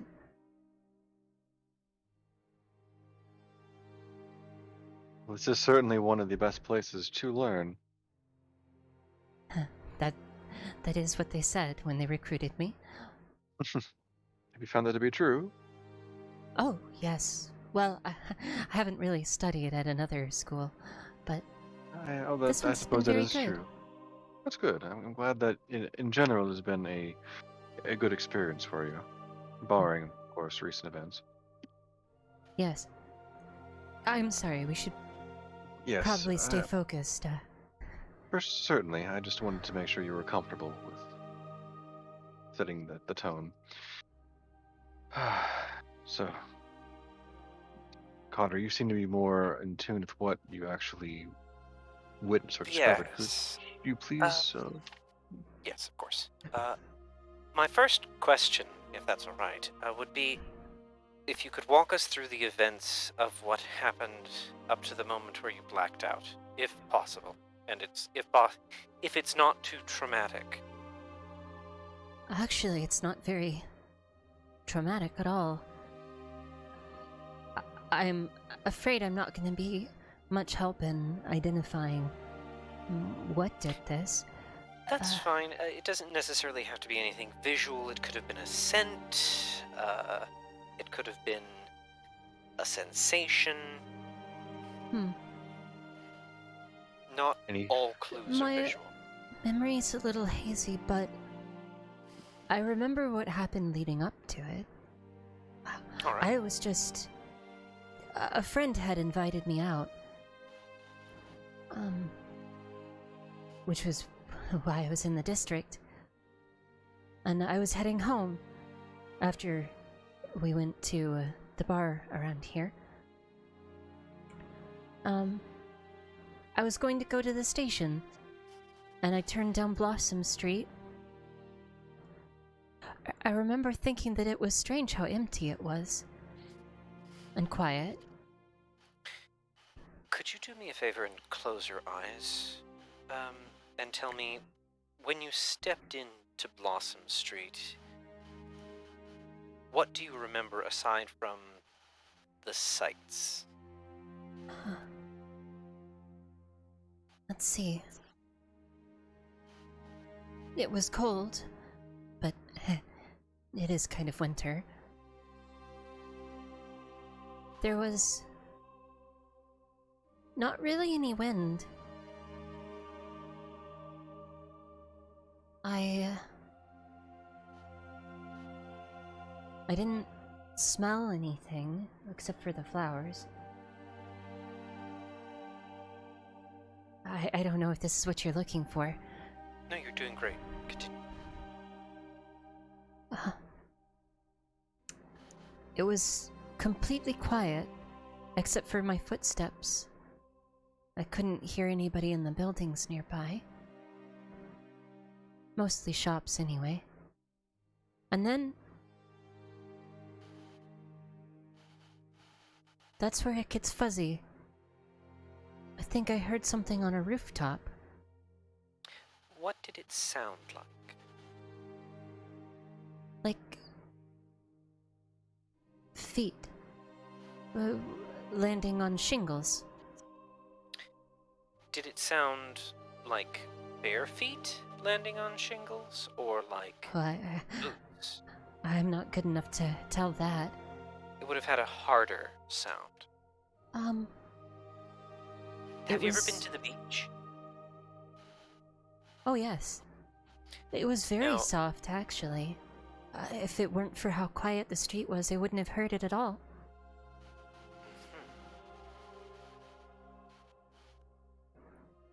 Okay. And was there any sensation after that you remember? Well, I turned to look. And that's where it goes blurry. There was a rush of wind and something cold grabbing me. I remember a noise, but I can't remember what it was. If it was talking or if I screamed or... I don't know, it's all hazy. It's okay, it's okay. You don't have to rush. Was the sound a high-pitched sound?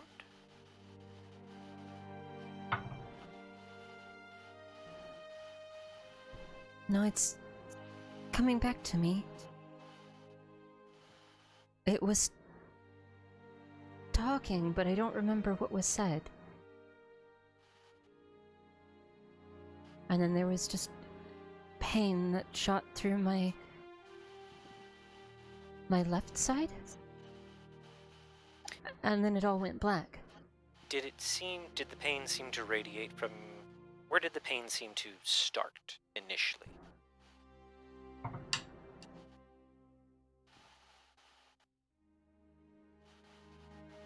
She reaches up and touches her shoulder. Here? Or somewhere near it.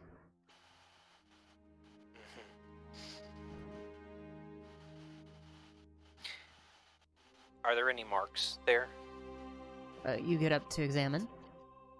And ask her permission first, of course. Mind if I take a look? Yes, just be gentle. I'm still a little weak. Understood. You can make a medicine check for me. I will use one of the gifts of luck on this. All right. Let's see. Hold on.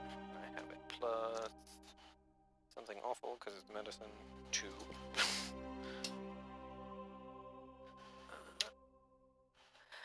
21. 21. You examine closely, and sure enough, on her shoulder, just where the neck is, there are 2 puncture wounds. Do based on their spacing, how tall would this person or would this vampire have to be? Going off of her height, which is quite short, slightly taller than her. So definitely, it would be 5 foot and a couple of inches. Very short vampire. Mm-hmm. Because she's about 5 feet. Okay,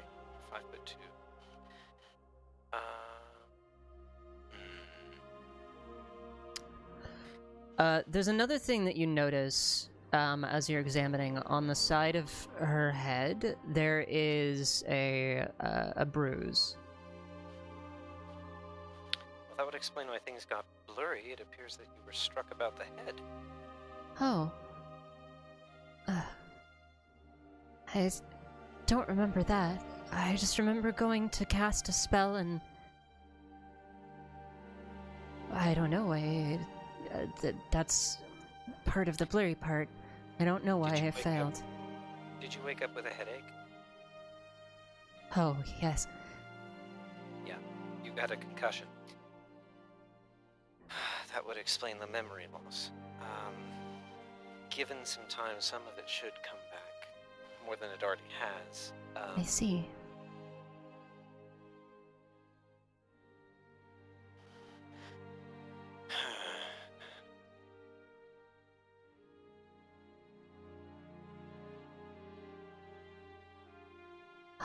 I'm sorry that I can't be more specific. You've been a great deal of help already. I'm just thinking. I apologize. I didn't mean my silence to come across as disappointment. Oh, that's okay. Let me think for a few minutes. Apo-san, if you have any questions you'd like to ask, please feel free. Oh, I think you're doing a very good job of covering bases that I wouldn't have thought of. While you were all out, I was merely answering questions myself.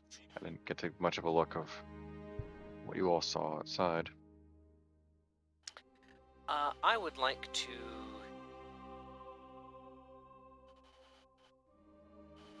What would I know about the way vampires normally behave?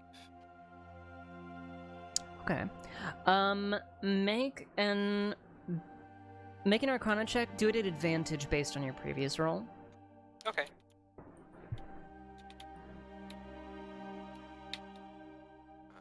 Arcana, that's 23. 23. Fantastic.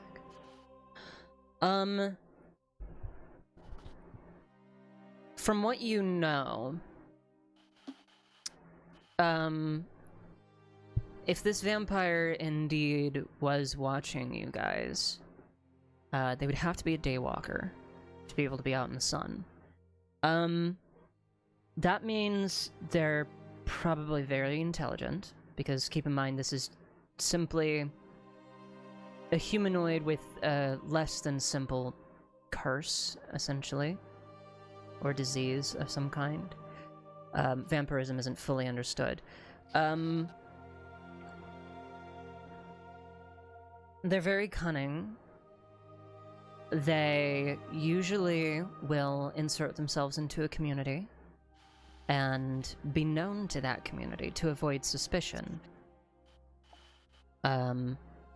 Regardless of whether or not they are a daywalker, they typically still operate at night. It's just daywalkers can walk about in the sunlight. Okay. They are often able to use magic, and usually do so to isolate their prey. Okay. So why would they use a physical... We might want to limit our search to visitors. Because the only reason I can think of that a daywalker would avoid using magic to assault this young woman would be because they're wearing one of these. And he holds up his arm with the bracelet. Oh. You have a good point there. It doesn't inhibit magic to a good degree, so you wouldn't be able to, if he could cast, or if this vampire could cast something, that would limit it. Abuson, Yes. make a history check for me. All right. Let's see what I can do in that. Okay.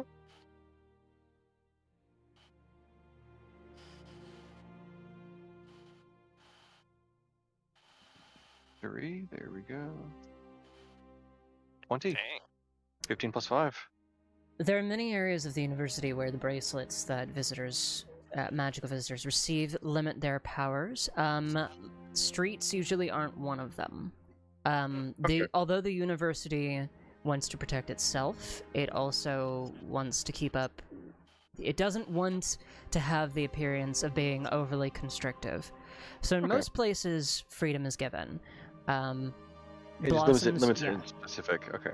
Yeah, Blossom Street would not be a restricted area. Okay. So I would then say so. Well, it is a good theory, Cadre. I do applaud that. These bracelets will not impede the use of magic in more public spaces, unfortunately. So. Okay. Well, that actually gives us another clue. It does, yes. Normally, daywalkers are spellcasters, or at least vampires are. So that leaves the question of why wouldn't they use a spell? Which means that...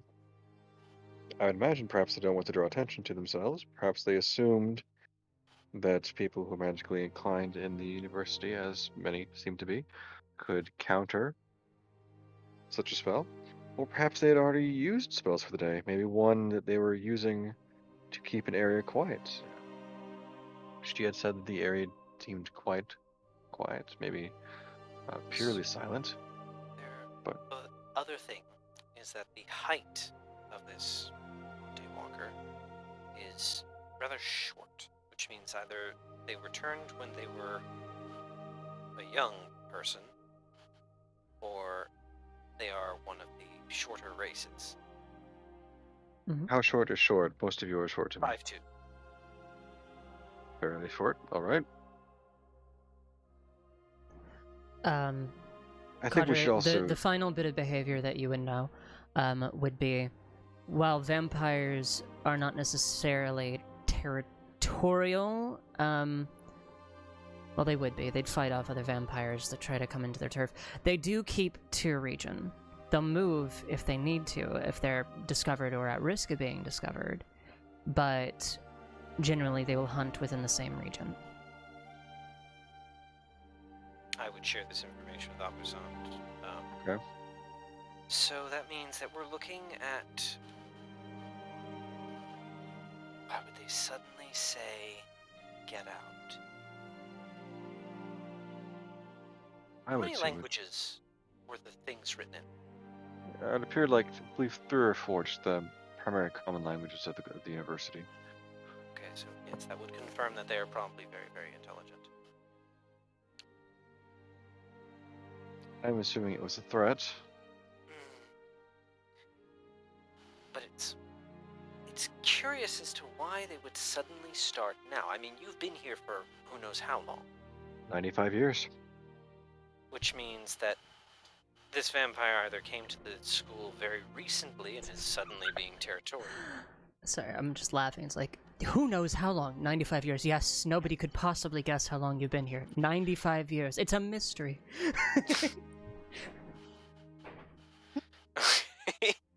It's just, I thought of it, sorry. Okay. That's great. It's a mystery. And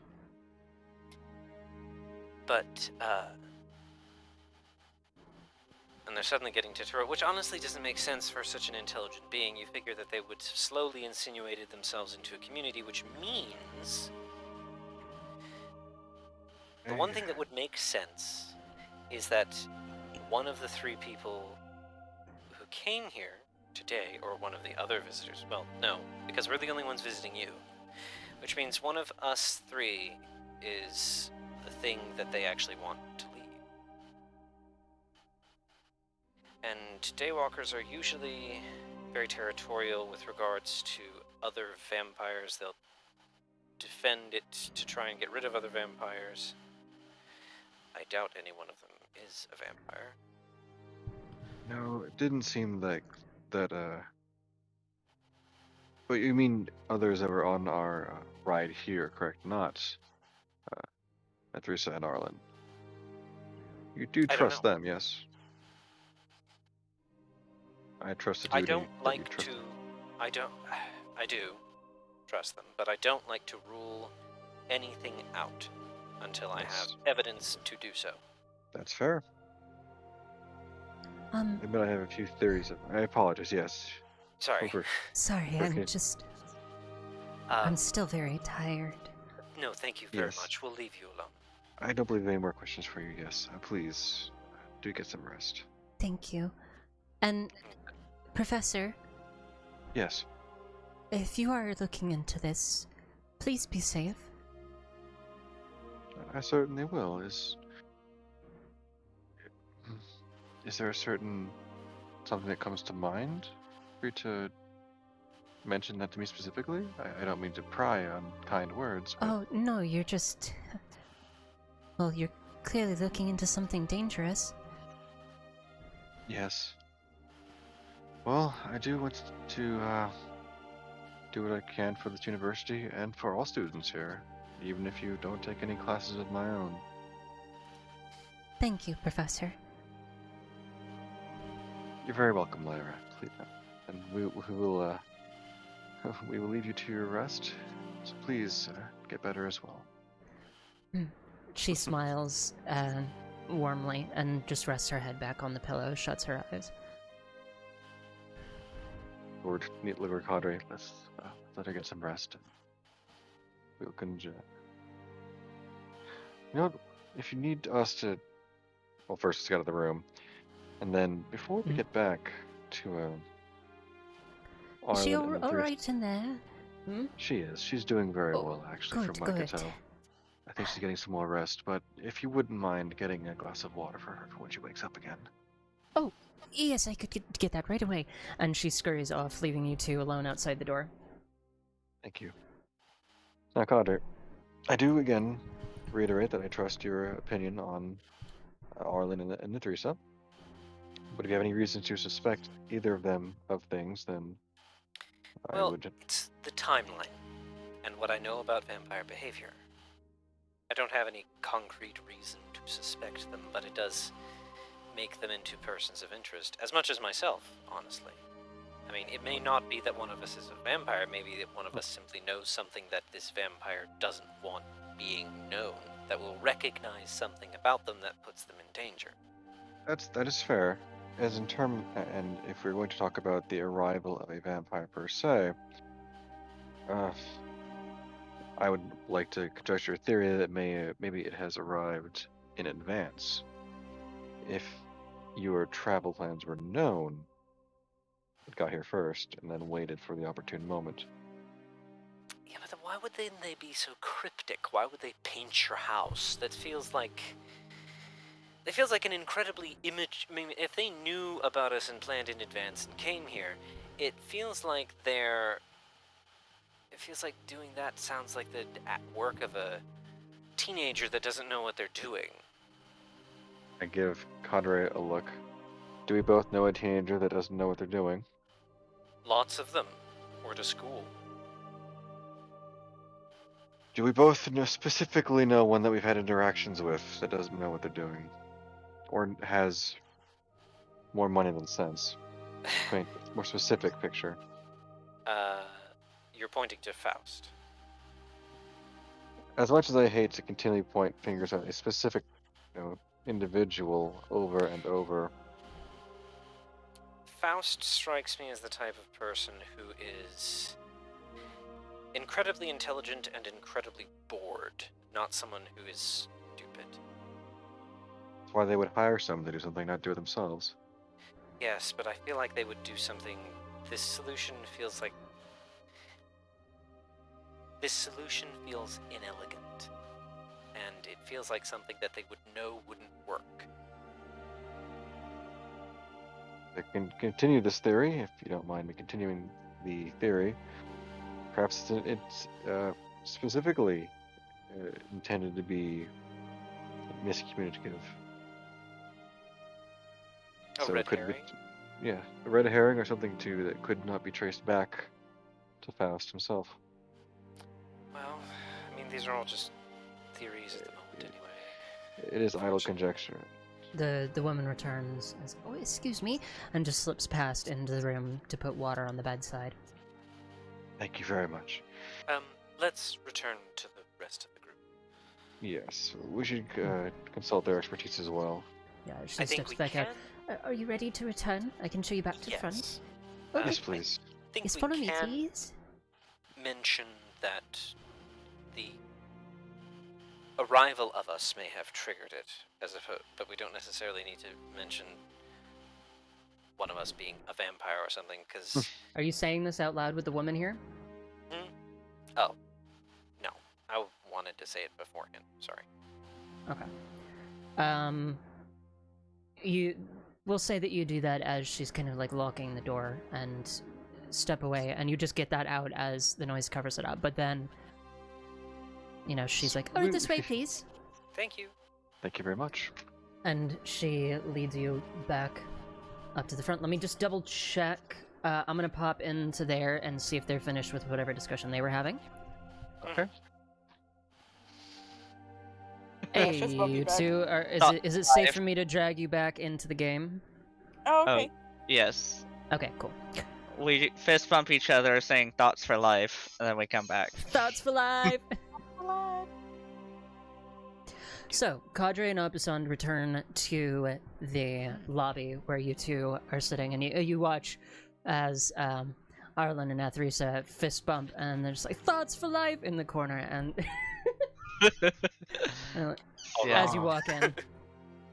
And then we Why- kind of were giggling. Yeah, we're giggling and Oh, you also notice like a slightly red mark on Arlen's cheek. What is? Never mind. There are more important questions than. Oh, hey y'all, what's poppin'? I want to fill you guys in on the walk back, if that's okay. Yeah, Oh, for sure. All right, yes. deuces, lady. You were super nice. Thank you again, Oh, darling. Bye! Be safe. Like it too.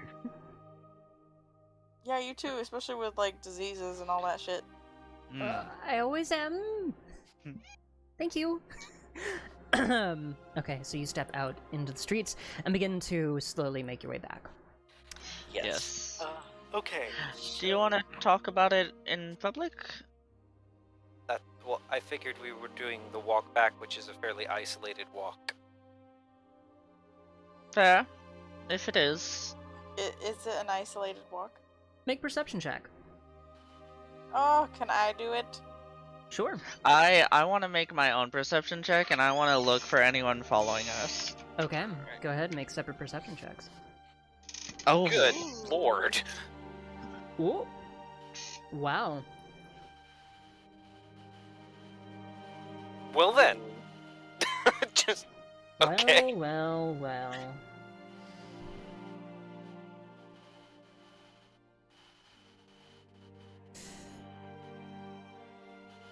Okay, so, with that, Arlen, you give a glance around, and you're fairly certain that you are not being followed. Now, Theresa, with your perception check, the streets are bustling in some places, but you can kind of point out, like, the streets that are less occupied on the way home, and Abusan from there can still navigate the way home, so you can have the discussion in fairly isolated circumstances. I'll Excellent. probably nudge us in that direction then, yeah. Yes.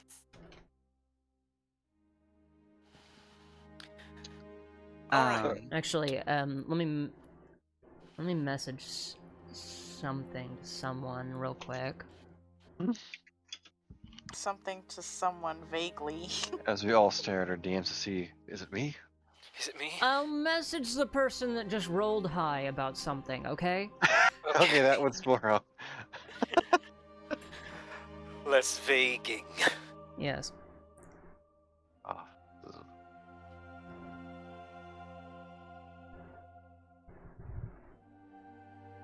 at the restaurant, we're real fast.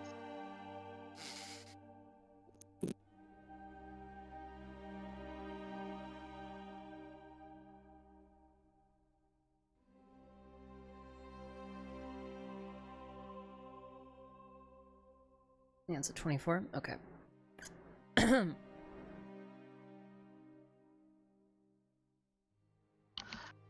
So, all of a sudden, Arlen's looking around, and then he goes, "Look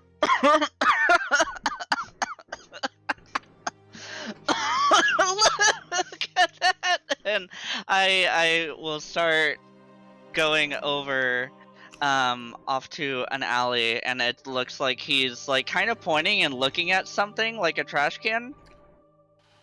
Okay, I'll walk over to it. Oh no! Did I see- No! Hold did I on! see- Wait! Did I see Oh, I know. Arlen?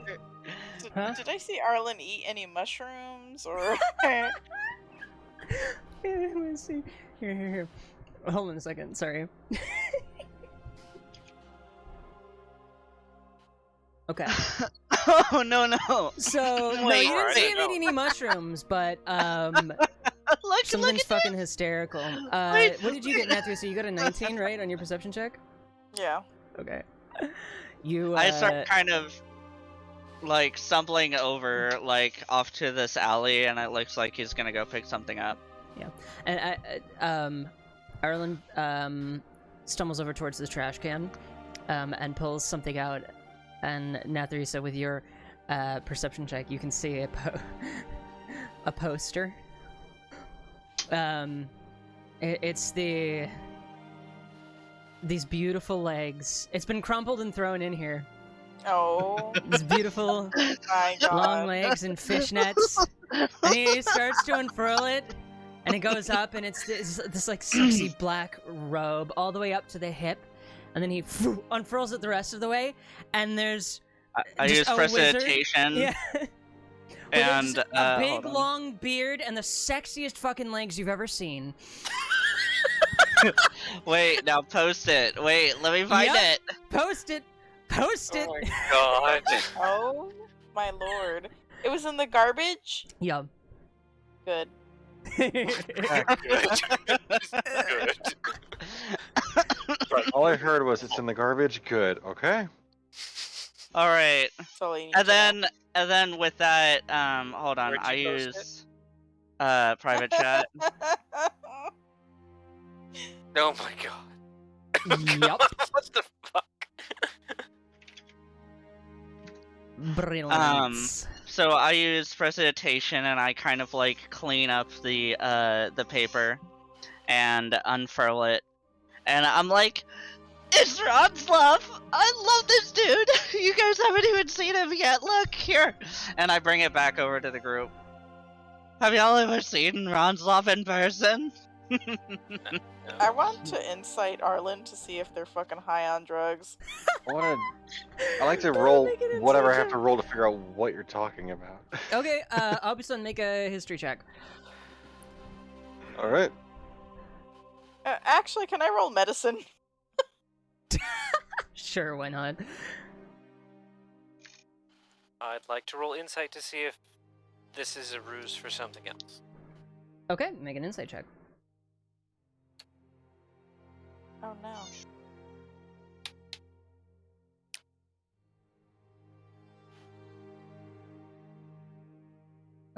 Okay.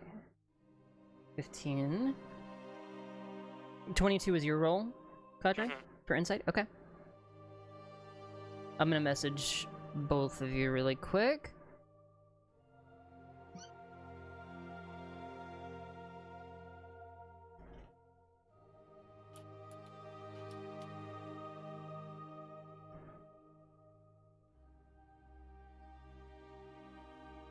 Yeah, look at this shit. Oh, sorry, that just Ronslav cracks me up.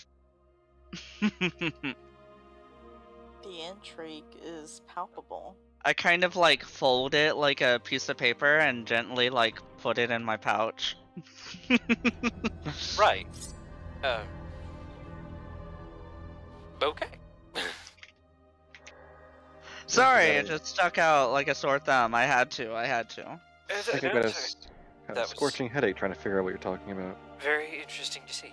Ronslav, he's 600-year-old wizard with the world's sexiest legs. How could you not? There are certain things I do not look into, and that's one of them. Oh, you should see his swim catalog. What? He has a swimsuit issue. I mean, punched I had Arlen one in the too, arm, but- and I'm just like, bitch, he's our rival. Stop it. Oh, wait. Arlen, if Don't I may check ask it out. Arlen, if I may ask you one quick question on this front. Do you think anyone wants to see me in a swimsuit? Yes. I mean, Yeah, I can see that. Arlen shrugs. Well, All of us are like, actually, I can see that. I stand corrected. Arlen. 3 people. Well, There's at least 3 people that want to see you in a swimsuit. They're all standing right in front of me. Well then. And they're staying in my house. Well then. oh, We could make this happen. I'm just saying. Mm. I brought enough wardrobe. all right. I'm sorry for the distraction. I've gotta Oh fucking show chat what we're laughing at, by the way. Oh Hold yeah. on. Oh yes, please. Here you go. Ronslav, the sexy leg wizard. There you go. And his pinup. Ooh, you touch my tra la la. Ooh, my ding ding dong. No. This reminds me of the meme of fucking what's it called? It's like legs Oh, so wait. hot, cook an egg. Fuck, what is it called? Oh wait, I got another one. Here's another Ronslav. God. Another Ronslav, as though he's like some kind of famous artist. Oh, here we go, chat. There we go. Ronslav number 2. This is the 2nd edition of Wizards Weekly that he was featured in.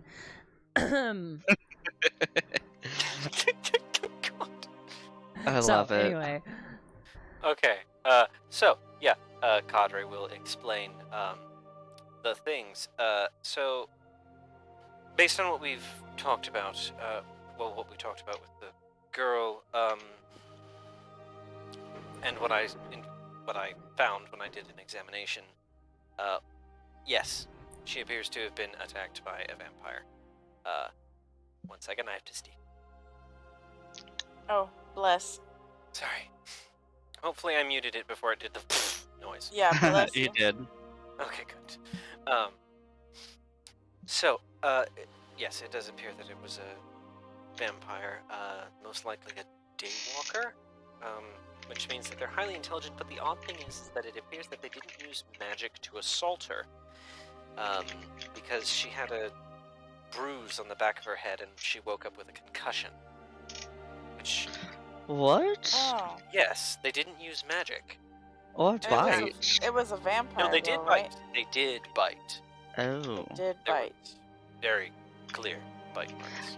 And he does On- like the 2-finger fang thing. On her neck or on her face? Oh, neck. Well, more like shoulder, neck area. But Was there yeah. was there anything about blood on her face? Imagine a vampire bite to the face. That's just. No, I don't think there was. I think that may have been just overflow from her neck. But I honestly didn't ask about that, mainly because I was more focused on the vampire aspect. But it does appear that she was in fact attacked by a vampire, and what I know about vampires tells me that they are frequently territorial, and that they will usually, especially daywalkers, will insinuate themselves into communities, and they'll be known to communities, and that will be kind of used as their way of cover. And what strikes me as odd is that Apusand has been here for 95 years. Am I citing that correctly? Yes. 95 years. 95 years. So, this vampire suddenly not liking him being here doesn't make sense. That is very strange. Have you came across anything recently that might have disturbed the vampire? Well, us arriving in the city. Vampire doesn't like guests. I mean, Specifically us, because we're the only 3 staying with Opusant. that's true. Maybe it's because of what we do as a job. Ooh, that is a very good option, yes. The other option is that maybe one of us knows something that we shouldn't that would reveal the vampire, or... Have you guys fought vampires before? Have I fought vampires before? Yes, of course. I mean, I wouldn't say super common, but there was one vampire spawn, minor, so not as troublesome. The other thing is... Actually, Arlen, can I have you make a history check? Not refuting what you just said, but just in case there's a little bit more that you might know. Okay. History. I'm good at these. I love how every time someone says that, I'm just waiting for, like, a +1 on the roll. Yeah, it's a coin flip. It's either a +1 or it's a +10. It's like, I'm good at these. Oh, okay. Are you?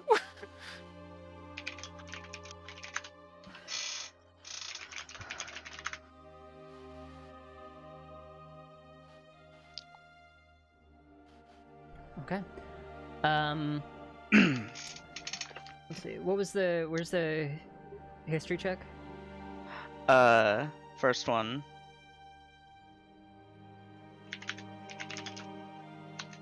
Oh, I see. Yeah, in that case... Also, just a heads up, I'm kind of fading. Yeah. Yeah, no, never mind. You don't know the thing. Okay. There was a possibility, but it was a very, very low possibility that you knew a thing, but you don't know a thing. Okay. The other thing is that this vampire, she was... Okay, I want to double check this. She was 5'2"? No, she was about 5 feet tall, so you're guessing the vampire was in the range of 5'2" to 5'4". Okay, so I say that. So this is a short vampire. Well, that's what the dog told us, huh? So that confirms it, huh? It does. Short little vampire. Yeah, which leaves a couple of options. One, it's a species... the vampire was turned from a species that was a shorter race, or they were turned early. Like a child. Correct. Or more teenager. Young Oh, adult. such a shame. Oh, that's fucked if that's the case. I don't want to kill a kid. It might have been how they survived for so long. That would also explain some of the more immature behaviors. Because what strikes me as odd is that they did the whole get out thing. Like that, vampires are usually much more cunning. They're much more subtle. They're much more careful. So this strikes me as odd. Opposite, may I mention the theory you mentioned to me? Certainly. Opposite mentioned that there's a possibility of one person we know who might be the source of these problems, which is Faust, someone who, in Opposite's own word, possibly has more money than sense. That's still up in the air, and I don't necessarily want us to zero in on that until we have evidence that leads us further in that direction. I don't really want us to dig too far in any direction without further evidence. But I agree to that as well. Wait, that Faust is possibly... No, he wouldn't be a vampire, but he has enough money to potentially find and hire one. Yeah, the means to, like, get one on the island or whatever. Yeah. I mean, there are several options. He could be friends with one and is trying to protect them, and hired someone to do the thing on the house, so he's 2 steps removed, and it gets complicated from there because there are so many options. That's why I don't want to Well, necessarily the other Jump to thing Jump to. would Yeah, other that one. thing other thing would be that I didn't see that he had done the deed. I only saw this individual leaving from observing the scene.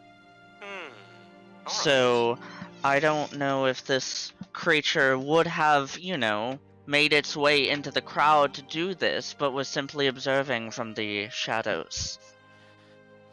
That's fair. But why would they run away suddenly? Because I was looking.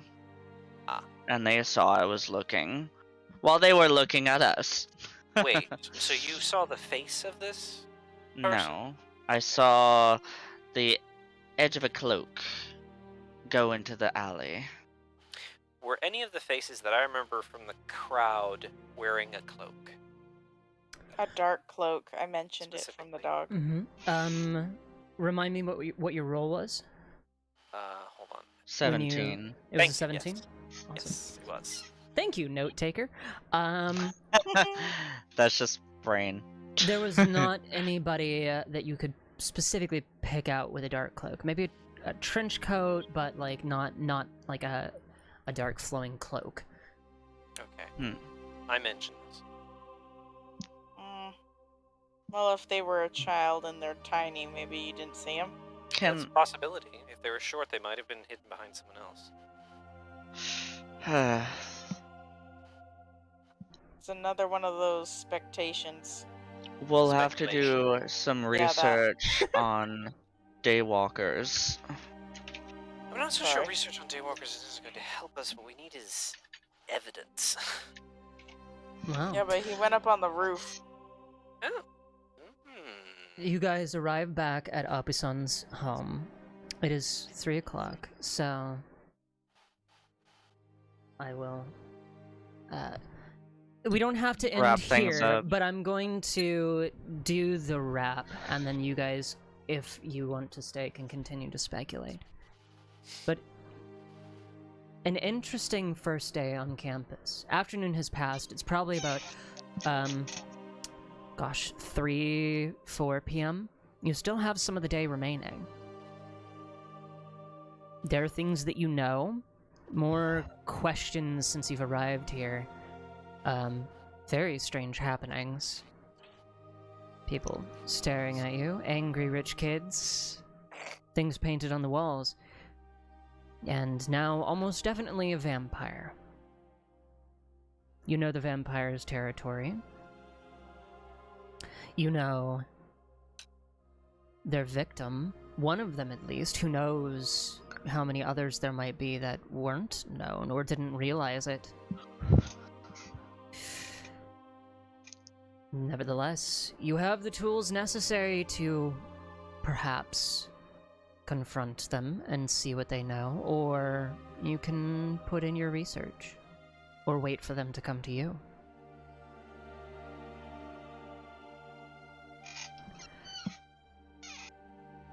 Whatever the case may be, we've gathered back and plan for the rest of our evening. You are Next home, time. you are relatively safe,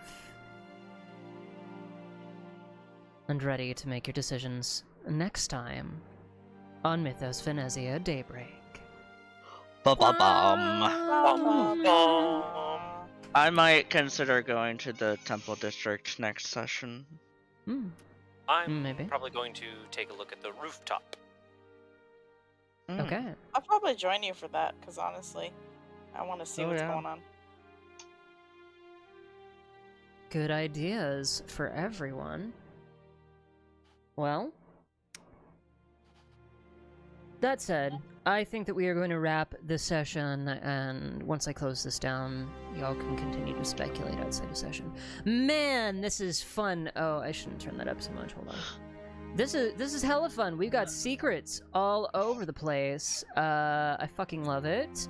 Thank you guys for being so secretive. It's amazing. Oh, we're trying. I love it. Mhm. Super tasty. Absolutely. So, thank you to everybody who came out to watch. Really appreciate you giving us the views. Lovely to see all of you. Oh, good, it worked. Beans! Yes. So, we will be back next week with more Mythos Vanesia Daybreak. Let me think.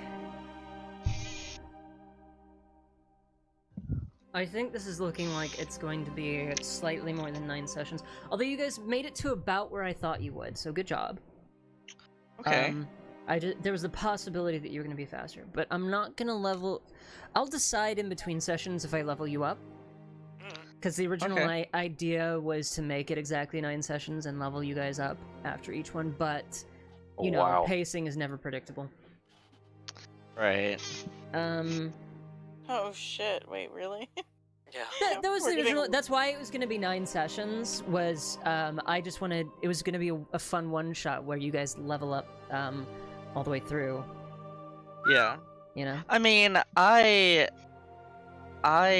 would like to hopefully keep it at 9 sessions, because even though this is fun, I do still... Whatever needs to happen, I'm not going to make it more than 12. Like I'll cut material if I need to. All right. Yeah. Okay. So I'll say that it's not going to be more than 12. Okay. You guys are about on track for what I wanted, so don't worry. Okay.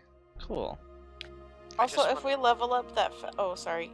Oh, I was just gonna say. I just wanted to say that since I wanted to say while everyone is here, I live for our party dynamic. I love it. Oh yeah. Oh my god, I love playing the fucking bimbo. I just mean It's great. like you guys as people, like the way our humor bounces off of each other is amazing. Fuck yeah. Oh, absolutely. Yes. So good. Yes, I was- I do enjoy it too.